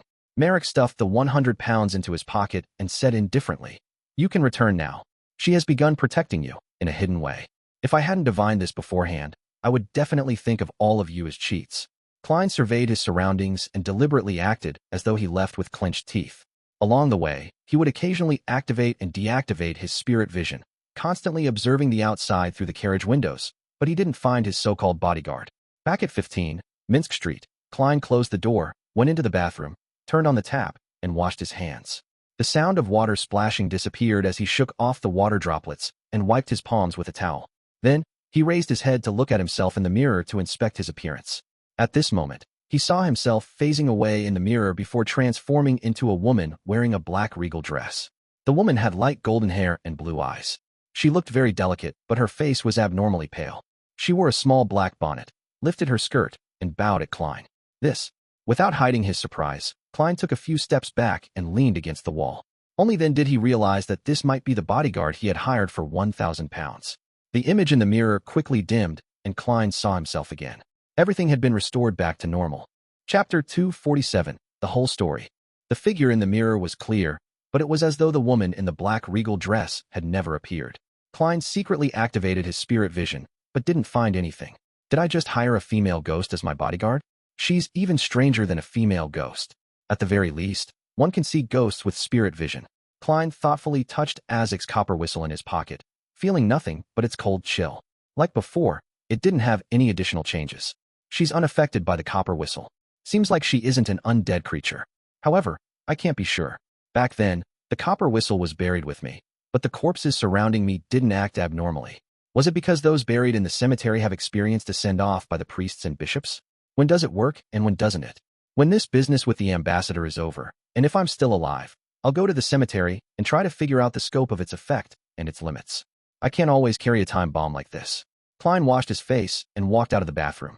Just as he picked up the newspaper in the living room and was going to read it in the living room or bedroom, he heard the doorbell ring. Klein's mind tensed up when he heard the tinkling sounds. He put on his coat, with all kinds of materials in it, and walked towards the door gingerly. He clearly knew that danger was approaching in the next few days. After standing behind the door and waiting for a moment, the scene outside naturally surfaced in Klein's mind. The crimson moon was faintly discernible in the sky. The elegant gas lamps on both sides of the street lit up the wet road. A boy wearing an old coat stood there. His bright red eyes were deep and adrift. Ian Wright. Why did he appear? Isn't this what I saw in my dream divination? Is this the prelude to danger? Klein opened the door and took 2 cautious steps back. Detective Moriarty. Ian took off his brown top hat, bowed, and said in a low voice, "I came to apologize. I'm sorry to have involved you in such a dangerous matter." Klein creased his eyebrows and probed, "What you should have done is head to the police station." Ian looked around and bowed his head. "I just came out from MI9. Is that the name of the military special department?" Klein stepped aside, pointed at the living room, and said, "Maybe we can have a chat. I have to at least know what placed me in this situation. He sighed inwardly. Ian didn't stand on ceremony as he followed Klein into the living room and sat in the same spot as he did the last time.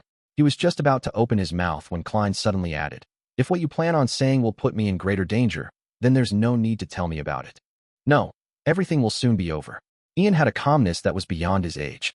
Klein was relieved and asked out of curiosity, "So, what exactly happened?" Before he could finish his sentence, he saw a figure emerge from the panes of the oriel window across the room. A black regal dress, long hair tied in a bun, blue eyes, delicate features, and a pale face. It was the woman who had previously greeted Klein in the mirror. This woman seemed to find an illusory high-back chair and sat down. Her left palm supported her right elbow while her right hand supported her face, pretending to listen attentively while appearing expressionless. For a moment, Klein was left at a loss. Ian, who had been silent for a few seconds, said softly, "In fact, Detective Xio is a spy for the Faceac Empire. He adopted several vagrant children and taught them how to gather intelligence. I am one of them. So that's how it is. I was involved in a huge spy conspiracy." Klein suddenly felt enlightened. Ian looked at the coffee table and continued, "We have the advantage of age and are often ignored by others, allowing us to gather a lot of useful information. 2 weeks ago, I stumbled upon clues regarding Helmasuin's manuscript." Helmasuin? Klein found the name familiar. Ian looked up at him and explained, "Tirani von Helmasuin, the greatest scientist after Emperor Roselle, a mathematician, a mechanist, and the father of the second-generation difference machine. So it's him." Klein suddenly remembered the relevant information. He wasn't only a great scientist, but also a crazy scientist.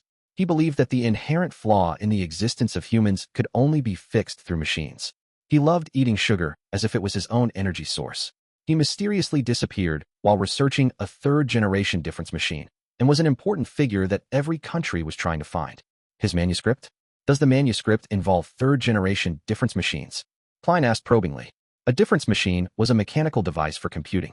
It could effectively improve the efficiency of scientific research and various projects. In Klein's opinion, it was an alternative computer in the age of steam. Of course, it could only do computation at present. Ian shook his head. "I'm not sure. I didn't actually see it. Perhaps it had some related ideas." He paused for a moment, then went on to recount what had happened. "When I reported this to Detective Xio, he was very happy and told me to follow up on that lead while he immediately reported it to his superior.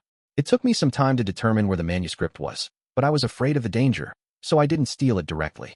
I decided to return to Detective Xio, and after that, it was as I told you. Detective Xio's house was infiltrated while many of the tiny traps were not restored, and he didn't respond to my contact request. The Zmanger gang tried to capture me. With your help, I confirmed the death of Detective Xio. I took a fake tooth from his corpse. Oh, that happened after we parted. Detective Xio told me that, inscribed on the inside of the fake tooth, there was a method to urgently contact his superior. It was a method that even he didn't know of and was something he would only remove if an accident occurred." Klein nodded slightly and said, "So you sent a telegram?" A rare look of surprise flashed across Ian's face as he asked, "Did the people from MI9 tell you that?" "No, a friend of mine happened to see you on Bacardi Street." Klein casually made up an excuse. "I see." Ian nodded in depression. "I got in touch with Detective Xio's superior in Bakerland via telegram and arranged the time, place, and manner of meeting, but soon enough, I was found by the Zmanger gang. No, to be exact, it was an intelligence officer of the Intis Republic. That was what the people from MI9 people told me. Fortunately, MI9 arrived in time, and both sides engaged in a chaotic battle. I took this opportunity to escape. However, when I met with Detective Xio's superior this afternoon, I was once again ambushed by the Intis intelligence officers. Unfortunately, I was caught by them, and I was very afraid of dying, so I told them everything that I knew. However, they didn't keep their promise and still wanted to kill me. At that moment, MI9 finally found me. It is only during such times when you look like a 15 or 16-year-old teenager. Just as Klein was reflecting over this, he suddenly thought of a problem from what Ian had just said. Back when he discovered that something important was left behind on Xio's corpse and that Ian had successfully taken it away, he had written the matter off, thinking that the Beyonder was lacking in skill and that the Beyonder had missed out on something because the mediumship provided little useful information.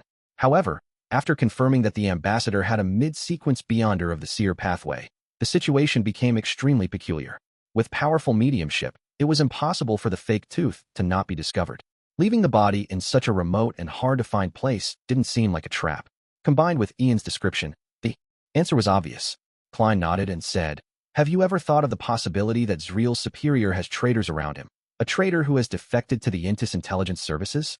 That's also why Zreal was exposed and killed when he obtained the clue to the manuscript, as well as why you were ambushed. It was because the Intis ambassador had information about Zreal's superior, which was why he didn't pay much attention to the urgent communication method inscribed on the inside of the tooth. Zreal's report to his superior directly led to his demise. Ian fell into a daze when he heard that. It took him quite a while before he clenched his fists in anger, trying hard to compose himself as he said, "I didn't think of that. You really are an excellent detective." He quietly let out a breath of air and changed the topic. "I have divulged the whereabouts of the manuscript to MI9 and everything else. They also mentioned your predicament in passing. They didn't suspect me of lying, nor did they send anyone to watch me. All of them went to vie for the manuscript. However, with that kind of pressure, no one can lie." Having said that, Ian stood up and gave a deep bow. "Please allow me to apologize again. Sorry to have involved you in this. Actually, you don't need to hide anything from me." Having understood the entire situation, Klein smiled and said, "No, the main problem in this matter was because I made a mistake that made me end up in my current situation." As he was listening, he used Ian's description of the entire situation and his reflections of the past few days and confirmed that he had made 2 mistakes. "When I discovered that Ian's matter ran deeper than it appeared, I still accepted the request.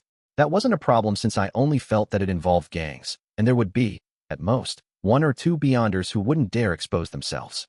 But the divination lacked enough information and ended with a failure. This was within the limits of what I could have resolved by myself, and typically speaking, there wouldn't have been any trouble. I could even take the opportunity to come into contact with Bakerland's Beyonders. After finding Zreal's corpse and confirming that the matter ran deep, I should have considered the sensitivity of my identity and decisively extricated myself from this case. I should have let Ian deal with the subsequent matters himself. This wouldn't be problematic and would be a rather careful choice. One of the mistakes I made was that I didn't flinch or reveal anything about Ian when Massault came to me. I only thought that he was from a gang, and that there were some Beyonders behind that gang. Who would have guessed that it would involve a figure like the Intis ambassador? Even more so, I never expected Massault to be so rash. After failing his mission, he didn't threaten, intimidate me, or proceed with other options. Instead, he came straight to kill me so that mediumship could be performed. He didn't even give me the chance to regret my decision. As a result, my situation worsened. So, this isn't too subjective or too serious a mistake. The one mistake that really caused me to be in such a passive situation was a tiny mistake I made from the very beginning. I had rented the house and accepted the mission as Sherlock Moriarty without donning a disguise. This resulted in me not being able to flee after my identity as a Beyonder was exposed to the ambassador. Even as I acted horrified and frantic, making MI9 and the police department believe that my taking flight would only be normal, I didn't dare flee. I was afraid that when the ambassador failed to find a target for revenge, he would inform the officials about me. And according to my experience as a Nighthawk, most official enforcers like the Nighthawks, machinery hive mind, and mandated punishers harbor animosity towards uncontrolled Beyonders. They definitely wouldn't ignore me just because I'm a low-sequence Beyonder and would begin an investigation. In time, my looks will be clear evidence. I will then be pursued by high-sequence Beyonders from the Church of the Goddess because I resurrected despite having been involved with a Grade 0 sealed artifact. There's no chance for such matters to be suddenly forgotten or thought of as nothing by others. I had to plan for the worst-case scenario in advance, and if I only reacted when the ambassador took action, it would definitely be too late. Whether it's an assassination, finding a bodyguard, or buying items, all of them will require time. Only if the ambassador and his assistant dies or attention is diverted to the investigation of his death will I be able to resolve this latent danger.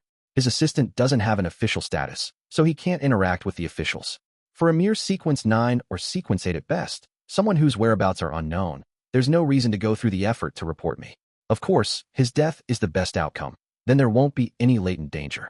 Compared to finding Mr. Azek for help or having attention placed on me because of 0-08 again, as well as being pursued by high-sequence Beyonders, assassinating the ambassador is the relatively simpler choice. Even if it fails, I can only bear one of the 2 outcomes. Sigh. Everything originated from a small oversight at the beginning. I just imagined that in a metropolis with over 5 million people and few people knowing me while I deliberately avoided the Nighthawks, there was no need for me to don a disguise every day, since it would be easier for others to notice something amiss.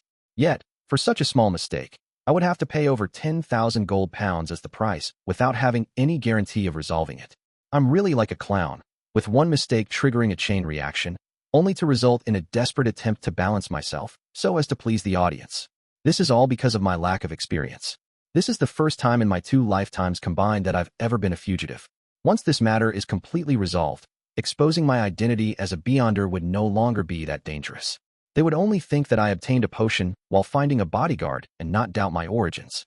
Of course, I'll have to get used to wearing glasses and a mustache in the future so that the people around me will gradually get used to my new image. In the future, when they ask me about me, they will only think of this new image. Having thought through the entire matter, Klein's laugh became more pronounced, making Ian feel strange. It's time for me to leave. I'll need to disappear for a while. Otherwise, I might be thrown into jail. Ian put on his hat, bade farewell, and left. Klein didn't stop him, watching him disappear into the crimson moonlight, while the woman by the oriel window had disappeared without him realizing it. Chapter 248, Waiting from Both Sides. With both sides being aware of the whereabouts of Helmasuin's manuscript, this matter would come to an end tonight. Therefore, the ambassador would have the freedom to take revenge. Is this the reason for the impending danger? Klein gained a rough understanding of the divination results and the inexplicable omen. If he didn't have the language of Foulness charm or the powerful bodyguard that cost him £1,000 for 3 days, he would have shamelessly gone to the police station or the Church of the God of Steam and Machinery's headquarters in Bakerland, St. Hireland Cathedral, for a temporary stay. He could avoid any possible attacks and await the assassination of the ambassador. As for how successful the assassination would be, Klein wasn't confident either. He had already considered the worst outcome and had a plan for it. But now, with double the preparations, he no longer wanted to avoid it.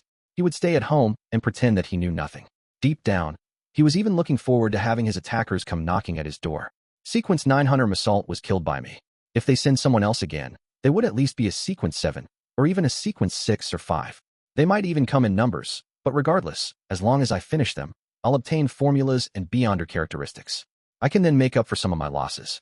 Yes, I'll tell Miss Bodyguard that I had good luck and managed to benefit from the black ear that I bought and became a Beyonder. After all, when the battle becomes intense, there's no way to hide it at that point.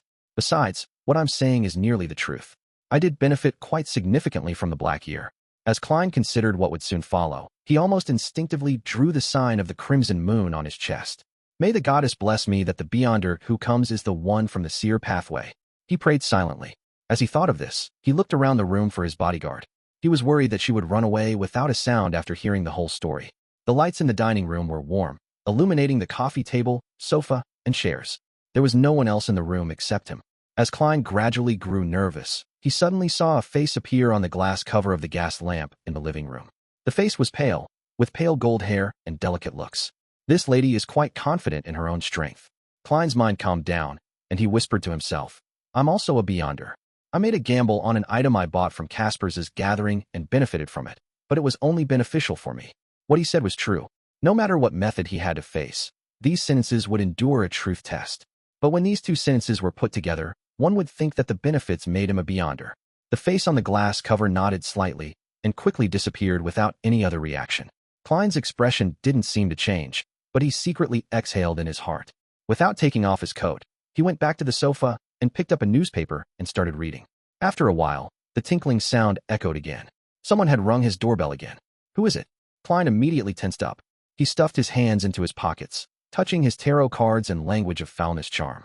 He slowly walked towards the door, and with the help of his abilities as a clown, he predicted what he would see after opening the door. The crimson moon was still faintly visible, the elegant gas lamps were unchanged, and a sergeant in a black and white checkered uniform with 3 chevrons on his epaulets was impatiently waiting by the door. He had a short, brown beard, and he was none other than the sergeant who had dealt with Sherlock Moriarty's case of self-defense. I think Jurgen mentioned his name. Sergeant Faxine? Well, I can receive the £10 bail tomorrow or the next day. What is he doing here? Did MI9 send him to find Ian Wright? Or to inform me that I should temporarily hide away from danger? Confused, Klein grabbed the handle. Inside the Intis embassy of Bakerland's West Borough, the lights were on. The scent of various perfumes and alcohol, accompanied by melodious melodies, stretched out to every corner. A ball was being held. During his years as an ambassador, Bakerland had often held balls at the embassy, inviting the kingdom's bankers, big factory owners, philanthropists, and other well-known, rich and powerful people, as well as lawyers. Random opportunities were also given to some of the lower-ranked merchants. In this atmosphere, he would tell the guests about the prosperity and openness of Trier, and how the Intis Republic was no longer dominated by the likes of the nobles, bankers, factory owners, and lawyers.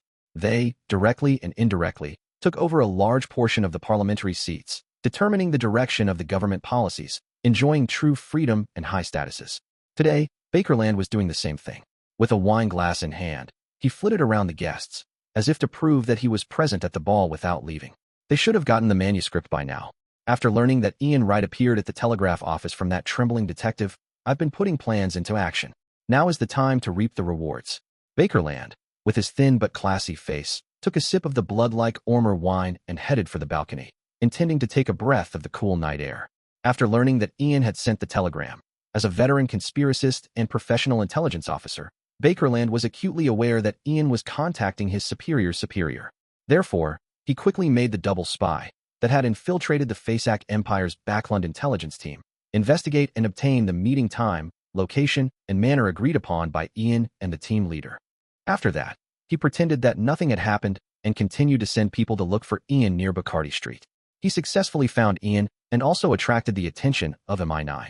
According to his plan, his intelligence officer had deliberately let Ian go so that MI9 would think that they were on the same starting line. After paralyzing his main opponent, he called in other unexposed intelligence agents to ambush Ian and the Fasak Empire's team leader. He wanted to find the manuscript and smuggle it out of the Lone Kingdom without being detected by the MI9. The situation had progressed as smoothly as he had expected, but the news that came back in the evening left his heart heavy. People from MI9 had actually appeared. They had appeared despite being supposedly fooled. With Rossigo around, it's definitely not because of divination. Besides, MI9 isn't good at divination at all. That means we have a spy among our ranks. Let's hope that Rossigo can be one step ahead of them and grab the manuscript to hand over to Shadow for extraction. Bakerland had deliberately organized the ball in order to avoid suspicion, but as such, he was unable to involve himself with the developments. All he could do was pray that his subordinates would amount to something. According to his plans, once Rossigo succeeded, he would immediately transfer the items to another intelligence officer, one that had never been activated before. Then Rossigo would lure MI9 away and, by creating some trouble, keep them out of sight and distract them from his partner. During this process, Bakerland requested Rossigo to kill the detective while he was at it. If it wasn't for him, no one from MI9 would have known about it. Everything would have gone smoothly.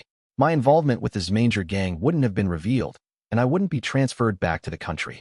He actually didn't run away, thinking that MI9 would keep protecting him, and that staying at home is safer than running away. Bakerland rubbed his face. He had already received orders that after the operation regarding the manuscript had been completed, and he would hand all intelligence matters to the highest-ranking military officer at the embassy and await the arrival of the new ambassador. Bakerland was rather reluctant to part with Backland. Despite the bad weather and heavy pollution, Backland was one of the most prosperous cities in the world. Besides, the ladies here are more conservative, unlike those sluts back home. Slowly seducing them into bed and removing their restraint, bit by bit, is a very satisfying and fascinating achievement. Unfortunately, I have to bid farewell to these beautiful ladies. Bakerland thought gloomily, and he felt more and more resentful of the detective who dared to put up resistance. As for Rossigo's own safety, Bakerland wasn't worried at all. He believed that as long as Rossigo wanted to, as long as he wasn't targeted by a high-sequence Beyonder, he would be able to escape immediately. This was because Rossigo had special Beyonder powers. As he lost himself in thought, Bakerland's eyes suddenly lit up.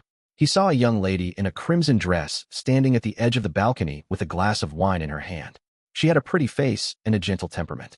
Her hair was ink black and luxuriant, and her light brown eyes seemed to speak volumes.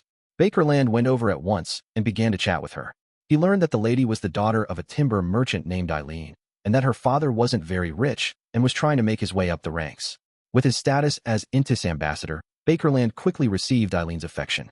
After sharing 2 dances, their bodies became more intimate. "Beautiful lady, I'd like to invite you to my room to sample some Ormer wine of 1286. Eileen replied, almost without any hesitation. All right. The two of them left the ballroom and secretly went to the 2nd floor. They entered Bakerland's room, and he ordered the guards to stay away from them and not to disturb him. Before the so-called Ormer wine 1286 appeared, Bakerland had passionately brought Eileen to the bed. While romping around in bed, Eileen's simple skirt came undone as her pure, fair arms hugged him. While her hands gripped Bakerland's shoulders, her nails and veins suddenly sprouted black, thin, fluffy spider feet. Bang! Eileen's eyes suddenly bulged as white foam poured out of her mouth.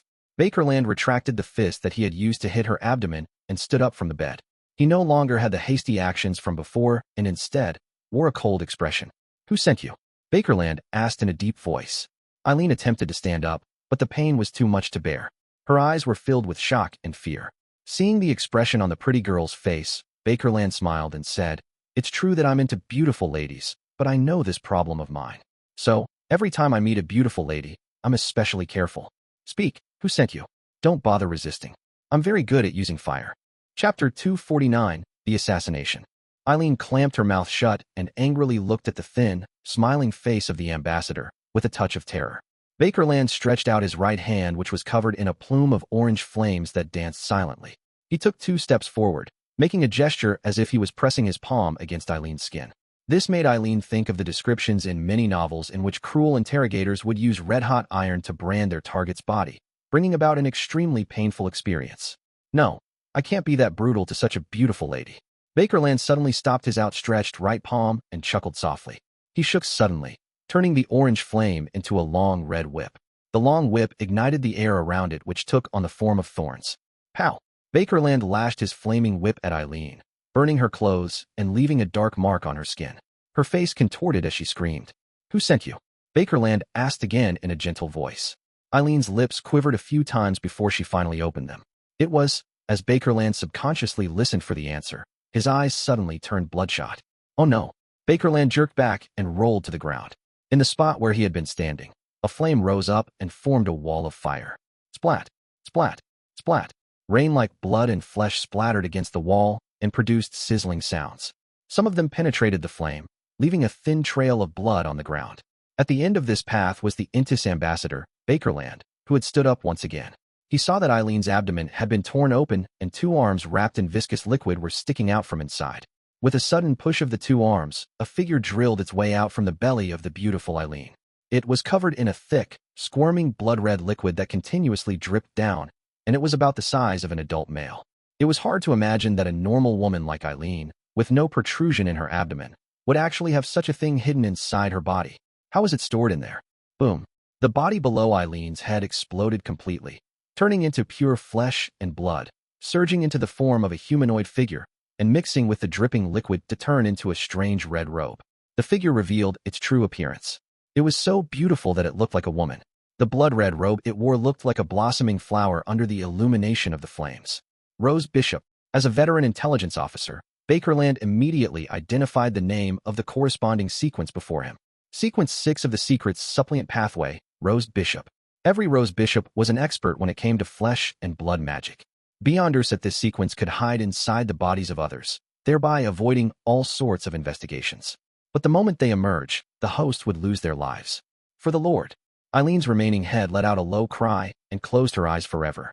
The Rose Bishop stretched out its right hand and tapped its chest 4 times in the order of bottom to top, right to left. With the color of blood and the light from the flames reflecting in his eyes, he looked at Bakerland and took a sudden step forward with his right foot, passing through the wall of fire. He didn't receive any damage from the fire, with only dark red liquid that continuously dripped down. Bakerland retreated once again as he suddenly raised his voice. Someone, help me.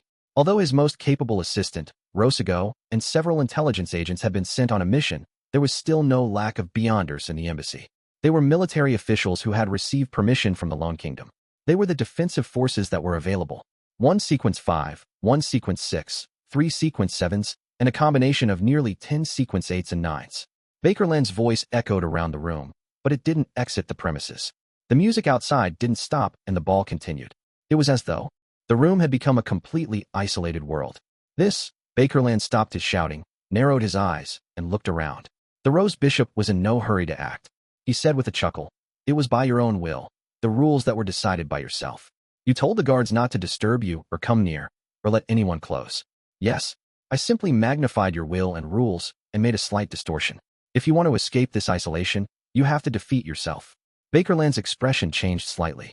What appeared to be the compliance of rules was, in fact, a distortion of them. The characteristic of using the power of authority to serve oneself made him think of another sequence's name. Baron of Corruption.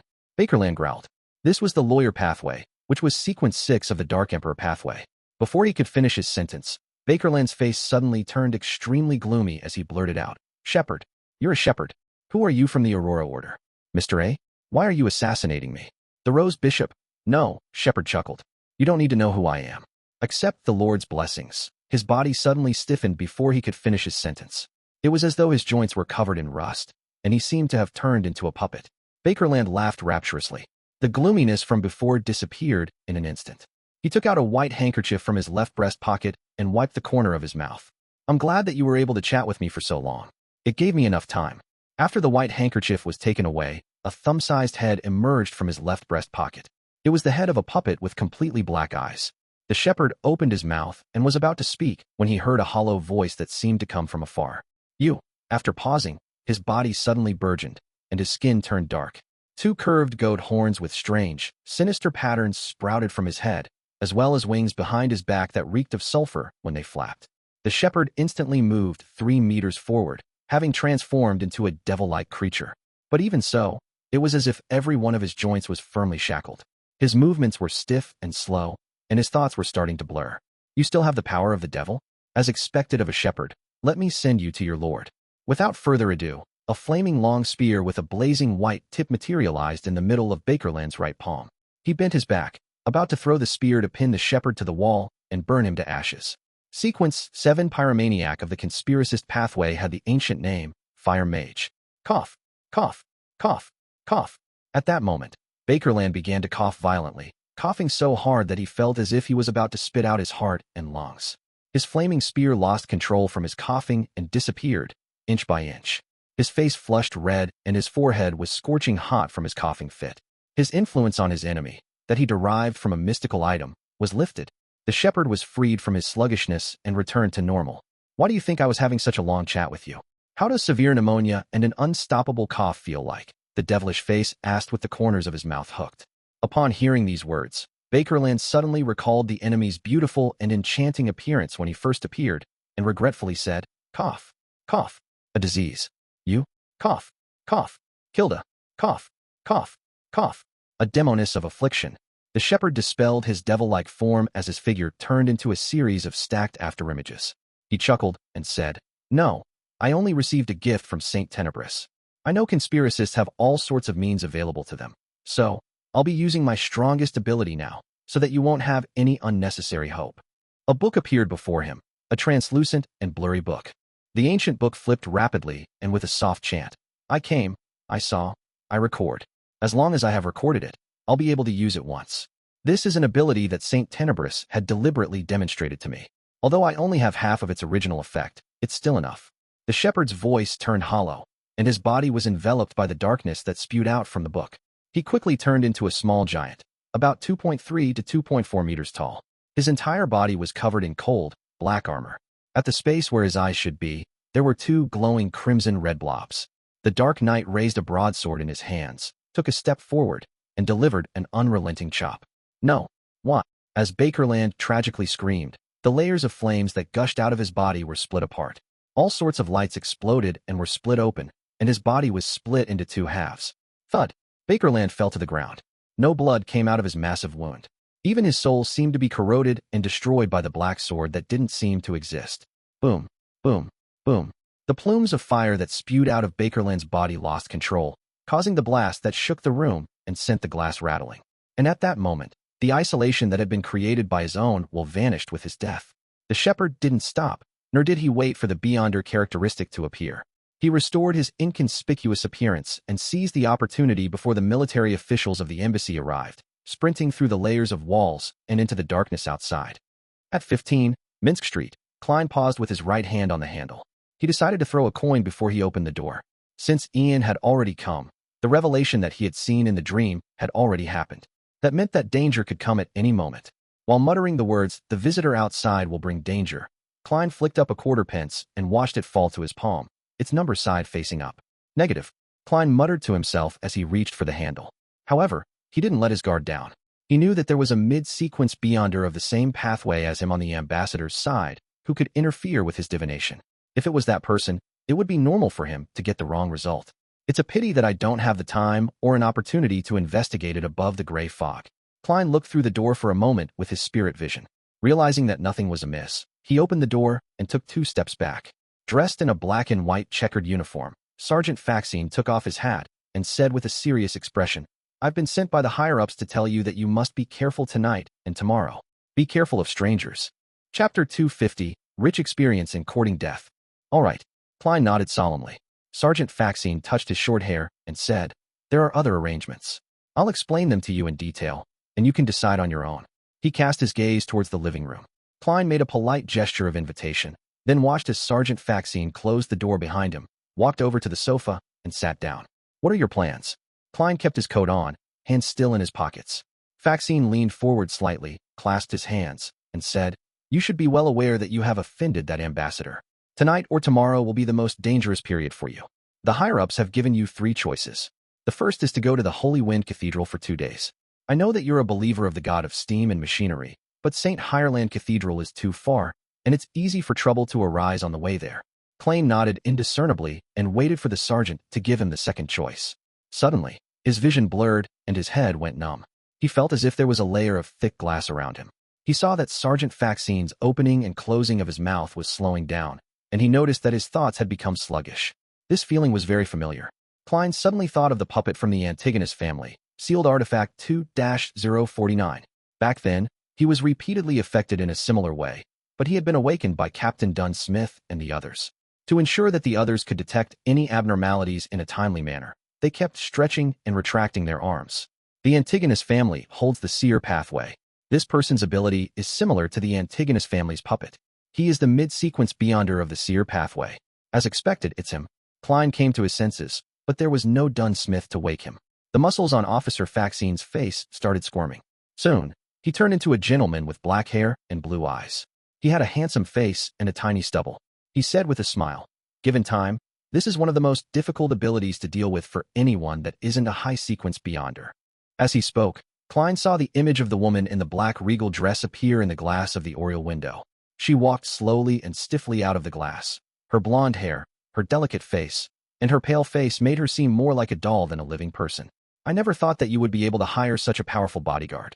If it wasn't for my divination ahead of time, I might have died here. What kind of compensation did you pay? By the way, my name is Rossigo. Rossigo didn't look back as he continued smiling at Klein, but he didn't expect a fluent answer from the man he controlled. At that moment, he suddenly felt a cold breeze blow across his neck, causing his hair to stand on end as goosebumps appeared all over his body. There seemed to be an invisible person at his back, breathing down his neck. Rossigo laughed, raised his left hand, and snapped his fingers. Pow! Flames suddenly soared up from his back, and a transparent shadow was set ablaze, quickly turning into ashes. In Klein's vision, these motions were all broken down into a grid of images.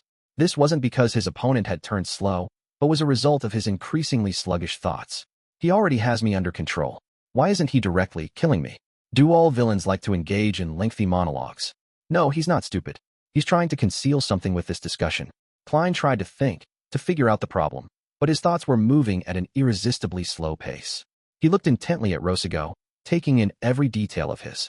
Finally, he saw a figure in each of Rossigo's eyes, a figure with blonde hair, blue eyes, a pale face, and a dark black Gothic regal dress. And at this moment, the woman was still behind Rossigo. She was still near the oriel window, walking towards him like a manipulated puppet. He hasn't really controlled her yet. She's still trying to resist and struggle. They are tussling in the realm of mystery. I need to do something. I need to tip the scales of balance. Klein turned his attention to the language of Foulness charm he was holding in his left hand. It was cold and slippery, filled with evil. He was glad that he hadn't let down his guard and maintained a battle-ready state the entire time. He could only injure himself to injure his opponent. Klein gathered his strength and struggled to speak. His vocal cords seemed to have rotted, and his throat squirmed in difficulty. He hoarsely said in ancient Hermes with a staccato rhythm, Foulness. As his voice echoed in the air, Klein felt a corrosive pain in his left palm, and he heard illusory whispers that could drive a person mad. This was a state that he was familiar with, and it didn't affect his subsequent attempts. The attempt was to inject most of his spirituality into the language of Foulness charm, which didn't require the control of his body. In 3 seconds, the voice of the true creator would descend upon the physical world and burrow into the ears of the creature closest to him. 3. The prelude, the din, the illusory, the evil whispers spread out in an instant. Klein felt his scalp tingle, his mind abuzz, his veins throbbing. He found it difficult to focus his mind. A coffee table away from him, Rossigo's expression had suddenly turned adrift. His face swelled up as the woman's figure in his eyes suddenly became clearer. 2. The pale woman in the black regal dress behind him quickened her actions, but soon, she frowned in pain. At this moment, Klein felt the weakening of the influence as he wished, regaining his smooth thought processes, and felt as though his joints were once again filled with lubricant. Having experienced ravings all this time, He endured the madness and pain, quickly pulling out and throwing the language of Foulness charm from his left palm at Rossigo. 1. The iron-black charm, with its many symbols and sinister-looking patterns, melted. Rossigo had just regained some of his composure and was trying to leap to the side when he saw a rich darkness and heard a murmur that contained immense knowledge and extreme madness. No human being was able to describe such a sound. All the veins in Rossigo's head protruded as if they were about to explode. He tumbled to the ground, writhing and struggling as his skin ruptured, inch by inch, revealing the flesh underneath. At the same time, Klein and the blonde woman with blue eyes also failed to resist the pain as they fell to the ground. Each of them let out tragic screams. The excruciating pain felt like someone had stabbed their temples with a drill rod. Their eyes turned bloodshot as red liquid ran down their noses. They could neither see nor feel the outside world. The experienced Klein was the first to recover. He staggered to his feet and saw that Rossigo had torn off his clothes and stripped off his skin, exposing his flesh and veins. He was like a legendary red monster that had been skinned. He constantly tumbled around the ground while groaning in pain, as if he was about to lose control. Klein didn't wait for the result, because he couldn't afford the possibility of the other party gaining the benefits, as well as becoming a devotee of the true creator. He believed that the evil god was definitely infuriated as well. Pulling out his revolver and adjusting the barrel to the firing position, Klein took 2 steps forward, circled around the coffee table, and put the muzzle of his gun against Rossigo's head. Bang, bang, bang, bang, bang. Dressed in his black double-breasted suit, he stared at his enemy intently as he shot 5 rounds in a row, watching his enemy's head swell and explode into a mixture of red, white, and black that splattered all over the floor. "Captain, thank you for demonstrating this to me before." Klein panted while he lowered his revolver before he beamed brightly. In front of him, Rossigo's headless corpse faltered a little, before collapsing to the side of the sofa.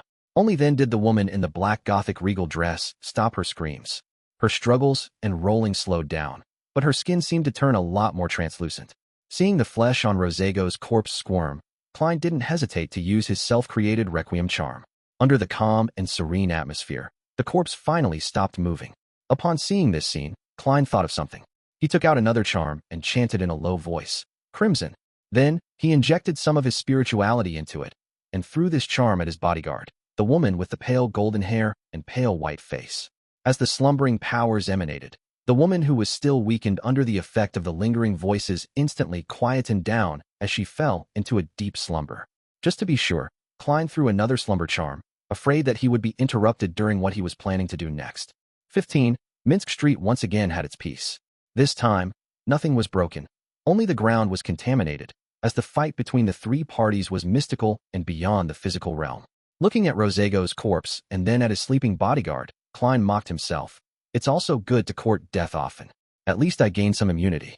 He didn't attempt the mediumship ritual immediately because Rossigo was now tainted by the true creator, and directly communicating with the spirit was tantamount to committing suicide. But that didn't mean Klein had no choice. He planned on doing the mediumship above the gray fog by bringing Rossigo with him.